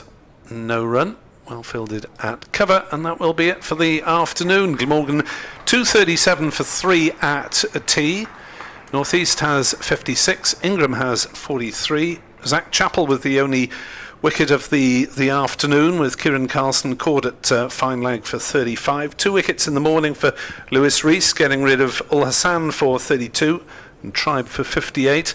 But Lewis Rees looked to be limping fairly noticeably, even as he made his way around the boundary this afternoon. Yeah, he obviously pulled up last game into the second innings and didn't bowl much either there. So he's been managing a hamstring, I believe. Of what extent we're still unsure. So I think they're going to strap him up and try and roll him back out there at some point. But he's going to take his time. It's something he's been obviously on top of recently, and certainly our form bowler. So it's been very difficult for us on again a pretty good Cardiff wicket here. Yeah, especially having done a lot of bowling earlier in the week with 210 overs back-to-back against Middlesex. Yeah, absolutely. It's obviously a privilege to be in that position against probably one of the better sides in the league, but it does take a toll on the lads. I said a relatively small squad and guys who played a lot of games already. It's nice to have some consistency through the team. But yeah, as you said, 210 overs hurts anyone. So yeah, not the way it's gone. It hasn't quite gone the plan today, but we've been working hard, and there's been the odd chance here or there. So hopefully we'll make something happen in this last session. There we are. Your plans, you down for the weekend? I'm just dropping in today to Cardiff, so staying up. A bit of socialising. My family are up here, and then most importantly back to watch, as I'm sure you've heard, my brother in the local derby in the season opener. So I'm looking forward to watching some proper cricket tomorrow. And for those of you who aren't aware of Gavin's prowess, remind us of the fixture. Oh, it's Gosainen versus Garrett in the first game of I believe it's the Division 1 of the South Wales Cricket League. So yeah, huge day. The town's been building up to it for weeks now. There we are. Enjoy your day. Thanks for joining us, Sir Darren, and hope to see you again before too long. There we are. That'll do us for the afternoon. We'll take a quick break. We'll be back at 4:25 with commentary on the final session of the day. Glamorgan 237 for 3. Against Gloucestershire. If you're looking for refreshments, don't forget that a full range of food and drink can be purchased in the Pyramid Lounge, which is situated on the ground floor of the Thatcher's Pavilion. There's a 10% discount for Glamorgan members and season ticket holders on all food sales. Drinks and snacks can also be purchased from the mobile unit beneath the Caster Howell stand, situated at the Cathedral Road end of the ground, and snacks can also be obtained from the vending machines at the rear of the indoor school. And don't forget, on a glorious sunny day as today, there are refill points for water bottles at various locations around the stadium. The Glamorgan Club shop, run by Missouri Sports, will be open until 5 o'clock. It's opposite Gate 2 and is selling a wide range of cricket equipment and other items, including replica Glamorgan kits, plus a range of recently published cricket books. If you're seeking a scorecard for this game, they're available completely free of charge from reception. That's situated on the ground floor of the Thatcher's Pavilion. That's where you can also purchase a copy of the 2025 Glamorgan Yearbook. A reminder, once again, the Museum of Welsh Cricket is open on the first floor of the National Cricket Centre. The 3 corridors of the National Cricket Centre have also been refurbished. They house the Glamorgan Cricket Heritage Gallery. That's thanks to a very generous grant from the Welsh Government. There are new displays, and in the museum there are a series of new films for you to watch. If you're coming tomorrow or Sunday or Monday, you could take the opportunity of watching some of these new videos, including the one for this match, which involves members of Glamorgan's 1969 playing squad reminiscing about the season when they won the county championship.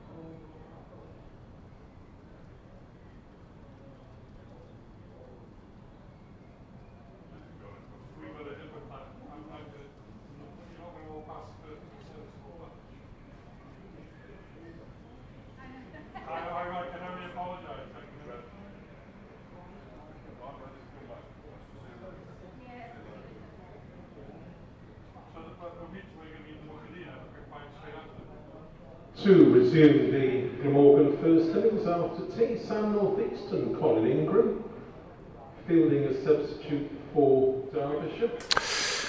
A very warm welcome back to BBC Wales Sport Online and listeners from Radio Derbyshire. As Glamorgan try and push on, they are 237 for 3 here at Sapphire Gardens. The start of the evening session, and they have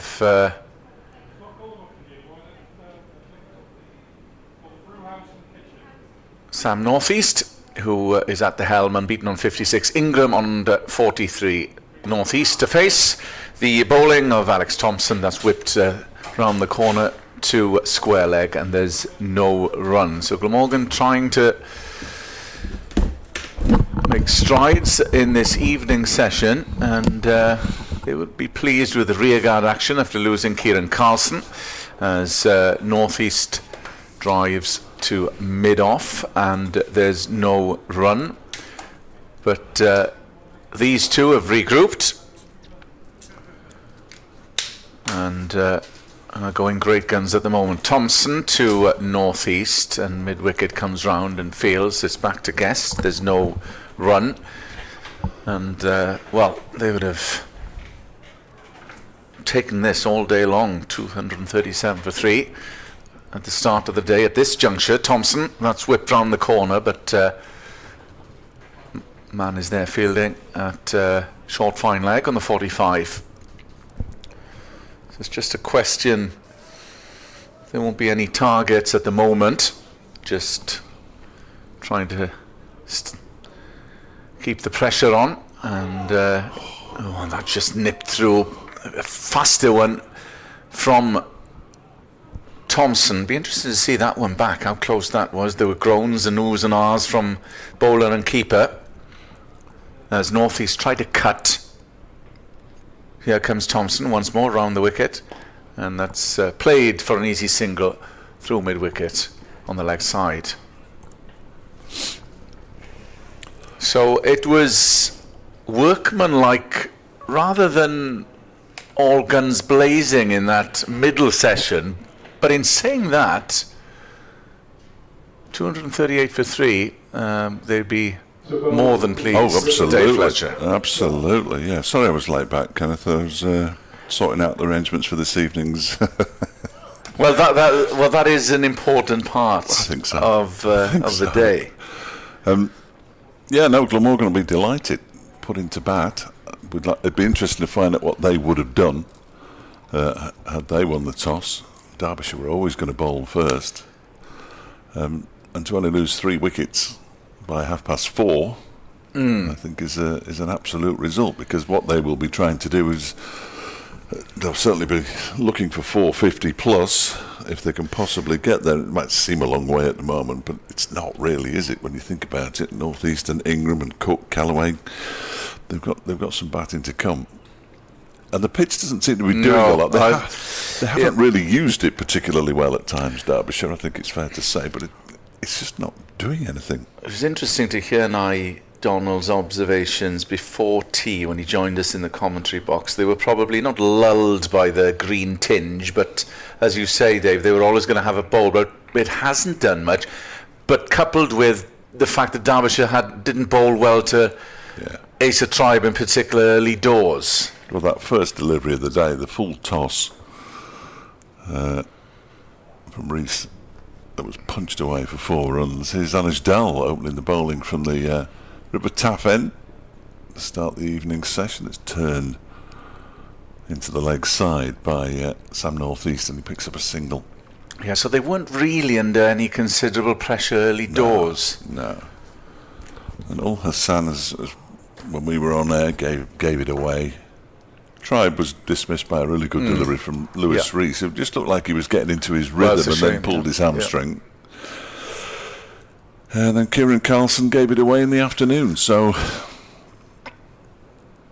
I'm sure they'll be honest enough. I hope they'll be honest enough, Derbyshire, to say they didn't quite bowl as well as they can do, as Dal is in and bowls to Ingram, who pushes this one out into the offside. When Wayne Matson finds himself, no slips for Anoj Dahl. I know the ball is 65 overs old. I haven't quite got into full defensive mode. He's in it. The catches either side straight, but that rather suggests that there's no real carry anymore. So your slips are virtually a waste of time. I'm not 100% sure what Martin Anderson's doing at deep third, not deep third man. He's at short third man or deep gully. He fields that ball there. Perhaps that's why he's there. But they haven't got into full defensive mode just yet. It can't be long. Then, of course, the new ball in 15 overs. That seems a long way off, doesn't it? Blimey. The overrate has remained at -2, though, remarkably. I thought it would have worsened, but it didn't. Here's Dahl in again, and Ingram pushes this out into the offside. You almost get the feeling if they don't play a shot in anger, they'll never get out. Of course, the game won't go anywhere because they're not playing a shot in anger, but whenever Ingram looked in most danger, not in trouble, but in most danger in that afternoon session was, apart from the 6 that he hit, which was right out of the meat of the bat, that was when he was in trouble, when he tried to go for the big shot. So the big shots are difficult to play on the surface. As Dahl is in again, and it's defended into the offside, they're going to scamper through for a comfortable single. Yeah, I think his dismissals usually come when he's frustrated, wants to score, and it's just a case from a Derbyshire point of view of plugging away on a good line against Colin Ingram. Well, just keeping them quiet. I think Nye said, looks like we've gone to trying to stifle Glamorgan's scoring. Well, they've scored 6 runs in the last 5 overs. That strikes the pad of Sam North East. It was very much a hopeful appeal from Anoj Dahl, though. And the over comes to an end. So 1 off the first over after tea, 1 off that over. This is probably what Derbyshire are trying to do. Just stop the scoring and then almost induce panic from the batters who do want to score. Certainly. But we'll see. 240 for 3. As we see the some ice creams going Glamorgan, down. But well, it is definitely a day for ice creams. So, what was the consensus for this evening then? Well, I only know where we're starting at the moment. All right, okay. I know there's I've got a pork pie in the fridge, which has been brought from Chesterfield for us by Goose. I've got the money for it in my pocket. He's getting the money, I'm eating the pork pie, and then we'll go from there. Thompson in, and in comes Ford, a big stride forward, and it was a hastily taken run, but they are back off the bat of Ingram. Now, I've got a job to do here, trying to work out who the other player who is off, because Jack Morley's on and Pat Brown is on, so both available substitutes are now on the field. I don't know whether it be Alex Hughes who would have his whites on or who. Thompson comes in round the wicket. That's played into the onside, but there's no run off the bat of Sam North East, who's on 58 and is looking in control. A definite Sam North East innings. Nothing too elaborate, and he's look assured. Blair Tickner is the other man off. He's just coming down the stairs now. I couldn't work out who that was by the grandstand, but it's Zach Chappell. Thompson coming over the wicket to North East, who plays it into the offside, but is stopped by the man at the point. The Welshman. No run, yes. It is Mr. Lloyd. Nice stop.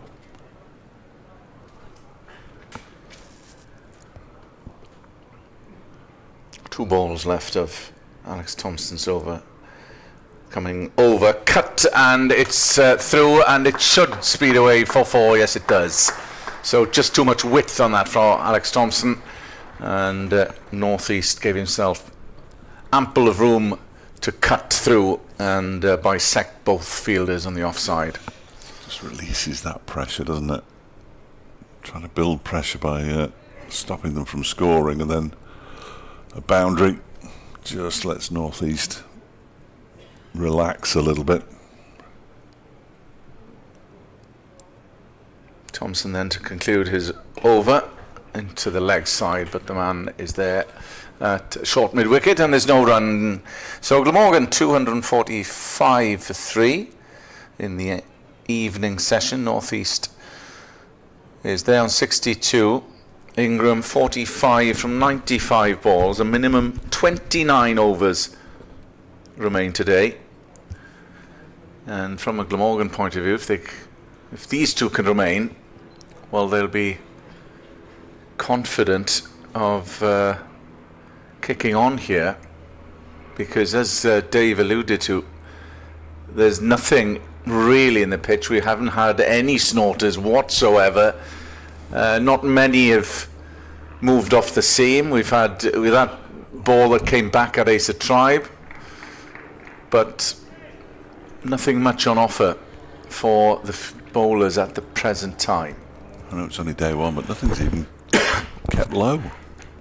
Anyway, see what Anuj Dal can do from the River Taff end, bowling to Ingram, who guides it nicely. There's a little hand on it there by Martin Anderson, who takes enough of the pace off the ball to prevent it from going to the boundary, and then sends in the return, but the batters get back for 3. It was good running, especially from Sam North East, who was alert to the fact there'd be 3 there. Ingram moves to 48, 248 for 3. These two are put on 86 now. And it's in this final session, of course, we probably will see Lewis Reese's absence come to the fore, isn't it? That's the problem. Yeah. Tired bodies out there in the final session. Having bowled solidly for goodness knows how long. In comes this next delivery from Anuj Dal. It thuds into the pad of North East. As he tries to turn it round the corner, it doesn't quite work. I have to look that up actually, get a proper number on how many balls Derbyshire have bowled, or how many overs. No, not balls. I'm not going to break it down that much. Dal is in again, bowls to North East, who just defends it into the on-side. Skipper Wayne Madsen does the fielding, and there's no run scored. So last week Derbyshire had the better of that draw with Middlesex up at the county ground, also on a hybrid pitch. If that makes any difference, and nobody's really sure if it does. As Dal is in again, North East, inside half of the bat, defending it up to Thompson at mid-on. Looks like it's going to have to be batter error though, rather than genius bowling. Is the suggestion at the moment. That's how it feels, certainly. It's still very warm out. I've not been out all day. You know, and you don't go out and it looks hot and everything, but it's that cotton wool warmth that as soon as you go out it really hits you.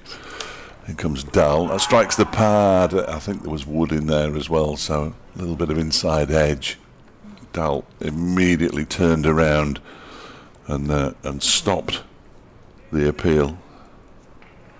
So it was 110 overs in the first innings and exactly 100 overs in the second. So 210 overs on the trot plus another 68. So 278 overs this bowling attack. So has bowled in 3 consecutive innings without any break. Oh, that one, what did that come off? That one seemed to bounce a little bit. It's not going to be off the bat. It's a bye. It's just taken off a bit. Didn't hit anything on the way through. Brooke Guest wasn't able to cling on to it. North East remains on 62. Ingram remains on 48 at the end of the over. 249 for 3, Glamorgan. And we've got 28 overs left in the day's play. Yeah, so a bit of a conflab between North East and Ingram.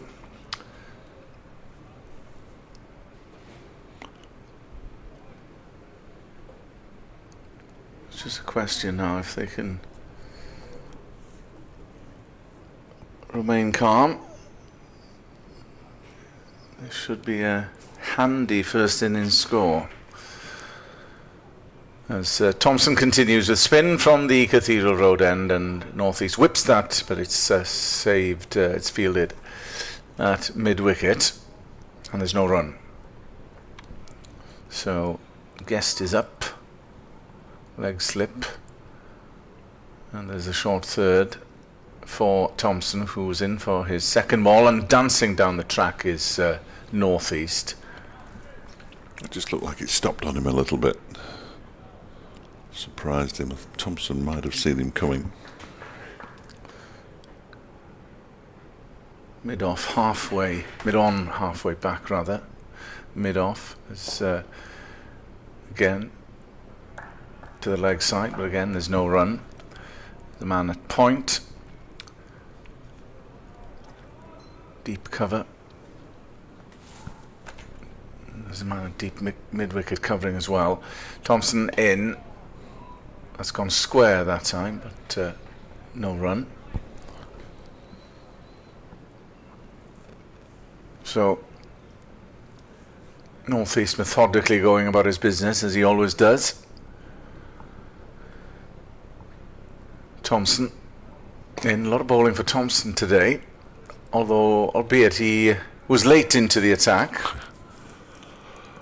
You just bowled from that end, Tomo, for the rest of the day.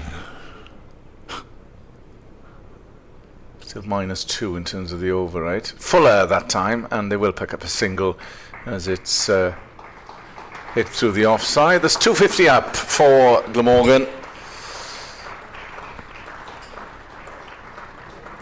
Partnership of what, 88?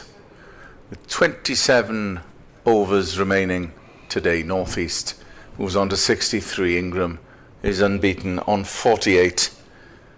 And quite a more than a decent partnership between these two now. 15 overs for the latest 50. They haven't really slowed down that much. In fairness, Glamorgan still going along at 3.6 an over, which is perfectly acceptable.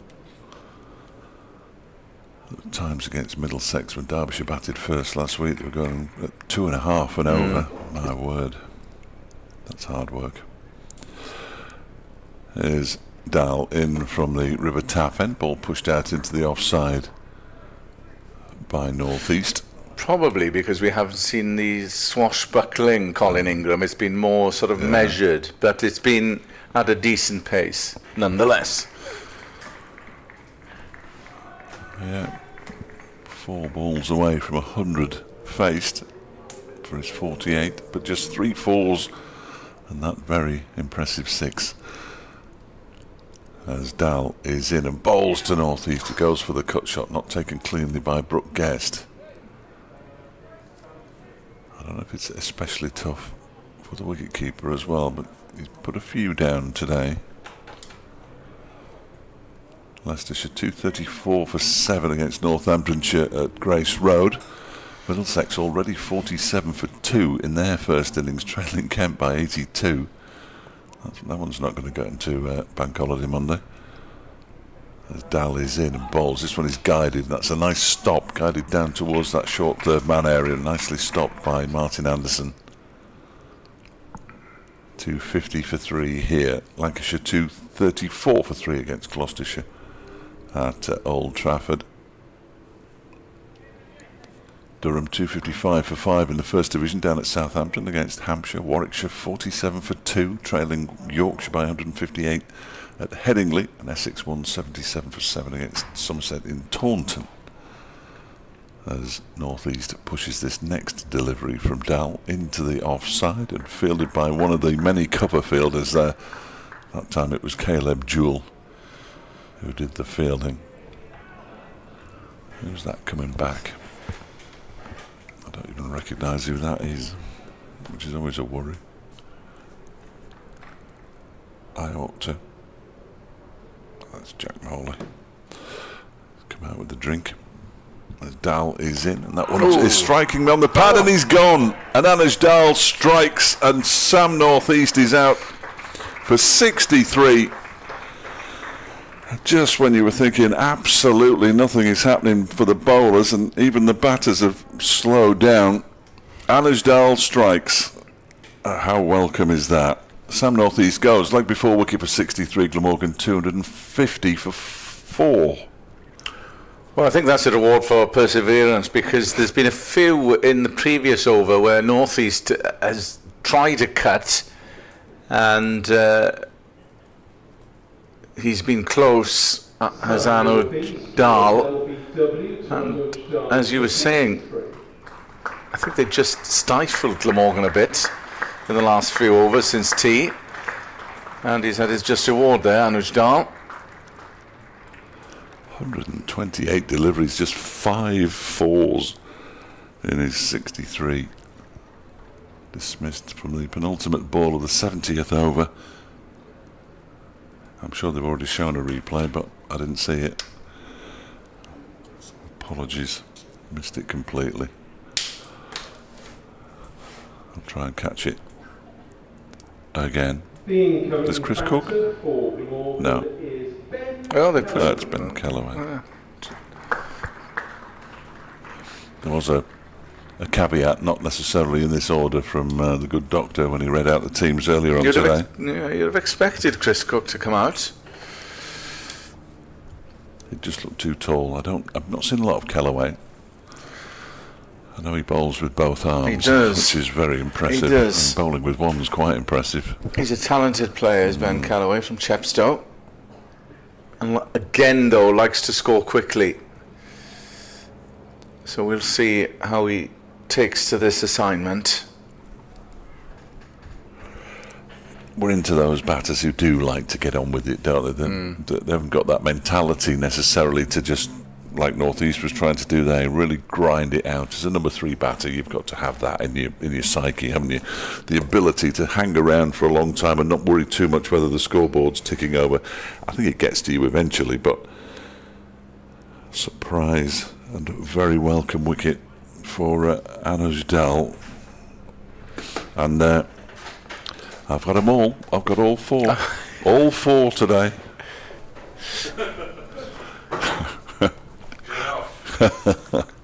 And dare I say again, from the River Taff end. Yes. No, you're right. See? When I said that, I was being genuine. You looked at me as though I was taking the mickey, but I was being genuine. I thought that was very interesting, as Dal bowls to Callaway, who defends the final ball of the over. But sometimes somebody will say something and you go, well, I never thought of that. But it was right. There were 30 runs from the River Taff end and 60 odd from the Cathedral Road end in the first 90 this morning. And yes, the bowling was perhaps poorer from the Cathedral Road end, but all the wickets have fallen from the same end as well. Wow. Spooky. Is it a record? I've got no idea. So can Derbyshire back it up? Well, that's the key, isn't it? That is the key now. They have to get another one very quickly. Because they haven't come in clusters No. today. No. So Thompson will continue. And Ingram is on strike, 2 shy of his half-century. Thompson in round the wicket, Ingram forward. And it is fielded, there's no run. There's a man on the boundary's edge with the tiniest of cameras. You're not going to get anything with that. Round the wicket is Thompson. Again, there's no run as it's fended off into the offside from Colin Ingram. David Griffiths is about 4 foot long. Yeah, I think it's part of the... They're trying to get the celebration, aren't they? to fielded at point, backward point that time. There's no run. So you're definitely trying to stifle Colin Ingram here to induce a false shot. Thompson, and they will run a quick single that time, and they come through with something to spare. So Colin Ingram moves on to 49.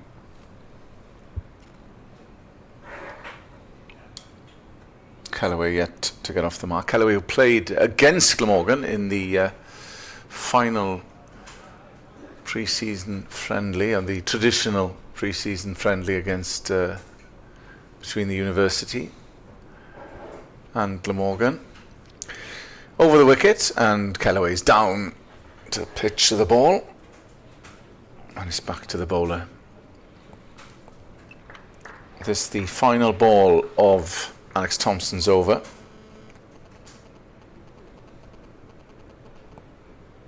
Here he comes in fuller that time, and Callaway drives comfortably, and they'll pick up a couple as deep cover comes around. That is the end of Alex Thompson's over, and Callaway gets off the mark. He's on 2. Ingram is unbeaten on 49. Glamorgan 253 for 4.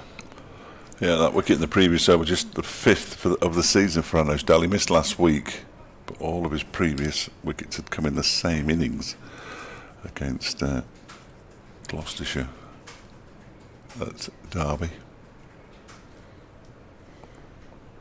He's going to continue from the River Taff end. The two batters are, I was going to say they're having a chat, but what's actually happening is that Callaway is redoing his pads. I'm sure Ingram was talking to him, but... So here we go then. Ingram on 49. He's faced exactly 100 deliveries. And Dahl is in to bowl to him, and he guides that out into the offside, and there's no run. Fielded by Madsen, who immediately gives the ball to Pat Brown, who sort of looks at it with disdain. What am I supposed to do with this? 71 overs old. When he wasn't named in the starting 11, Pat Brown probably thought, run some drinks on, do a bit of sunbathing, wander around the boundary. Little did he know. He could be on this field for a long time. As Dahl is in again, and that one is pushed back down the track by Ingram, who took a step forward and then hastily retreated back into his crease for fear of Dahl throwing the ball at the stumps, which is a very difficult thing to do these days, because if you hit the batter, you're picking up disciplinary points automatically. They try to cut down on that kind of thing. Next delivery from Dahl is turned into the leg side by Ingram, and there's his half century. He's been very, very patient as Colin Ingram, and he's finally got there of 103 deliveries, and he's hit 3 4s and 1 6. It's sort of un-Ingram-like, but very valuable indeed for Glamorgan, who move on to 254 for 4. Brings Callaway on to strike. He just dabs it backward a square on the offside. Tickner, who's at short third man, does the fielding. Very valuable knock from Colin Ingram. It wasn't exactly a clatter of wickets, but he went to lunch. Oh, he came in just after lunch, didn't he, when Carlson was out? I say just after lunch, an hour after lunch. Was dropped on 32. Real difficult chance for Pat Brown, who had a long way to go and got there but couldn't cling on. As Dahl is in again, and Callaway digs a full-length delivery up and out into the onside. Fielded there by Pat Brown. Mission accomplished. They've got the photograph and the video of Colin Ingram celebrating. Yes. That'll be on social media fairly shortly, or as quickly as they can get back into the media room. Final ball of the Dahl over then, balls to Callaway, who just defends out into the offside. David Lloyd Caleb Jewell, I always get those two mixed up. Caleb Jewell bends down to pick it up, and Glamorgan 254 for 4. Callaway has 2. Ingram has 50.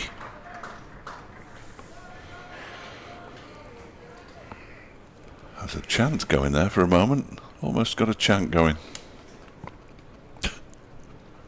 You don't have any chance at county cricket. No. We did it at Leicester. I think there must have been a stag do or something. And there was a stag do at Derby the other Saturday. They all had Wayne Madsen masks on, which was it was mad, genuinely mad. And he went out to see them at the close of play. He went and had his picture taken with them all, and they all seemed very pleased. So fair play to him. Stag do at county cricket, whatever next. I know, on a Saturday. First ball Nothing better to do. of Alex Thompson's over, as he continues going through a lot of work from this Cathedral Road end round the wicket to Colin Ingram, just squirted a Bishley towards short It looked cover. like it might have gone under the bat, didn't it? Just for a split second. 50 from 105 balls. Colin Ingram, who's on strike. Here comes Thompson. Again, just played into the offside, and there's no run. Just a question of when, and you know it'll come, Colin Ingram starts to, or wants to start to motor. Well, it's something to look forward to. Might offer one or two chances. Well, quite. Might create chances for Derbyshire. Fullish that time from Thompson. There's a quick single on offer. They'll have to scamper home. And Callaway got there. Direct hit is in. That would have been interesting. Yeah, direct hit. I think he's in all sorts of trouble. As we look at the replay, Callaway had to be alert.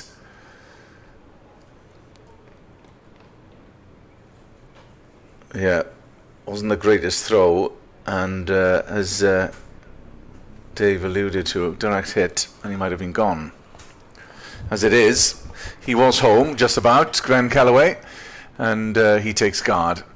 Thompson coming over the wicket to Callaway, who launches one, clubs it over the head of Alex Thompson. A couple of bounces for 4.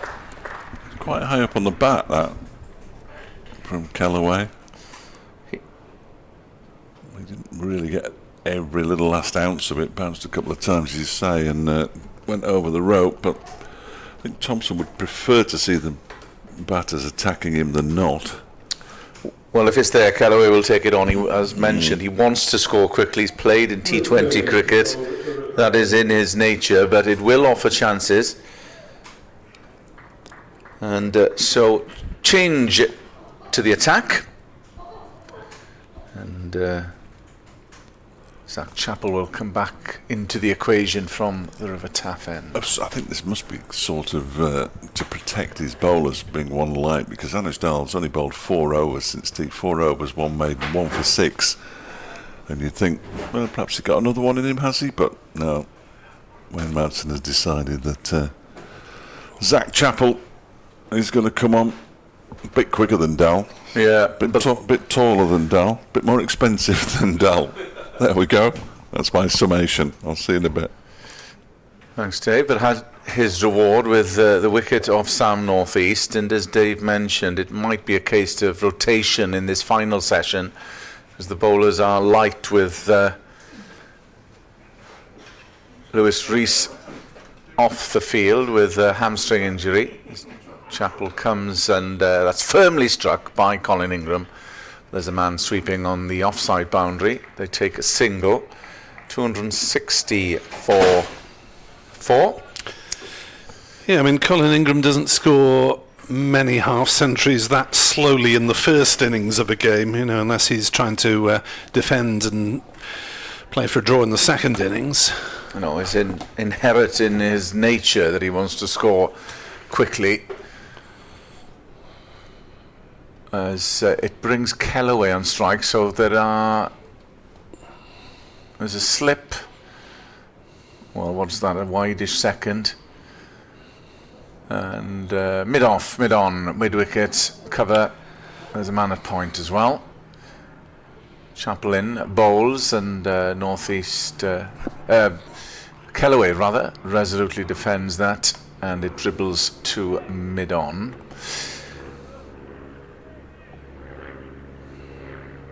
Man sweeping, defending on the leg side boundary. There's a fine leg as well. There's a helicopter, or small plane, hovers above Sophia Gardens. Chapel in, and that's worked on the offside. They pick up a couple here, and they come back for a second. So the target now will be getting to 300. First and foremost, without the loss of any further wickets, ideally. Yeah, I don't think there's going to be huge efforts to accelerate. Chapel steams in from the River Taff end over the wicket, and Callaway dabs down on it, and there's no run. It's strange because 3.5 runs and over is reasonably respectable, isn't it, in county championship cricket? But it hasn't quite felt like that. I suppose the fact that Glamorgan went off at quite a lick, they were scoring 4 and over, and it's dropped since then.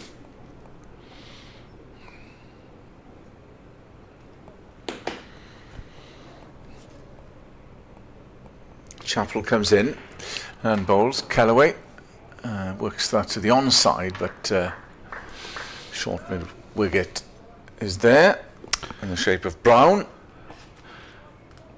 And this will be familiar territory to Derbyshire listeners, I guess, hearing their bowlers toiling for wickets after second innings against Middlesex, having done so well to make the opposition follow on in the last round. Yeah, they've gone through an awful lot of bowling. Chapel coming in, bowls and right up in the block hole, and it's defended by Callaway. Brown comes around to field, and that is the end of Zach Chapel's over. With Glamorgan 262 for 4. Ingram has moved on to 52. Ben Callaway unbeaten on 8. And batter to depart in this session, Sam Northeast, LBW, Anuj Dal for 63. But they've picked up wickets, but they've not managed to pick them up in clusters. No, just two reasonably close together before lunch from Lewis Rees. But since then, one in the afternoon session, one so far in the evening as Thompson bowls and Ingram steers gently out into the offside. And Colin Ingram at the age of 39 has seen enough sets of different conditions to be able to just rein everything in and knock it around as he does there, pushing on the leg side, but they decide against a single as Anderson lopes round at mid-wicket and does the fielding. So sedate progress continues for Glamorgan.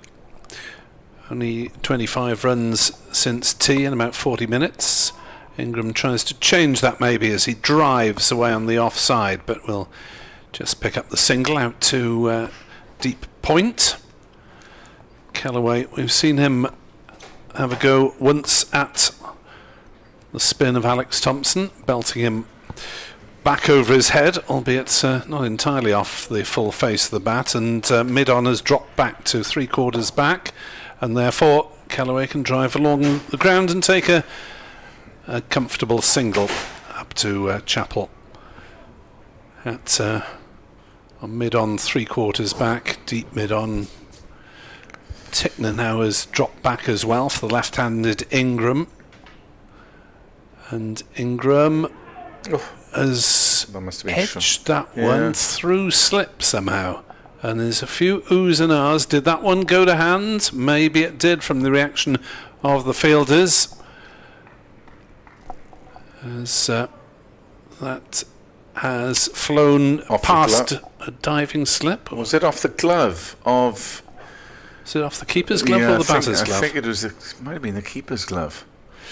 Thompson is in, bowls, and Ingram plays that one up to deep mid-on, and they'll take a single. And this is quite cute batting, really, because they've tried to play a few shots over the top and driven mid-on and mid-off back, and therefore there are very easy singles anytime the ball is knocked straight either side of the bowler. So 3 singles off the over here at Sophia Gardens as the sun continues to bless us with its presence.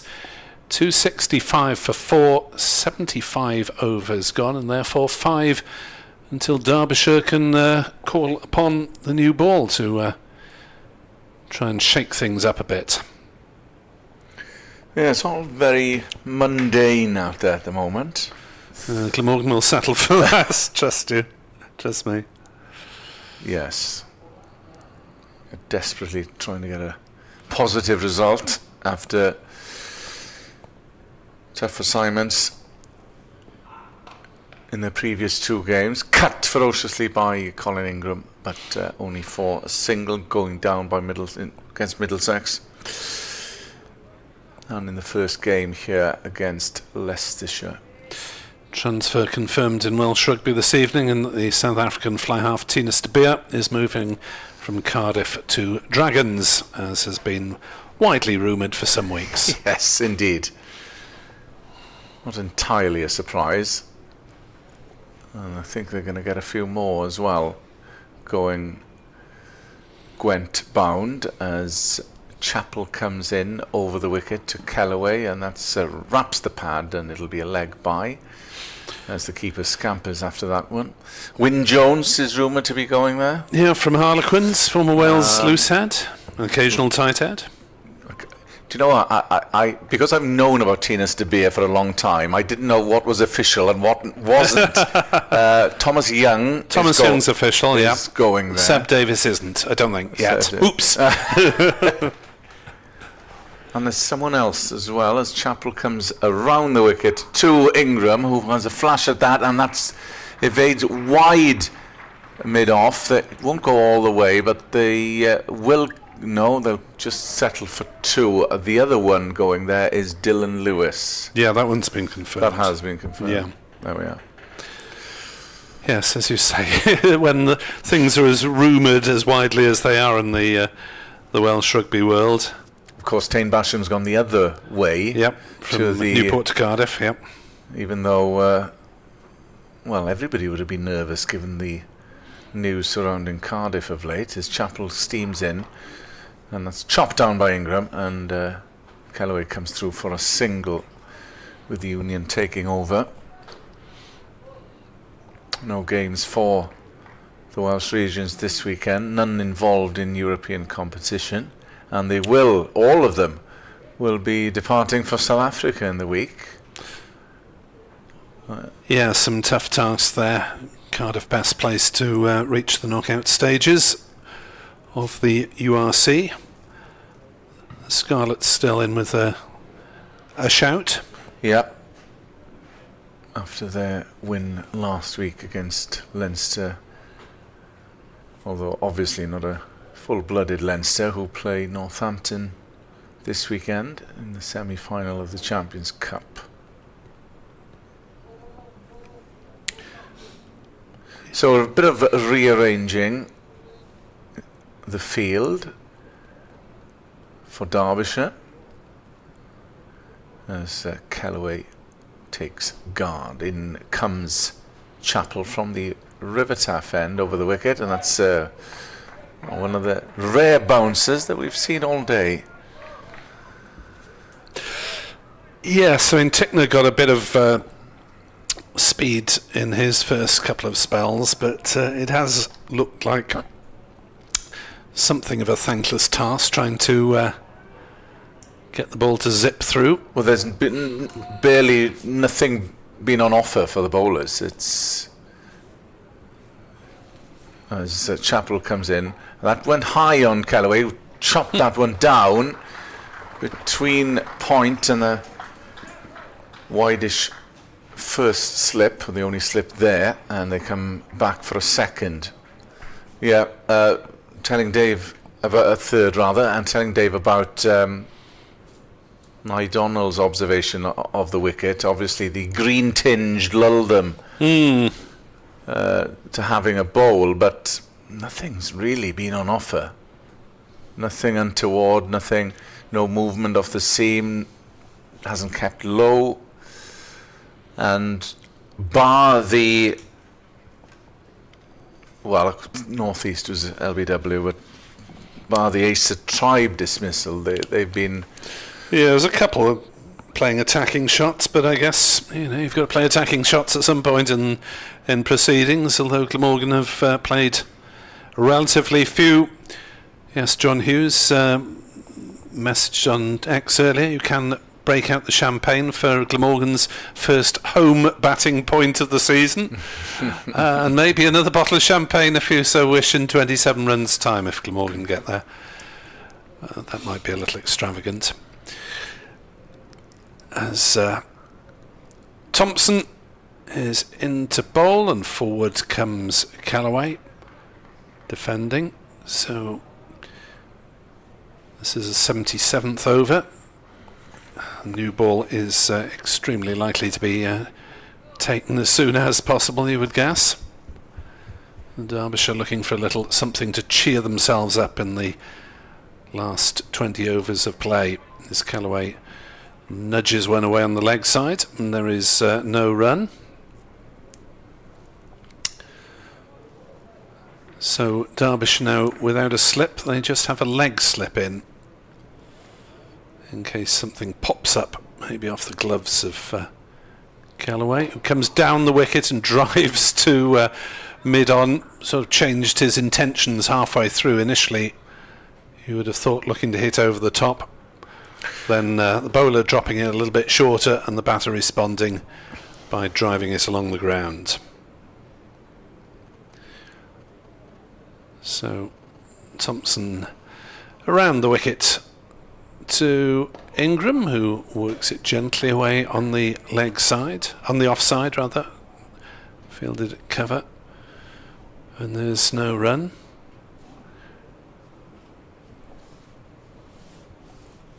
There's Thompson in, bowls, gives it a bit of flight, driven by Ingram, back to the bowler.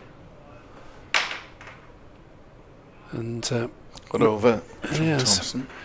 Tribe's 58 off 72 balls, the most aggressive of the Glamorgan offerings.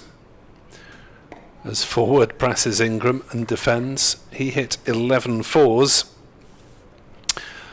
And everyone else really, well, Carlson 35 off 42 is a decent strike rate as well. Northeast 63 off 132 balls, so he was going at a strike rate of under 50. And Ingram likewise at the moment, as there's a Derbyshire committee meeting, and it is decided that David Lloyd will bowl the 78th, and in all probability the 80th over of the innings, as Derbyshire look to rush on to the new ball as soon as possible. Yep, David Lloyd, formerly of Glamorgan.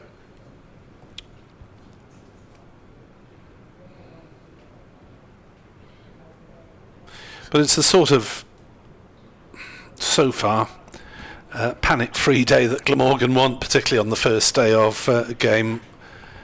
If they get to 350 within the 110 overs, they, I would imagine, would be reasonably happy as long as they've got wickets in hand to push that on over 400 potentially. But Derbyshire, of course, can always claw it back.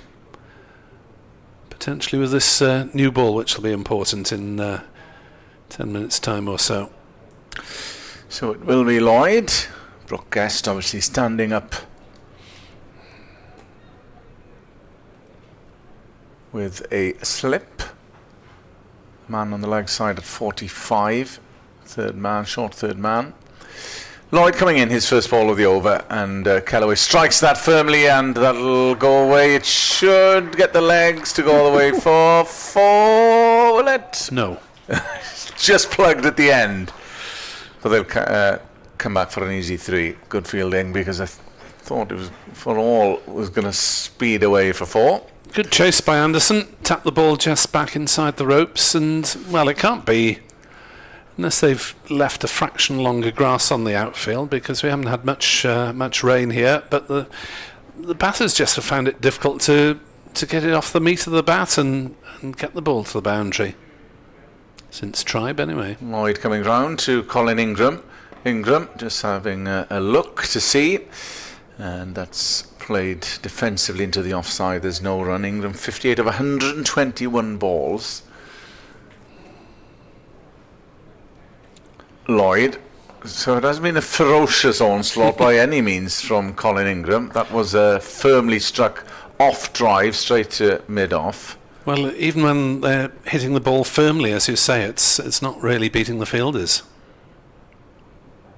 Lloyd. Oh, that stayed low.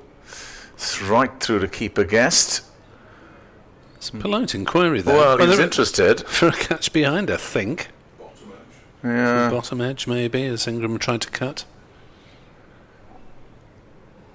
2 balls left of David Lloyd's opening over on the full, and it just evades the man at mid-wicket, and they'll come through for an easy single.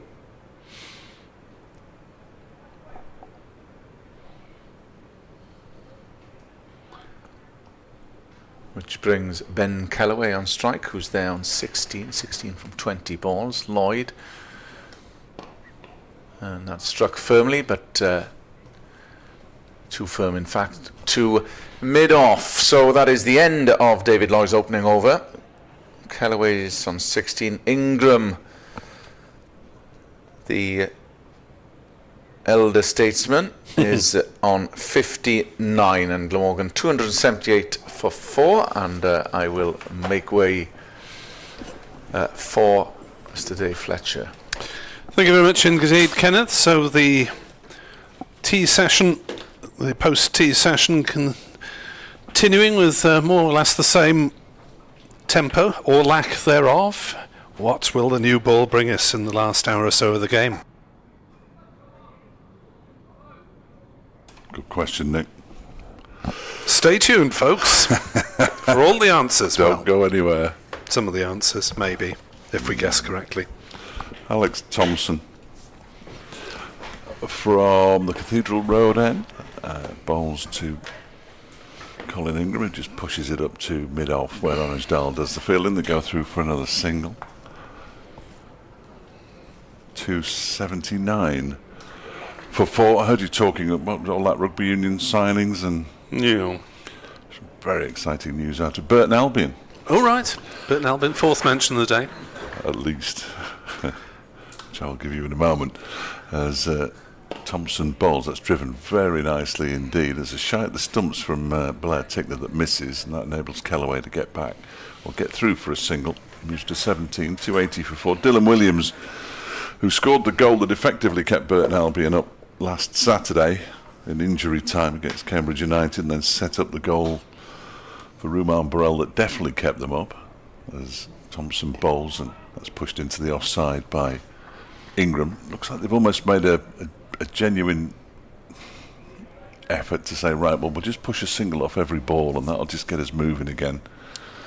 He signed a contract until 2028, so a 3-year contract. He was on loan from Chelsea with an obligation to buy, so we always knew he was staying, but a 3-year contract for Dylan Williams. That one is defended by Callaway, former youngster at Derby County, who went down to Chelsea from the Rams. So back in the area, good player. Converted to a midfielder at the end of the season. Thompson bowls, defended by Callaway, out into the offside this time. Guest comes from behind the stumps to do the fielding. They're definitely going to take the new ball, because Blair Tickner is starting to stretch. Had another goal then. Keep an eye on the goals.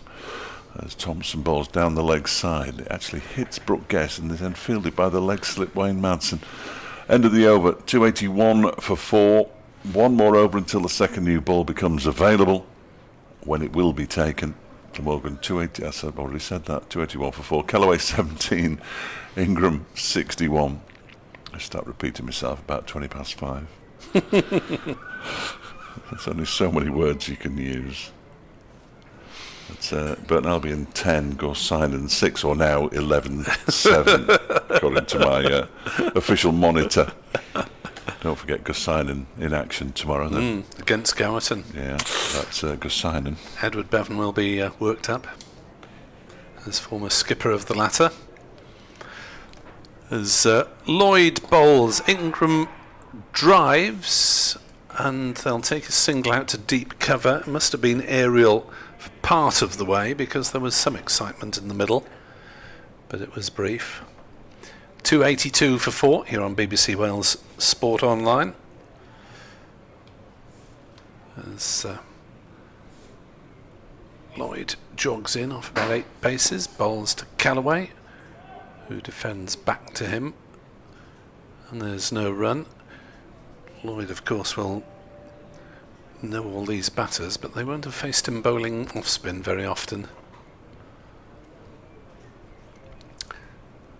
Very much a medium pace man in his Glamorgan days, as Callaway drives on the leg side mid wicket, gets half a hand to it, and maybe saves a run or two, but they'll go through for the single nonetheless. 283 for 4. Well, the way that David Lloyd stared at Caleb Jewell, he didn't look just disappointed that he hadn't stopped it cleanly. It wasn't a catch, was it? No, I don't think so. No, okay. He just looked very upset about something. High standards, obviously. Lloyd into Ingram, who steers it into the offside. And there's no run. Lloyd into Ingram, steers it into the offside. No run. And the final delivery with the old cherry. He's going to steer it into the offside. For no run, do you think? I would have thought so. Okay. Here we go. David Lloyd in, bowls to Colin Ingram, who steers it into the offside. And there is, ladies and gentlemen, no run, as Pat Brown does the fielding for the third ball in a row. 283 for 4 after 80 overs. Blair Tickner's just checked his run-up here. The old ball has already been tossed over the boundary's edge by Harry Kame. So we're about to see the second new ball. The excitement is almost... You can touch it if you want. There is almost excitement. Yeah, almost. But I think Derbyshire listeners will probably be getting rather more frustrated than Glamorgan listeners who've heard their team and watched their team struggle badly in the first 3 games of the season. So a sedate day with the advantage to the home side as things stand is going to be good for Welsh nerves, I guess. But Blair Tickner will do his best to change all that with 16 overs to go. So he might be away by 6:25. To stop it being Glamorgan's day, Derbyshire are going to take 6 wickets in 16 overs. Here we go. And that, even then it would only be even. Do you think so? No, if they took 6 wickets in 16 overs, Derbyshire would be more than happy with that. The first delivery with the new balls, cracked away for 4 by Callaway. Normal service resumed. New ball. Goes harder.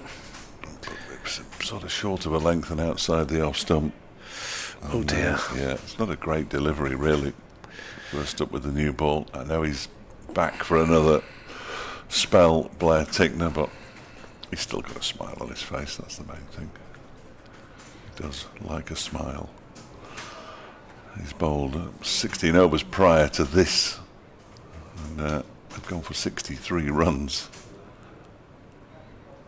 Yet to pick up a wicket. As the sun comes back out at Sophia Gardens, he's in and bowls to Callaway. That's better. Defended back to him by Callaway. Haven't received my final instructions for the 6 till 7 hour yet, but I'm sure I can probably guess what they're going to be. Come and have a chat with us?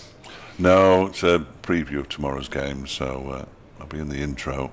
and then a quick flash at half-past, but if I've gone by half-past, there'll be no flash. Here comes Tickner again and balls to Callaway, who's trapped leg before wicket. Umpire's finger goes up, and the new ball, the second new ball, does the trick. Callaway, who'd hit a 4 off the first ball of the over, perishes very soon after. Third ball of the 81st over. Let's have a look at that. My word, yeah. He was sort of in front, but I've seen other shouts for leg before wicket earlier on today, not given for very similar deliveries. Tickner is the beneficiary, 287 for 5, Glamorgan. Yes, 4-dot wicket was the new ball, and I think had we been playing a test match, then Ben Callaway would have been signalling review more quickly than, say, ambidextrous all-rounder. 287 for 5.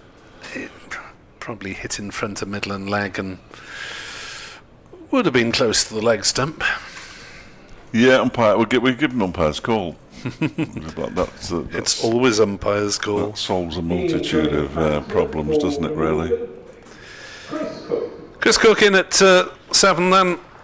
206 runs this season. That's an average of 41.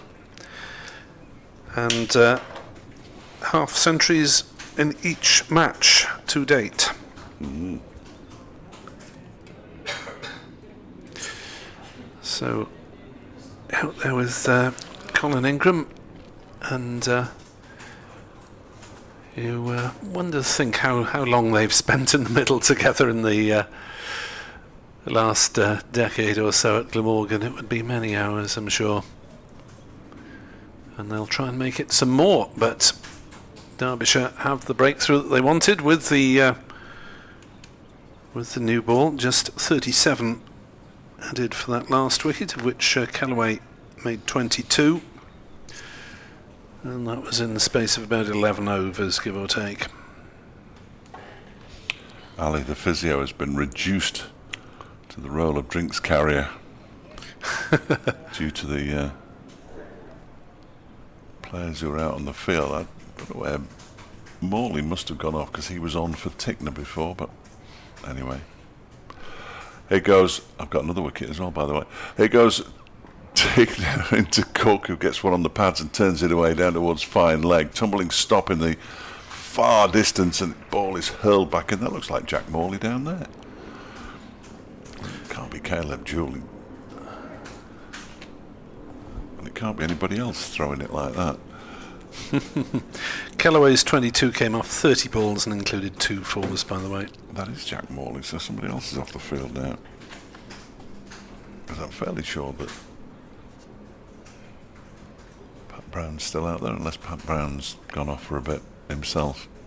Anyway, Tickner, 289 for 5. Bowls, that one again is on the leg stump and turned away into the leg side. There's an attempt to stop it with a dive there from David Lloyd that misses, so Morley comes around from long leg to deep square leg. Lloyd goes all the way up to Morley, and they have a low 5. 2 more to the total. Yes, that might have been a thank you for rescuing me, low 5 from David Lloyd. As if Morley hadn't run a long way round, then Lloyd would have been looking slightly foolish. We sort of dived for it and then realised that he'd better get back to his feet and chase it. Always tricky. Tickner on his way in again.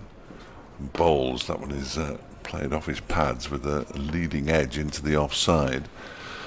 Anujdal does the fielding and immediately removes his floppy sun hat, which suggests that he's going to take the new ball from the River Taff end. Cook has 4, Ingram has 62, Glamorgan had 291 for 5 with 15 overs left in the day's play. And I'm going to try and work out who, apart from Lewis Rees, is off the field. Oh, I hate this game. Provides you with a living, doesn't it? No, don't hate cricket. No, that wasn't quite what I meant. I think it's Alex Thompson who's not out there at the moment. That would be my guess. So Dahl taking the new ball. Does it happen very often or not? I think he took it in the first match, but I wouldn't swear to it without looking it up, which I'm going to do. Via your Copious intense computer system? Yeah, no, he didn't in neither innings. So, no. There we are. Preferred to the rather faster Zach Chappell with the new ball from the River Taff end. And on his way in is Dahl, and driving is Ingram up to mid-off, and there's no run. Now that sounded a bit sweeter off the bat. Perhaps it was the ball that was no good, not the bats. Yeah, could have been. Got one of them hollow ones. The ball that went soggy very quickly for some reason. It would have done well, apart from going into the river, to find some. Yeah, it wouldn't be. Something to get soggy, wouldn't it? All right. Soft then, not soggy. Dahl is into bowl, and Ingram edges it away, looking to play straight, and gets a single down to backward point, which is quite the trick. Brown, the subfielder, does his work. 292 for 5, so Glamorgan closing on a second batting bonus point. They have, 29 overs, give or take, to accumulate batting bonus points. So I think 350 might be the limit of their ambitions within that. They'd have to accelerate to get to 400, wouldn't they? They'd need to score at nearly 4 and over, which has looked tricky. They did it very early on, didn't they, when they were scoring it? Yes. Well, that was Tribe who scored. Really, but yeah, Tribe was pretty much attacking everything that moved. So, in comes Dahl, and Cook leg glances to find leg for a single. Take another fielder down in front of us. And, well, the crowd just enjoying Glamorgan going about their work after the struggles that they've had. There hasn't been really much spectacular since the early onslaught of Tribe and the Amorous Gulls in mid-afternoon, which that was very exciting, caused a few laughs. As Dahl is in to bowl, and Ingram plays it gently back to him, and there is no run. Well, I particularly like that they got a round of applause. From the players. Yeah, I've never had a round of applause.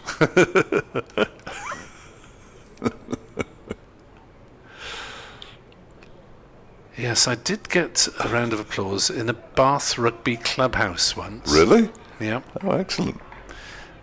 While I was delivering a report, or just after I delivered a report on the telephone in those days, Dahl is into bowl. Ingram drives into the offside and will pick up a single. 294 for 5.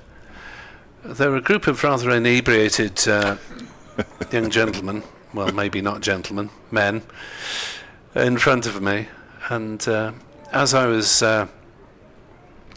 delivering a summation of events at Bath Rec to the Welsh populace, someone decided in front of me that it was time to reveal parts of his anatomy that should not have been revealed. Oh, right. Excellent. Not you.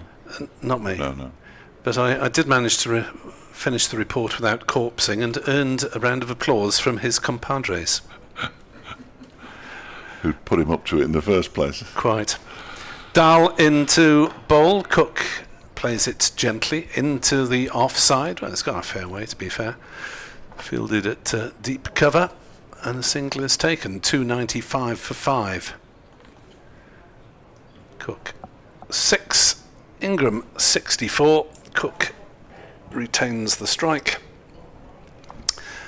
14 overs to go of this quiet day's play, but as I say, quiet is good for Glamorgan. I'm not sure it's quite so good for Derbyshire, having had to work so hard in the last match on Sunday and Monday. No, that's very much the issue, really, isn't it? From a Derbyshire perspective. More overs in the legs, as they say. Nobody likes that. And if Rees is unable to bowl again, in the match that will increase the workload on the others come the second innings in particular. Yes. If there is a second innings. Tickner in and bowls. Oh, that's an absolute beauty to beat Cook. Squared him up, went past the outside edge, through to Brooke Guest. Nicely bowled, Blair Tickner. One in the moral victory column there. It's just moved a little bit off the pitch, hasn't it? Beats the outside edge. Thankfully for Cook, didn't take the feather on the way through. Good way to start an over, though. Put a bit of doubt in the batter's mind. Stick this one in the same place. Tickner is in and bowls, and puts it a bit wider of the off stump in reality, and the ball goes through to Guest. There are 2 slips and a gully. Close catcher on the onside is at mid-wicket. Harry Kane. There's a man out on the square leg boundary. There's a long leg, a mid-on, a mid-off. And a point. One or two things are getting... I was going to say put away, but they're not. Ben Smith's just basically opened the umpire's box of balls there and had a peek in. Take that. Bowls. That's off an inside edge into the onside. There's a misfield by Kane. A ball that was going so slowly it startled him. Done by the lack of pace in the field. Cook had already decided that there wasn't a run there. Ingram got excited for a moment. Cricket is the loser. Yeah, it was a little bit unnecessary. No damage done, I'm delighted to say.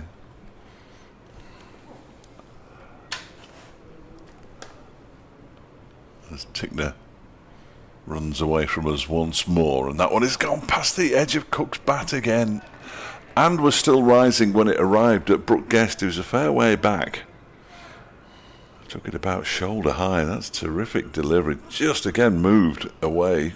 I say shoulder high, it was more chest high.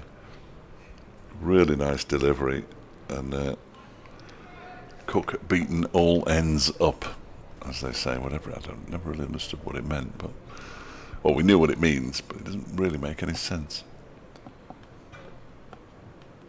As the sun is out once again, and Tickner is in to bowl to Cook, who turns this one into the leg side. Harry Kane moves to his right to do the fielding on this occasion.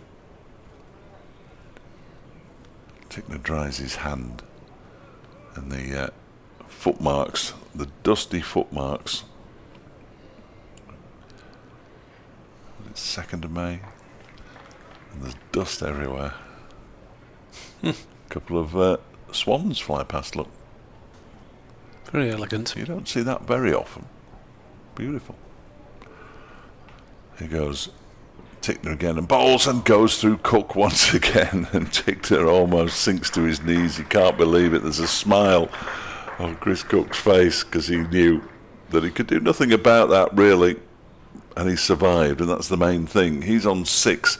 Ingram is on 64. Glamorgan at 295 for 5 with 13 overs to go today.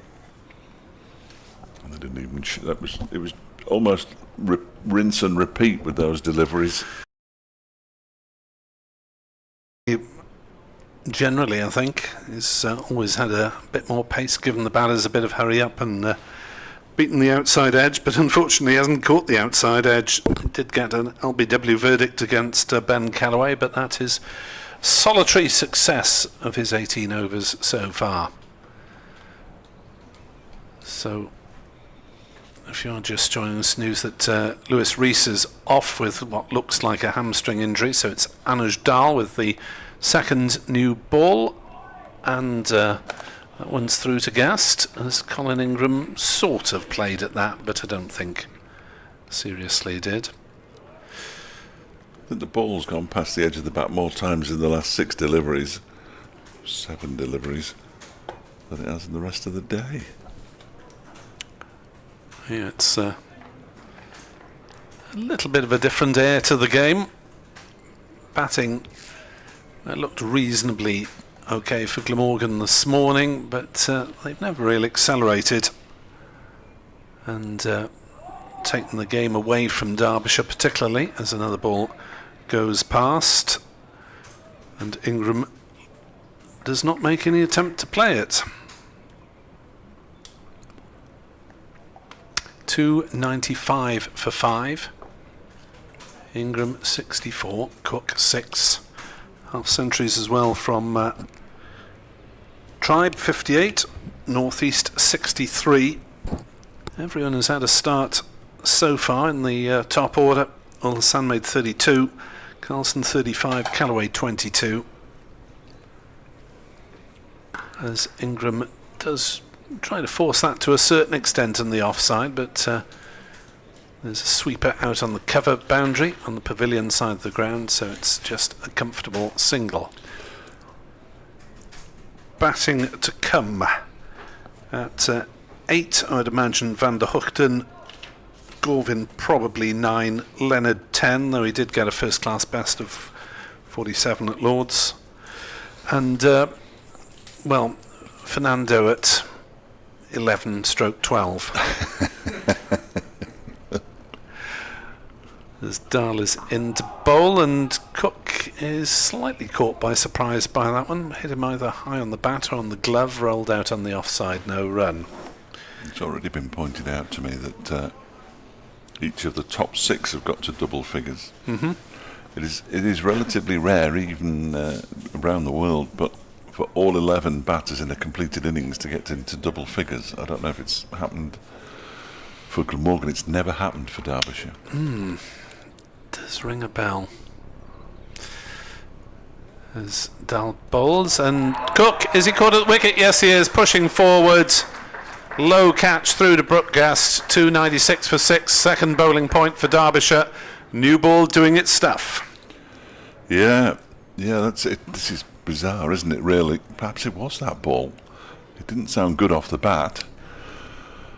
And Cook goes to ruin the all 11 batters reaching double figures.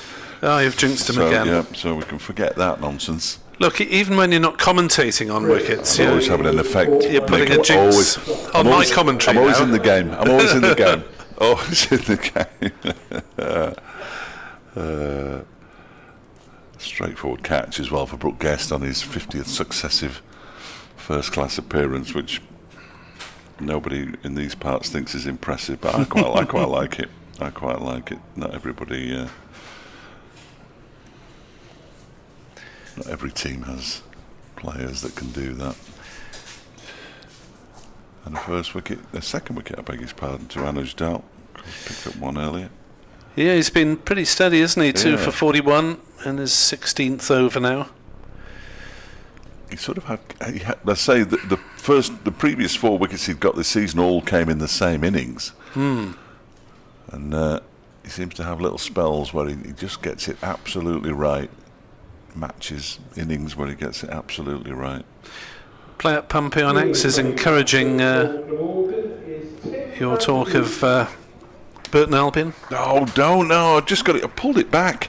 I pulled the goal sign and side of it back. I'm getting absolutely battered from. So that's 3 escapes in succession. Is that correct? Would you describe this was the greatest of great escapes, right. But yes, because at one point in January they were 11 points from safety. Appointed Gary Bowyer, who's been around a bit. Blackburn, Salford, Blackpool got them out of League 2. Most recently Dundee, where he got them into the Scottish Premiership. And him and Pat Lyons have transformed the club. And for those listening of a Burton Albion persuasion, even if you're not interested in Gus Simon, just to equal that out, I'm having a terrible day. Both Bowyer and Lyons will be in the studio with us on Thursday night for an hour, where we will be, no doubt, referencing the greatest of great escapes. Have you got the theme music queued up to introduce them? Yeah, it's been played any number of times while I've been on the radio in the last few weeks, I could tell you. But it looked more and more likely they were about to do it. 296 for 6, so Derbyshire very much back in the game with these 2 wickets with the new ball. As Van der Hoogten is in at 8, Mike O'Hara Summer finally here. He says, thanks for the coverage. Thank you, Mike. As Dahl is into bowl and Van der Hoogten defends on the offside. Neil Thornycroft says, as a Newport County fan, he was relieved that, you know who, were replaced by Bristol Rovers in the relegation places. At the end of the over, as the sun re-emerges, it's 296 for 6. Ingram 65. Top scorer of the day now has just been joined by Tim van der Hoogten, who's yet to get off the mark. But, well, if Derbyshire can pull this back with another couple of wickets and Glamorgan are, say, 330 for 8 at the end of the day's play, they'll be very happy with the evening's work, at least. Yes, no question. No question. So we've had, 3 wickets now in this session, haven't we? Yes, North East was the first to go for 63. Anuj Dal's first wicket, leg before. Ben Callaway, leg before to Blair Tickner, and now Chris Cook as well, caught by Brooke Guest for 6. Here is Tickner around the wicket to Ingram, who just lets that one go outside the off stump into the final 12 overs of the day. The psychological last 12 overs barrier has been breached.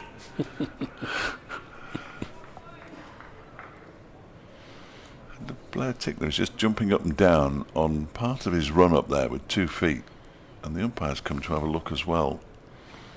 I mean, it's only his run up when he's bowling around the wicket, which is interesting, but if he crosses that bit again, yeah, he does. Left foot goes on that, bowls. That was a play and a miss from Ingram. Bit of an airy-fairy waft outside the off stump. Through to Brooke Guest. I think it went underneath the bat. Tickner still smiling. Chatting to umpire Mark Newell. And then pretending to trip as he walks back. He can't help himself.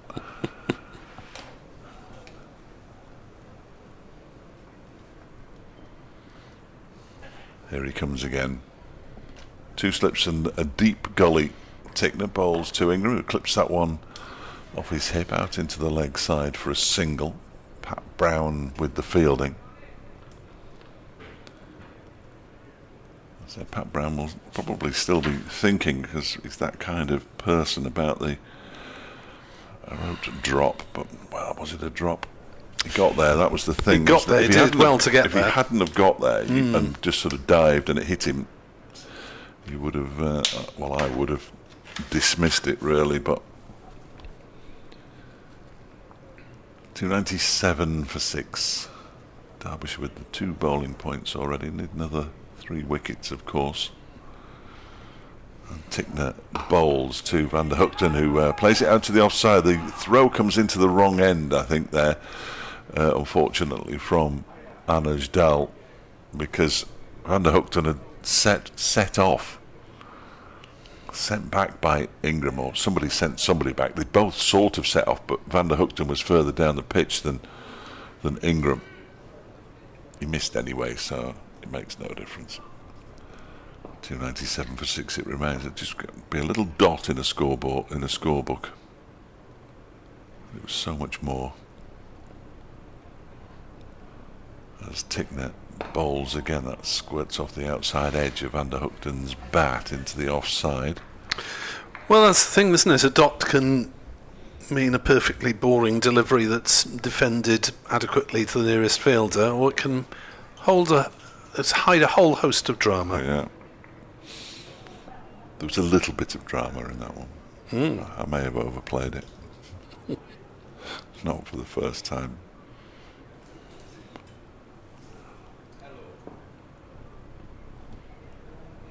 As Tickner's on his way in again from the Cathedral Road end, that one has gone through Van der Hoogten.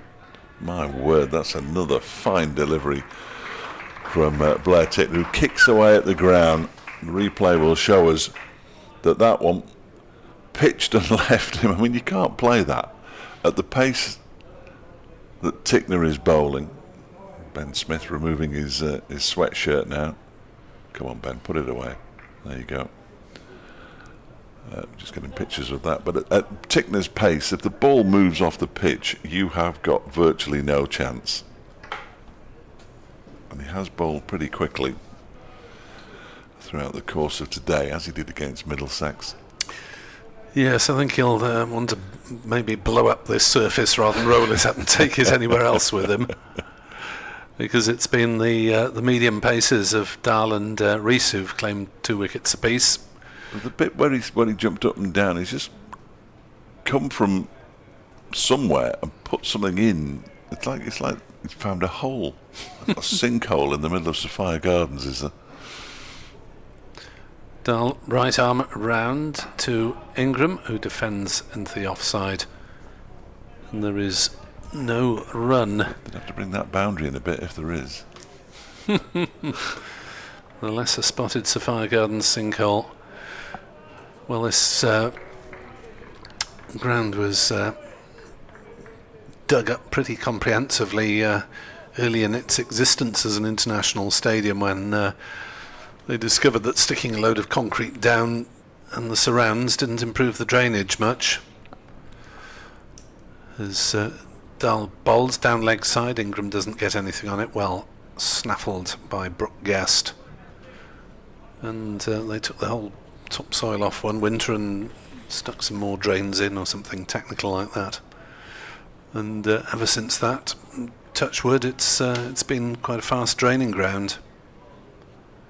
297 for 6. Glamorgan not fast scoring at the moment. The rate has dropped below 3.5 runs and over. Yeah, 10 in the last 5.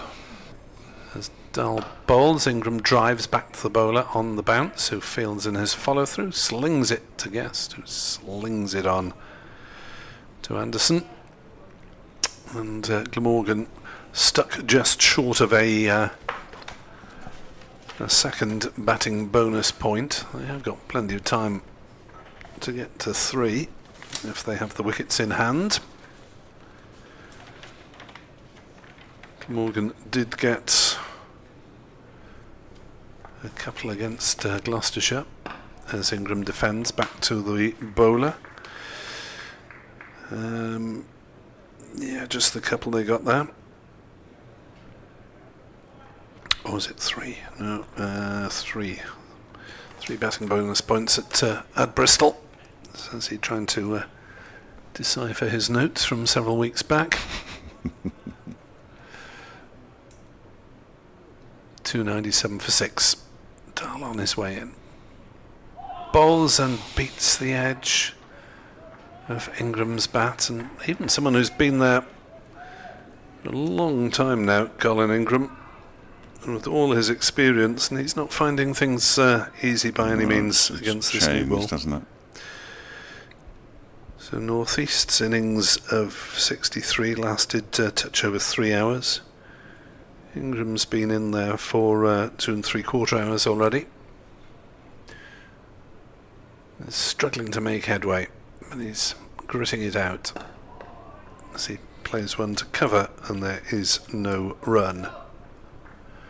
297 for 6 at the end of a maiden over from Anuj Dahl, who annoyingly has 16.4 overs thanks to his name on the board. It is irritating. Why can't they have used a spare bowler to lob down those few deliveries before lunch when Rees went off injured? Well, I think all 7 bowlers who would ordinarily bowl have bowled now, so I'm not sure they've got any spares.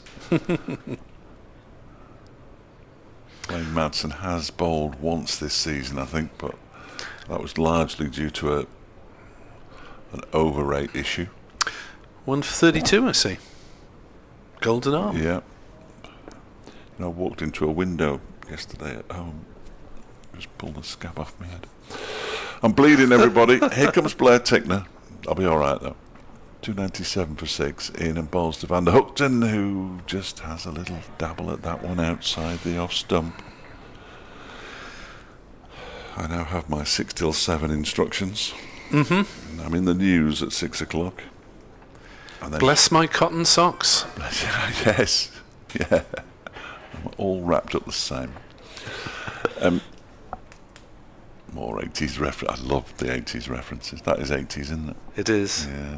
very early 80s, I think. Possibly 1980, I believe.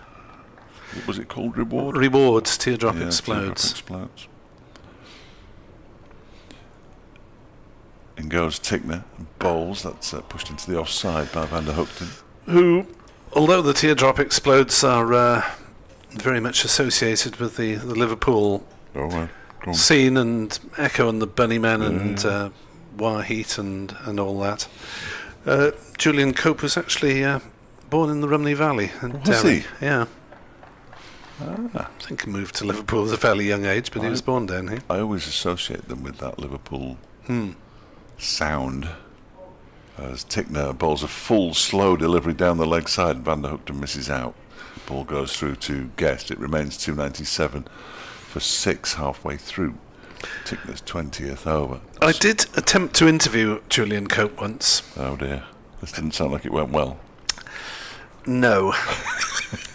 He was present physically, but maybe not mentally or spiritually. Okay.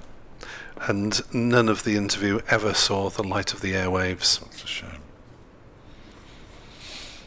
Here's Tickner again, bowls. That is guided nicely down towards the vacant third man area. Pat Brown is giving chase. Van der Hoogten comes back for the second.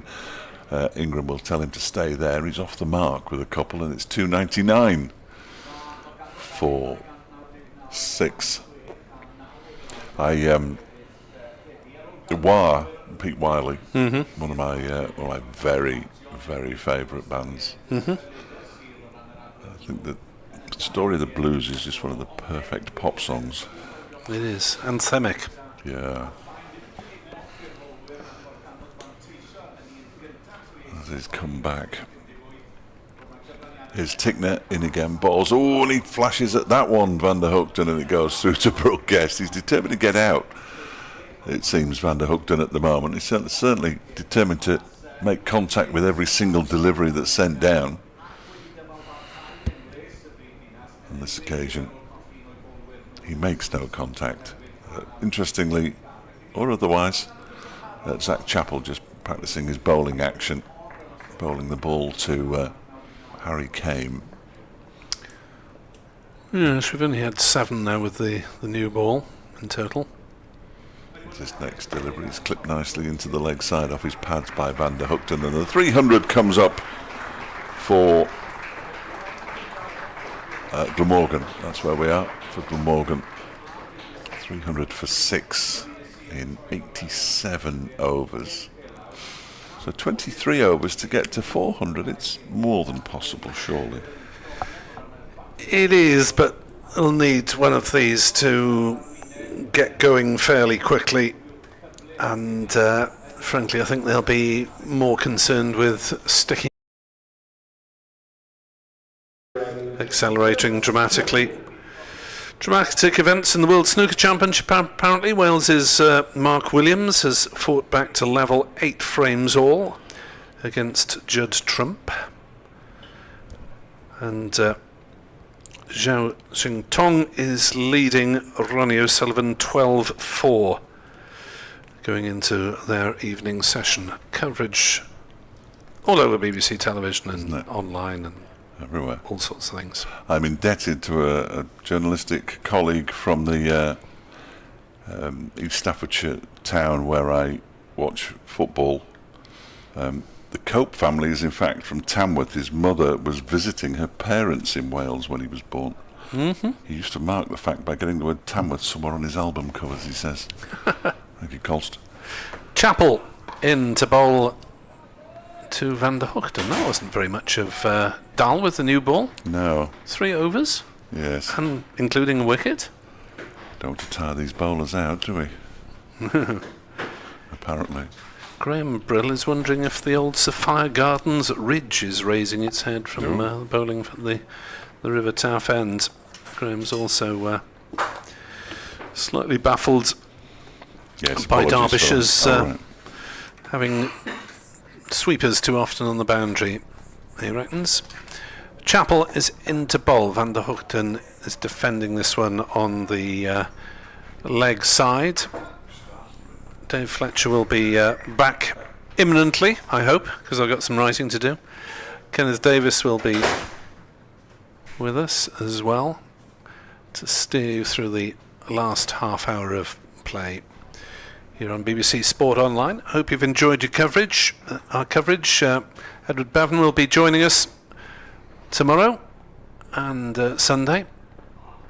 As Van der Hoogten flicks at that one, did he get anything on it? It is no, just buys. Thought it might have taken the pad, but Chappell slipping one down leg side, and the Glamorgan total benefiting.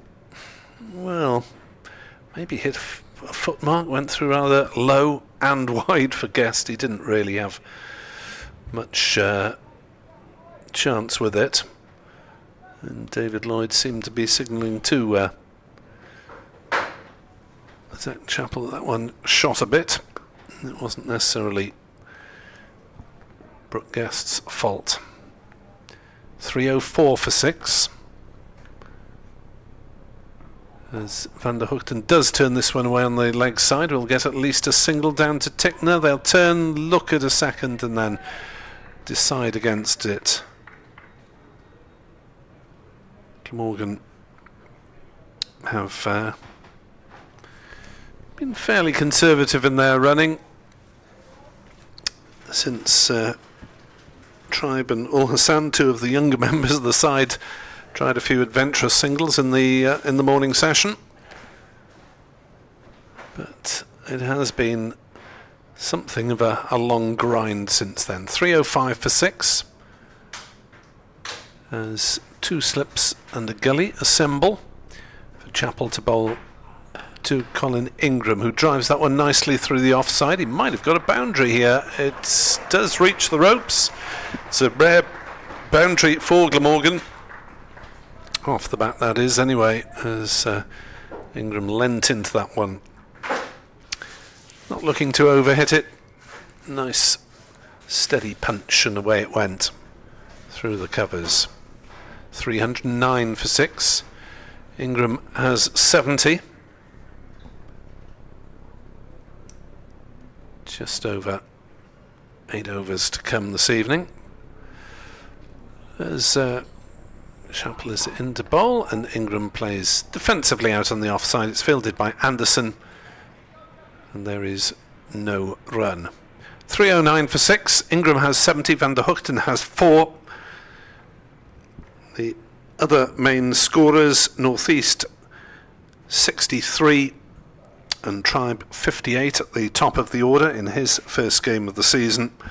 And there have been 2 wickets apiece for Dahl and for Rees, and 1 apiece for Chappell and Tickner, who really has had not much luck with his figures today, the New Zealand international bowler. So 6 overs remain, and they will be described for you by Dave Fletcher and Kenneth Davis. I'm only doing 6 then. Oh, sorry, 8. Can't count. Now, once we get to 6, we're all down in tools, and we're going home. Here's Blair Tickner on his way in from the Cathedral Road end, bowls a short delivery to Van der Hoogten, who just sways backwards.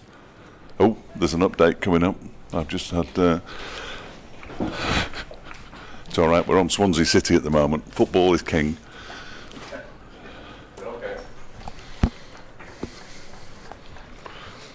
We'll continue to keep an eye on the action until the... It's probably fairly shortly, to be honest. Oh, is it? Oh, there we are. Glamorgan 309 for 6 within about half an hour of the close today, and Colin Ingram's 70 not out is leading Glamorgan's efforts to build a substantial total. It's been slow going for most of the afternoon and evening sessions. Derbyshire fought hard with the ball. Sam Northeast hits 63. Asa Tribes 58 at the top of the order, the most aggressive effort from Glamorgan. They've got a couple of batting points with the power to add. They're 313 for 6. I've never seen him move so quickly, I have to say. He's had a boundary there as well from Tim Van der Hoogten, who's moved on to 8. He sort of guided it off the edge of the bat down to the vacant third man area. He moved on to 8, 313 for 6. Tickner on his way in again. Bowls to Van der Hoogten, who defends that one. Just pushes it about foot and a half in front of him. And now removes his gloves. Perhaps one of his pads has come loose, has it? Or is he just drying his hands? Just drying his hands on the grass of an adjacent pitch. He looked like an athlete for a moment there, Webby, didn't he? Yes, you can see the cricket season is upon us. He's obviously been doing a lot of work in the gym, all those hours jogging.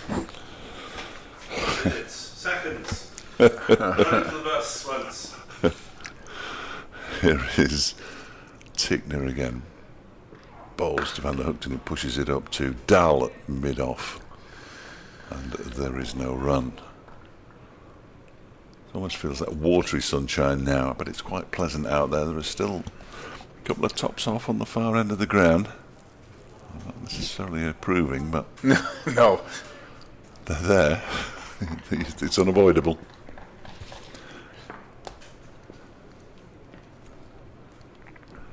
There's Tickner. Bowls down the leg side, and that's he tries to flick it away, Van der Hoogten, but he missed it by some distance, I think, in the end.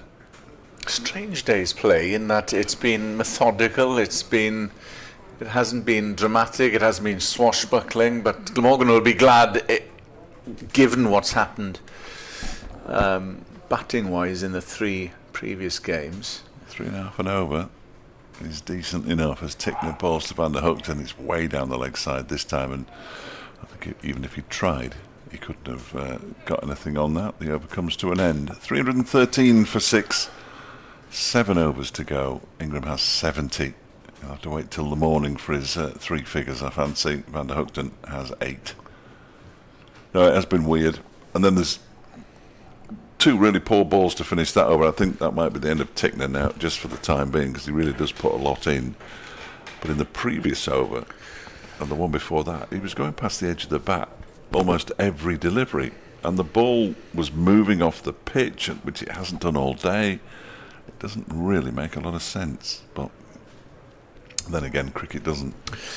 It does remain to be seen that what a good score is on this pitch, because it hasn't done much, but Glamorgan have, by piling 300 runs, as Chappell starts his run up, right arm over, and there's a big shout from the River Taff end, but the umpire isn't interested at all. Let's have a look at this replay. Chappell looked a decent shout, a bit high. Got it pitched outside leg as well, potentially, which is always going to be an issue when he's bowling to a left-handed batsman. Yeah.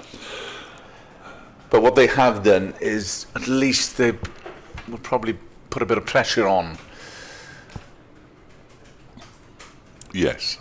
As Chappell comes in, right arm over to Ingram, and that's a brilliant catch. No, it's not. I thought it was taken. It was there was a hand where it only was parried. It was a great effort, Madsen. but it's been put down. Apologies. I thought that was a majestic catch, but I thought it had stuck in the left palm, but it hadn't. And Ingram. It was a slash. It was a tough chance and a great effort, but another one goes begging as far as Derbyshire are concerned. So Chappell comes in and Ingram works that through mid-wicket. I thought that was a brilliantly taken catch initially. Both hands to it, didn't he? I thought he'd caught it as well. He obviously got a lot of it because they only picked up 2. Here's the replay of it. He's at second slip, Wayne Madsen. He went hard at it. He did, but got both at it. Both hands, probably fingertips. He's just punched the ground, I noticed. He will be disappointed because he's taken an awful lot of catches in his career as Wayne Madsen in the slip cordon. He's already got 5 this season. Chappell in to Van der Hoogten, who drives firmly towards mid-on, and there's no run. 316 for 6. Ingram is there on 73. Glamorgan's top scorer from 151. Timmy Van der Hoogten is on 8. So Another example of somebody, when you try to go hard, it's difficult to do, isn't it? Yeah. It has proved to be that all day, really. Chappell in and bowls, and that's worked towards mid-wicket, and there's no run. 3.5 is the run rate, with 6 overs remaining today. Still in Sophia Gardens, bathed in sunshine, as it's been all day. Good forecast for the rest of this game, although cooler, I'm told.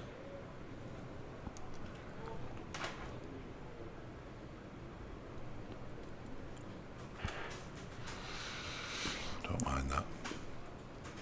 Final ball of Zach Chappell's over, coming in from the River Taff end to Timmy van Hoogten, and leaves that outside off stump. Is through to keeper guest. That is the end of the over. Glamorgan 316 for 6. Just trying to see this out to stumps and start again tomorrow morning. Martin Anderson, who's going to replace Blair Tickner. He's just practiced his run up with his cap on. Might have been doing a Geoffrey boycott for a minute there, but fortunately he's now handed his cap to Mark Newell. Martin Anderson. And of course we'll await and see. We'll get the reaction and the news regarding Lewis Rees. Yes. After stumps. Hopefully. It's always tricky, isn't it? Because when you speak to a player, they don't really know, and they're not quite happy. Coaches are reticent to say anything about injuries. Yeah, quite. Talking from a rugby point of view, yeah, he's okay. Yeah, no, he's out.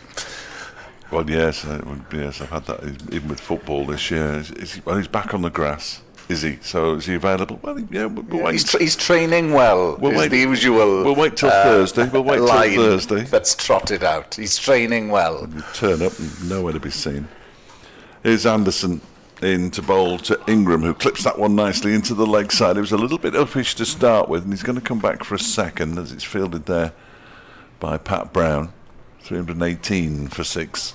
Ingram moves to 75 now from 152 deliveries. Just 4 4s and 1 6 in this innings from Colin Ingram, which sort of tells you the story.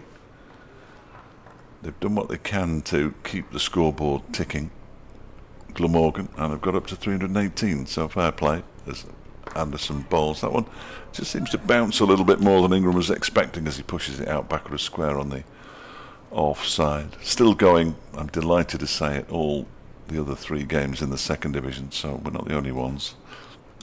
At Leicestershire, 304 for 9 against Northamptonshire at Grace Road. Middlesex are 123, 1, 2, 3, 4, 4, disappointingly. Trailing Kent by 6 at Lords, and Lancashire are 333 for 4 against Gloucestershire. And they'd lost the first 2 wickets quite early. As Anderson bowls, it's defended by Ingram, straight into the ground. And there's no run. They have finished at Taunton, where Somerset are 9 for 1 in reply to Essex's 206. They have had 217 runs at Taunton today for the loss of 11 wickets. I'm sure the legion of Essex commentators found plenty to talk about that. At Warwickshire 107 for 5, still trailing Yorkshire by 98. And as Anderson is on his way in again to bowl to Ingram, who guides this one out into the offside, and they stroll through for another single. Ingram to 76, 319 for 6. Durham are 328 for 5 against Hampshire at Southampton. It's a long way, Durham to Southampton. Yes, it is. It's a long way from Derby to Southampton, but Durham to Southampton. But I'm sure the journey was enjoyed with a cheeky smile, without a hint of complaint. Anderson bowls to Van der Hoogten, who defends it straight back to the bowler. And there's no run. 5 overs and 1 ball to go. 31 deliveries left in the day's play. I almost forgot I have to write a tweet at the end of the day. It never stops. Honestly, it never stops. Or a post these days. It's not a tweet. Yes, is it? no, that's true. Yes, no, you're right. It isn't a tweet. Here goes Anderson again and Van der Hoogten.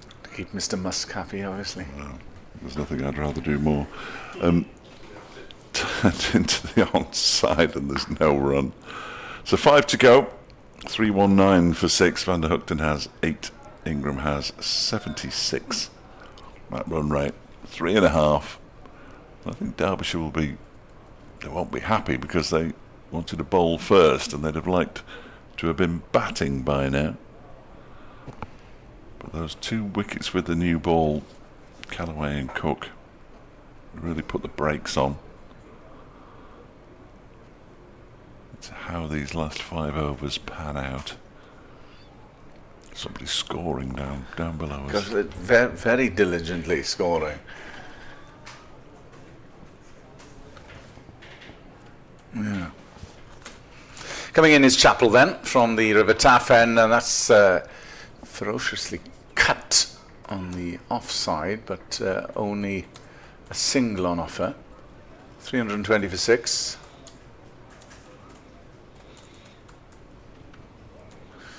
So it's been steady going from Glamorgan. They'll be trying to get the stumps unscathed and to get these 2 back out there tomorrow morning. Just to see if Ingram could stay in, keep Van der Hoogten as an able partner. Chappell in and bowls. Who knows? If they could get north of, they'd be definitely north of 350, but anything above that.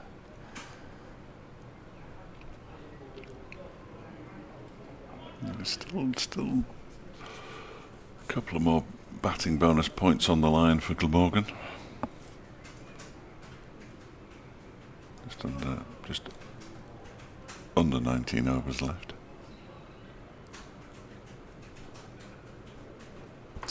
Chappell starts his run up past the umpire bowls and squared Ingram up, and there are a few half-hearted appeals, or I don't think they're even appeals, they're just trying to gee the bowler up. And themselves. Yeah. It seemed to come off his bat. The shadow of the floodlights descend on the Sapphire Gardens outfield. Lovely day here. Still a few inside the ground as Chappell comes and bowls, and that's turned away on the leg side. There'll be a single taken to add to Colin Ingram's tally. 322. Ingram goes to 78, and it brings Timmy Van der Hoogten on strike. They'll be pleased, Glamorgan, in that they had runs at the top of the order. That's been a big problem, and whether that solves the opening batter conundrum, we'll await and see. I think Asa Tribe deserves a shot after his 58. Here comes Chappell, majestic drive from Timmy Van der Hoogten straight to mid-off, and there's no run. Tribe came in for Eddie Byram. They're eager to keep Zain ul Hassan because he's a bowling option as well, of course, although he could do with a knock at the top as well. He fell for 32 and he was looking in good nick in the morning session as Chappell wheels round, comes in and bowls, and Van der Hoogten leaves that outside off stump. And that is the end of Chappell's over. We have, 4 remaining of the first day's play. Glamorgan are 322 for 6. Well, we've only got to commentate on 2, so that's good.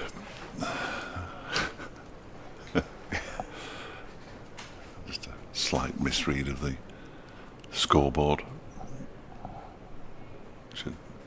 Both within our sight here at Sapphire Gardens. We can't see the main scoreboard at Derby, but although we do have a a screen with a replica of it in the commentary box, which is it's not only very useful, it's essential. Martin Anderson, 9 overs for 35, on his way in from the Cathedral Road end here at Sophia Gardens. Bowls to Ingram, who goes for a massive swish at that one. Now, has he got a bottom edge on that, and did it carry? Because it's been retrieved, and he hasn't touched it. It's been retrieved by Wayne Madsen. It's a bye. And they've given a couple of byes for it. But he had an almighty swing at that. 2 byes. Poor old Brooke Guest goes into the scorebook. And Glamorgan move on to 324 for 6. Gulls can sense it's nearing the close of play. I don't suppose there'll be many chips out there today. As Anderson bowls, this one's turned away down towards the long leg. Single is taken very comfortably. No, you need to get down to Barry Island for all those chips. There have been plenty on offer down there. You know, I've never been. I probably should. I don't think I've been. Well, I may have been some years ago. A load go there now for obvious Gavin and Stacey reasons. Yeah. I assume the Welsh liked Gavin and Stacey, though. I was a fan of it, I have to say. Anderson bowls to Van der Hookten. I was quite scared asking that question.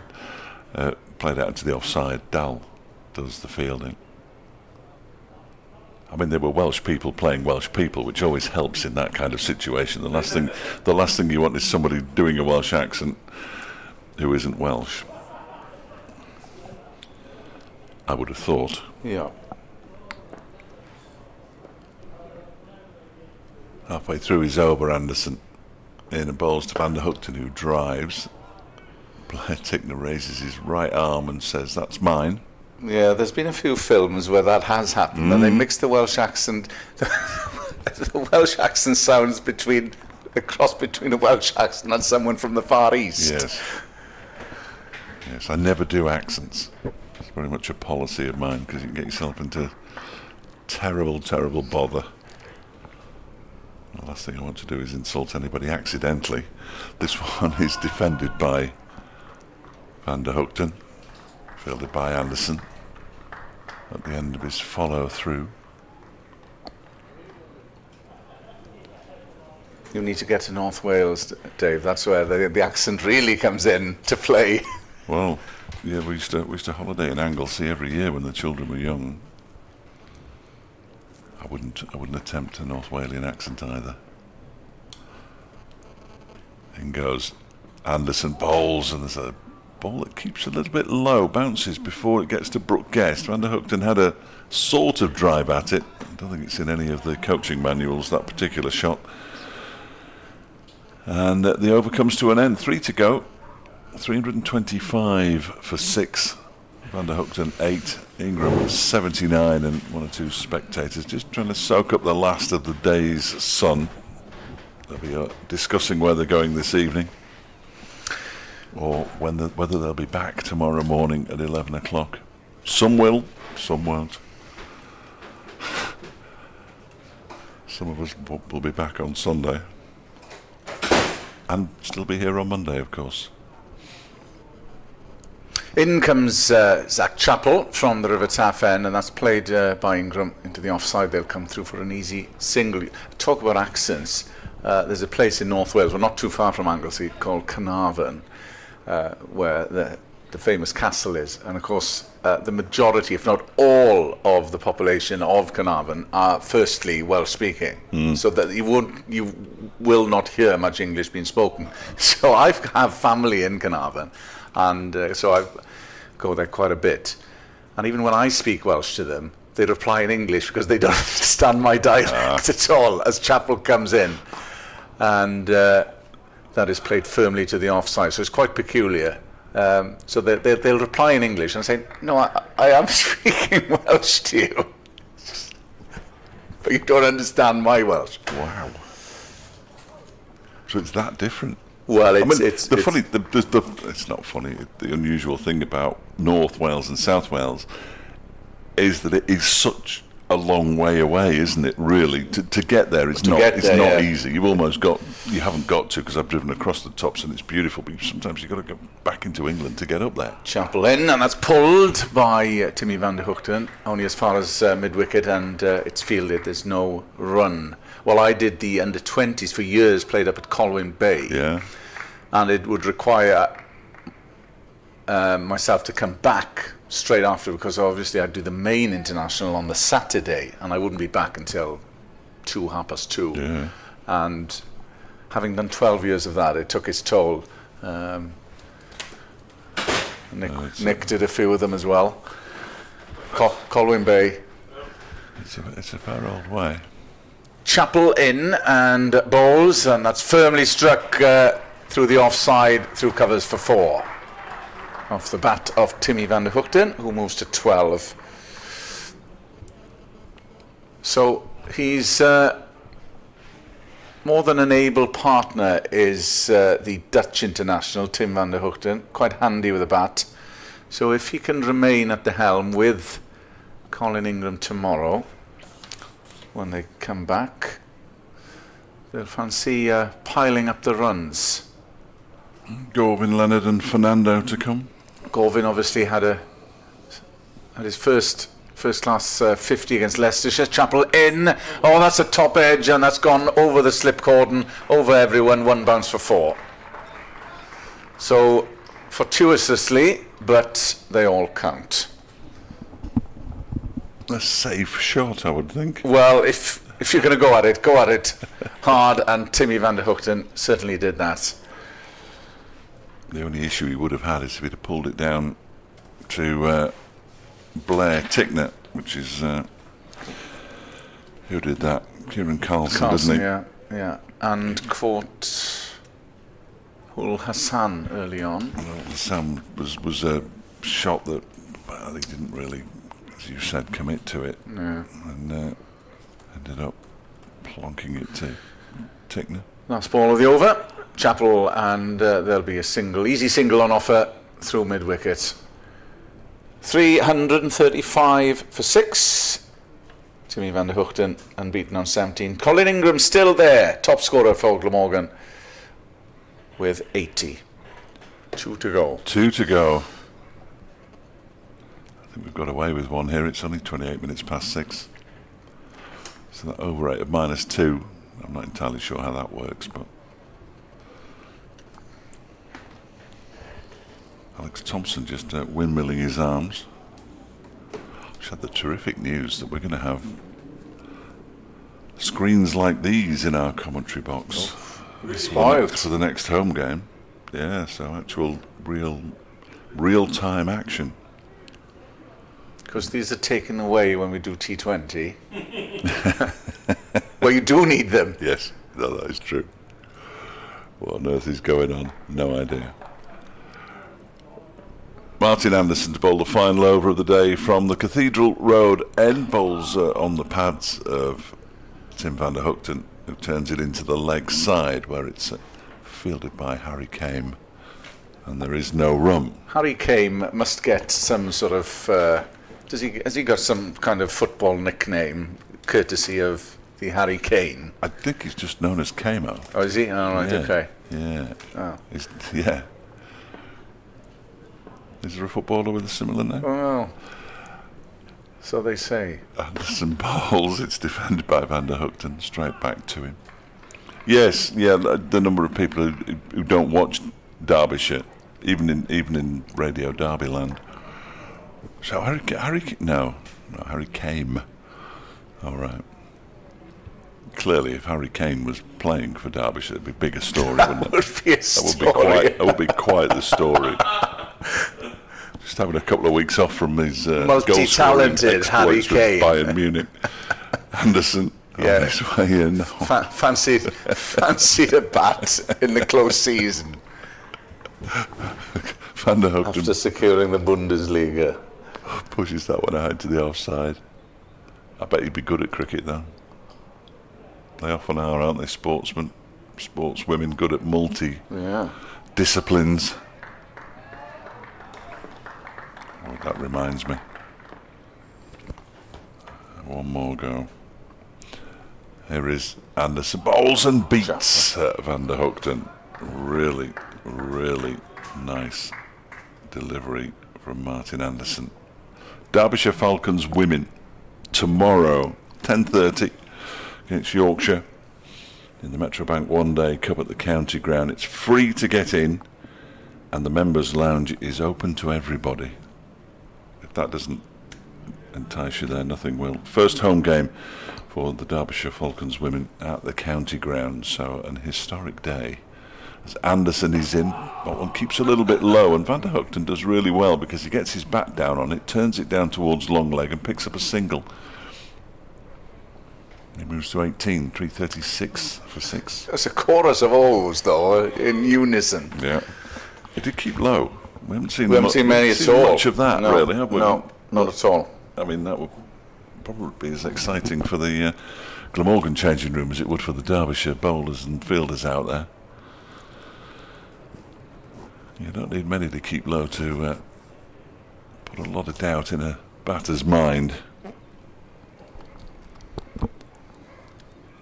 As Anderson is in, his final up ball of the day is defended by Ingram out towards Came, and that's that. 336 for 6. Van der Hoogten has 18. He'll have strike for the start of the final over of the day. Ingram's on 80. We've got 6 deliveries to go. 7 bowlers used, a couple of wickets each for Dahl and Rees, 1 each for Tickner and Chappell. David Lloyd, the 7th bowler, only bowled 4 overs, of course, and Lewis Rees hasn't bowled since just before, say he's been used sparingly, he's going on to bowl now. Lewis Rees hasn't bowled since just before lunch. After he picked up 2 wickets and then hobbled off clutching a hamstring. We'll find out, hopefully, how he is, but David Lloyd, that's right, turn it over. I don't want to be standing on that spike, do you? It will be the former Glamorgan man then, David Lloyd, to round things off on the first day. All the wickets have come from that River Taff end where David Lloyd would be bowling. So there is a slip, leg slip. Short mid-wicket, mid-off, mid-on. Short cover. 2 in that mid-wicket, so just for that little chip that might come off Timmy Van der Hoogten's bat. There is a man sweeping in the deep backward square. What's Tickner doing now? And there's a backward point as well. He's in a leg slip and he's just touched the bails and then walked very purposefully backwards. It's a bit of creativity from Derbyshire. Here comes David Lloyd, and that's struck firmly by Timmy Van der Hoogten. It's fielded by the bowler.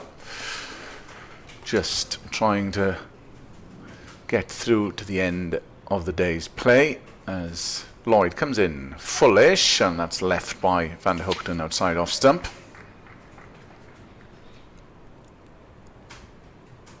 Cracking day's play, and there'll be no issues regarding the weather. Is cooler, but sun will be out again tomorrow. Van der Hoogten drives, he'll look for a single, but mid-on comes around to field. Quick chorus of Annie.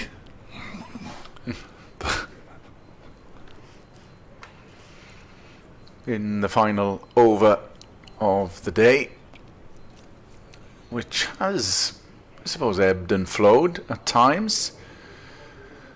Lloyd, it hasn't been dramatic or electric in terms of the shots on offer.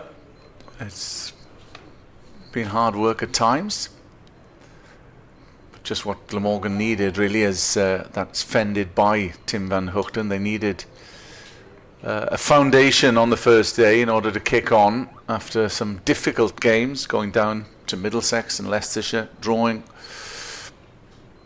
at Gloucestershire. Final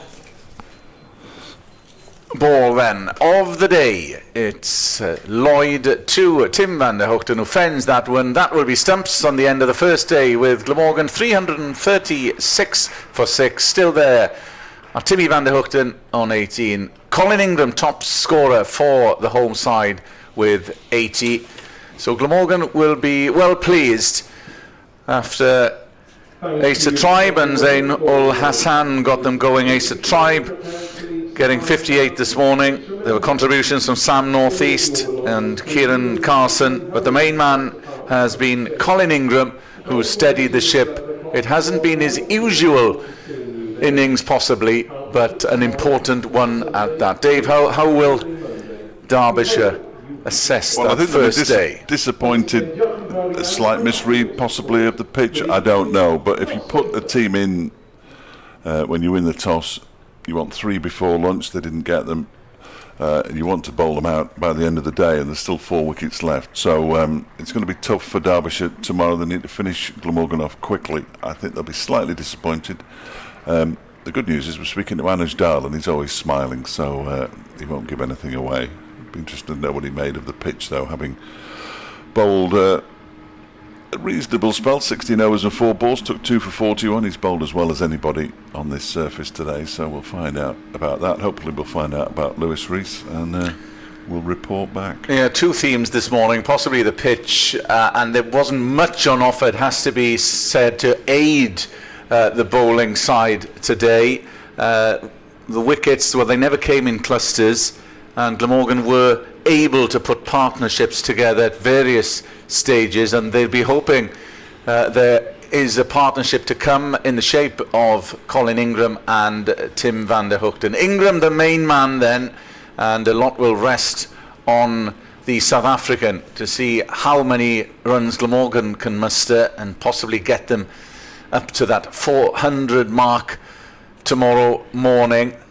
But Derbyshire will be trying to stifle Glamorgan in that first session and get a better line that they did early on the first day. So that wraps up proceedings here at Sapphire Gardens. I'm glad you could join us here on BBC Wales Sport Online.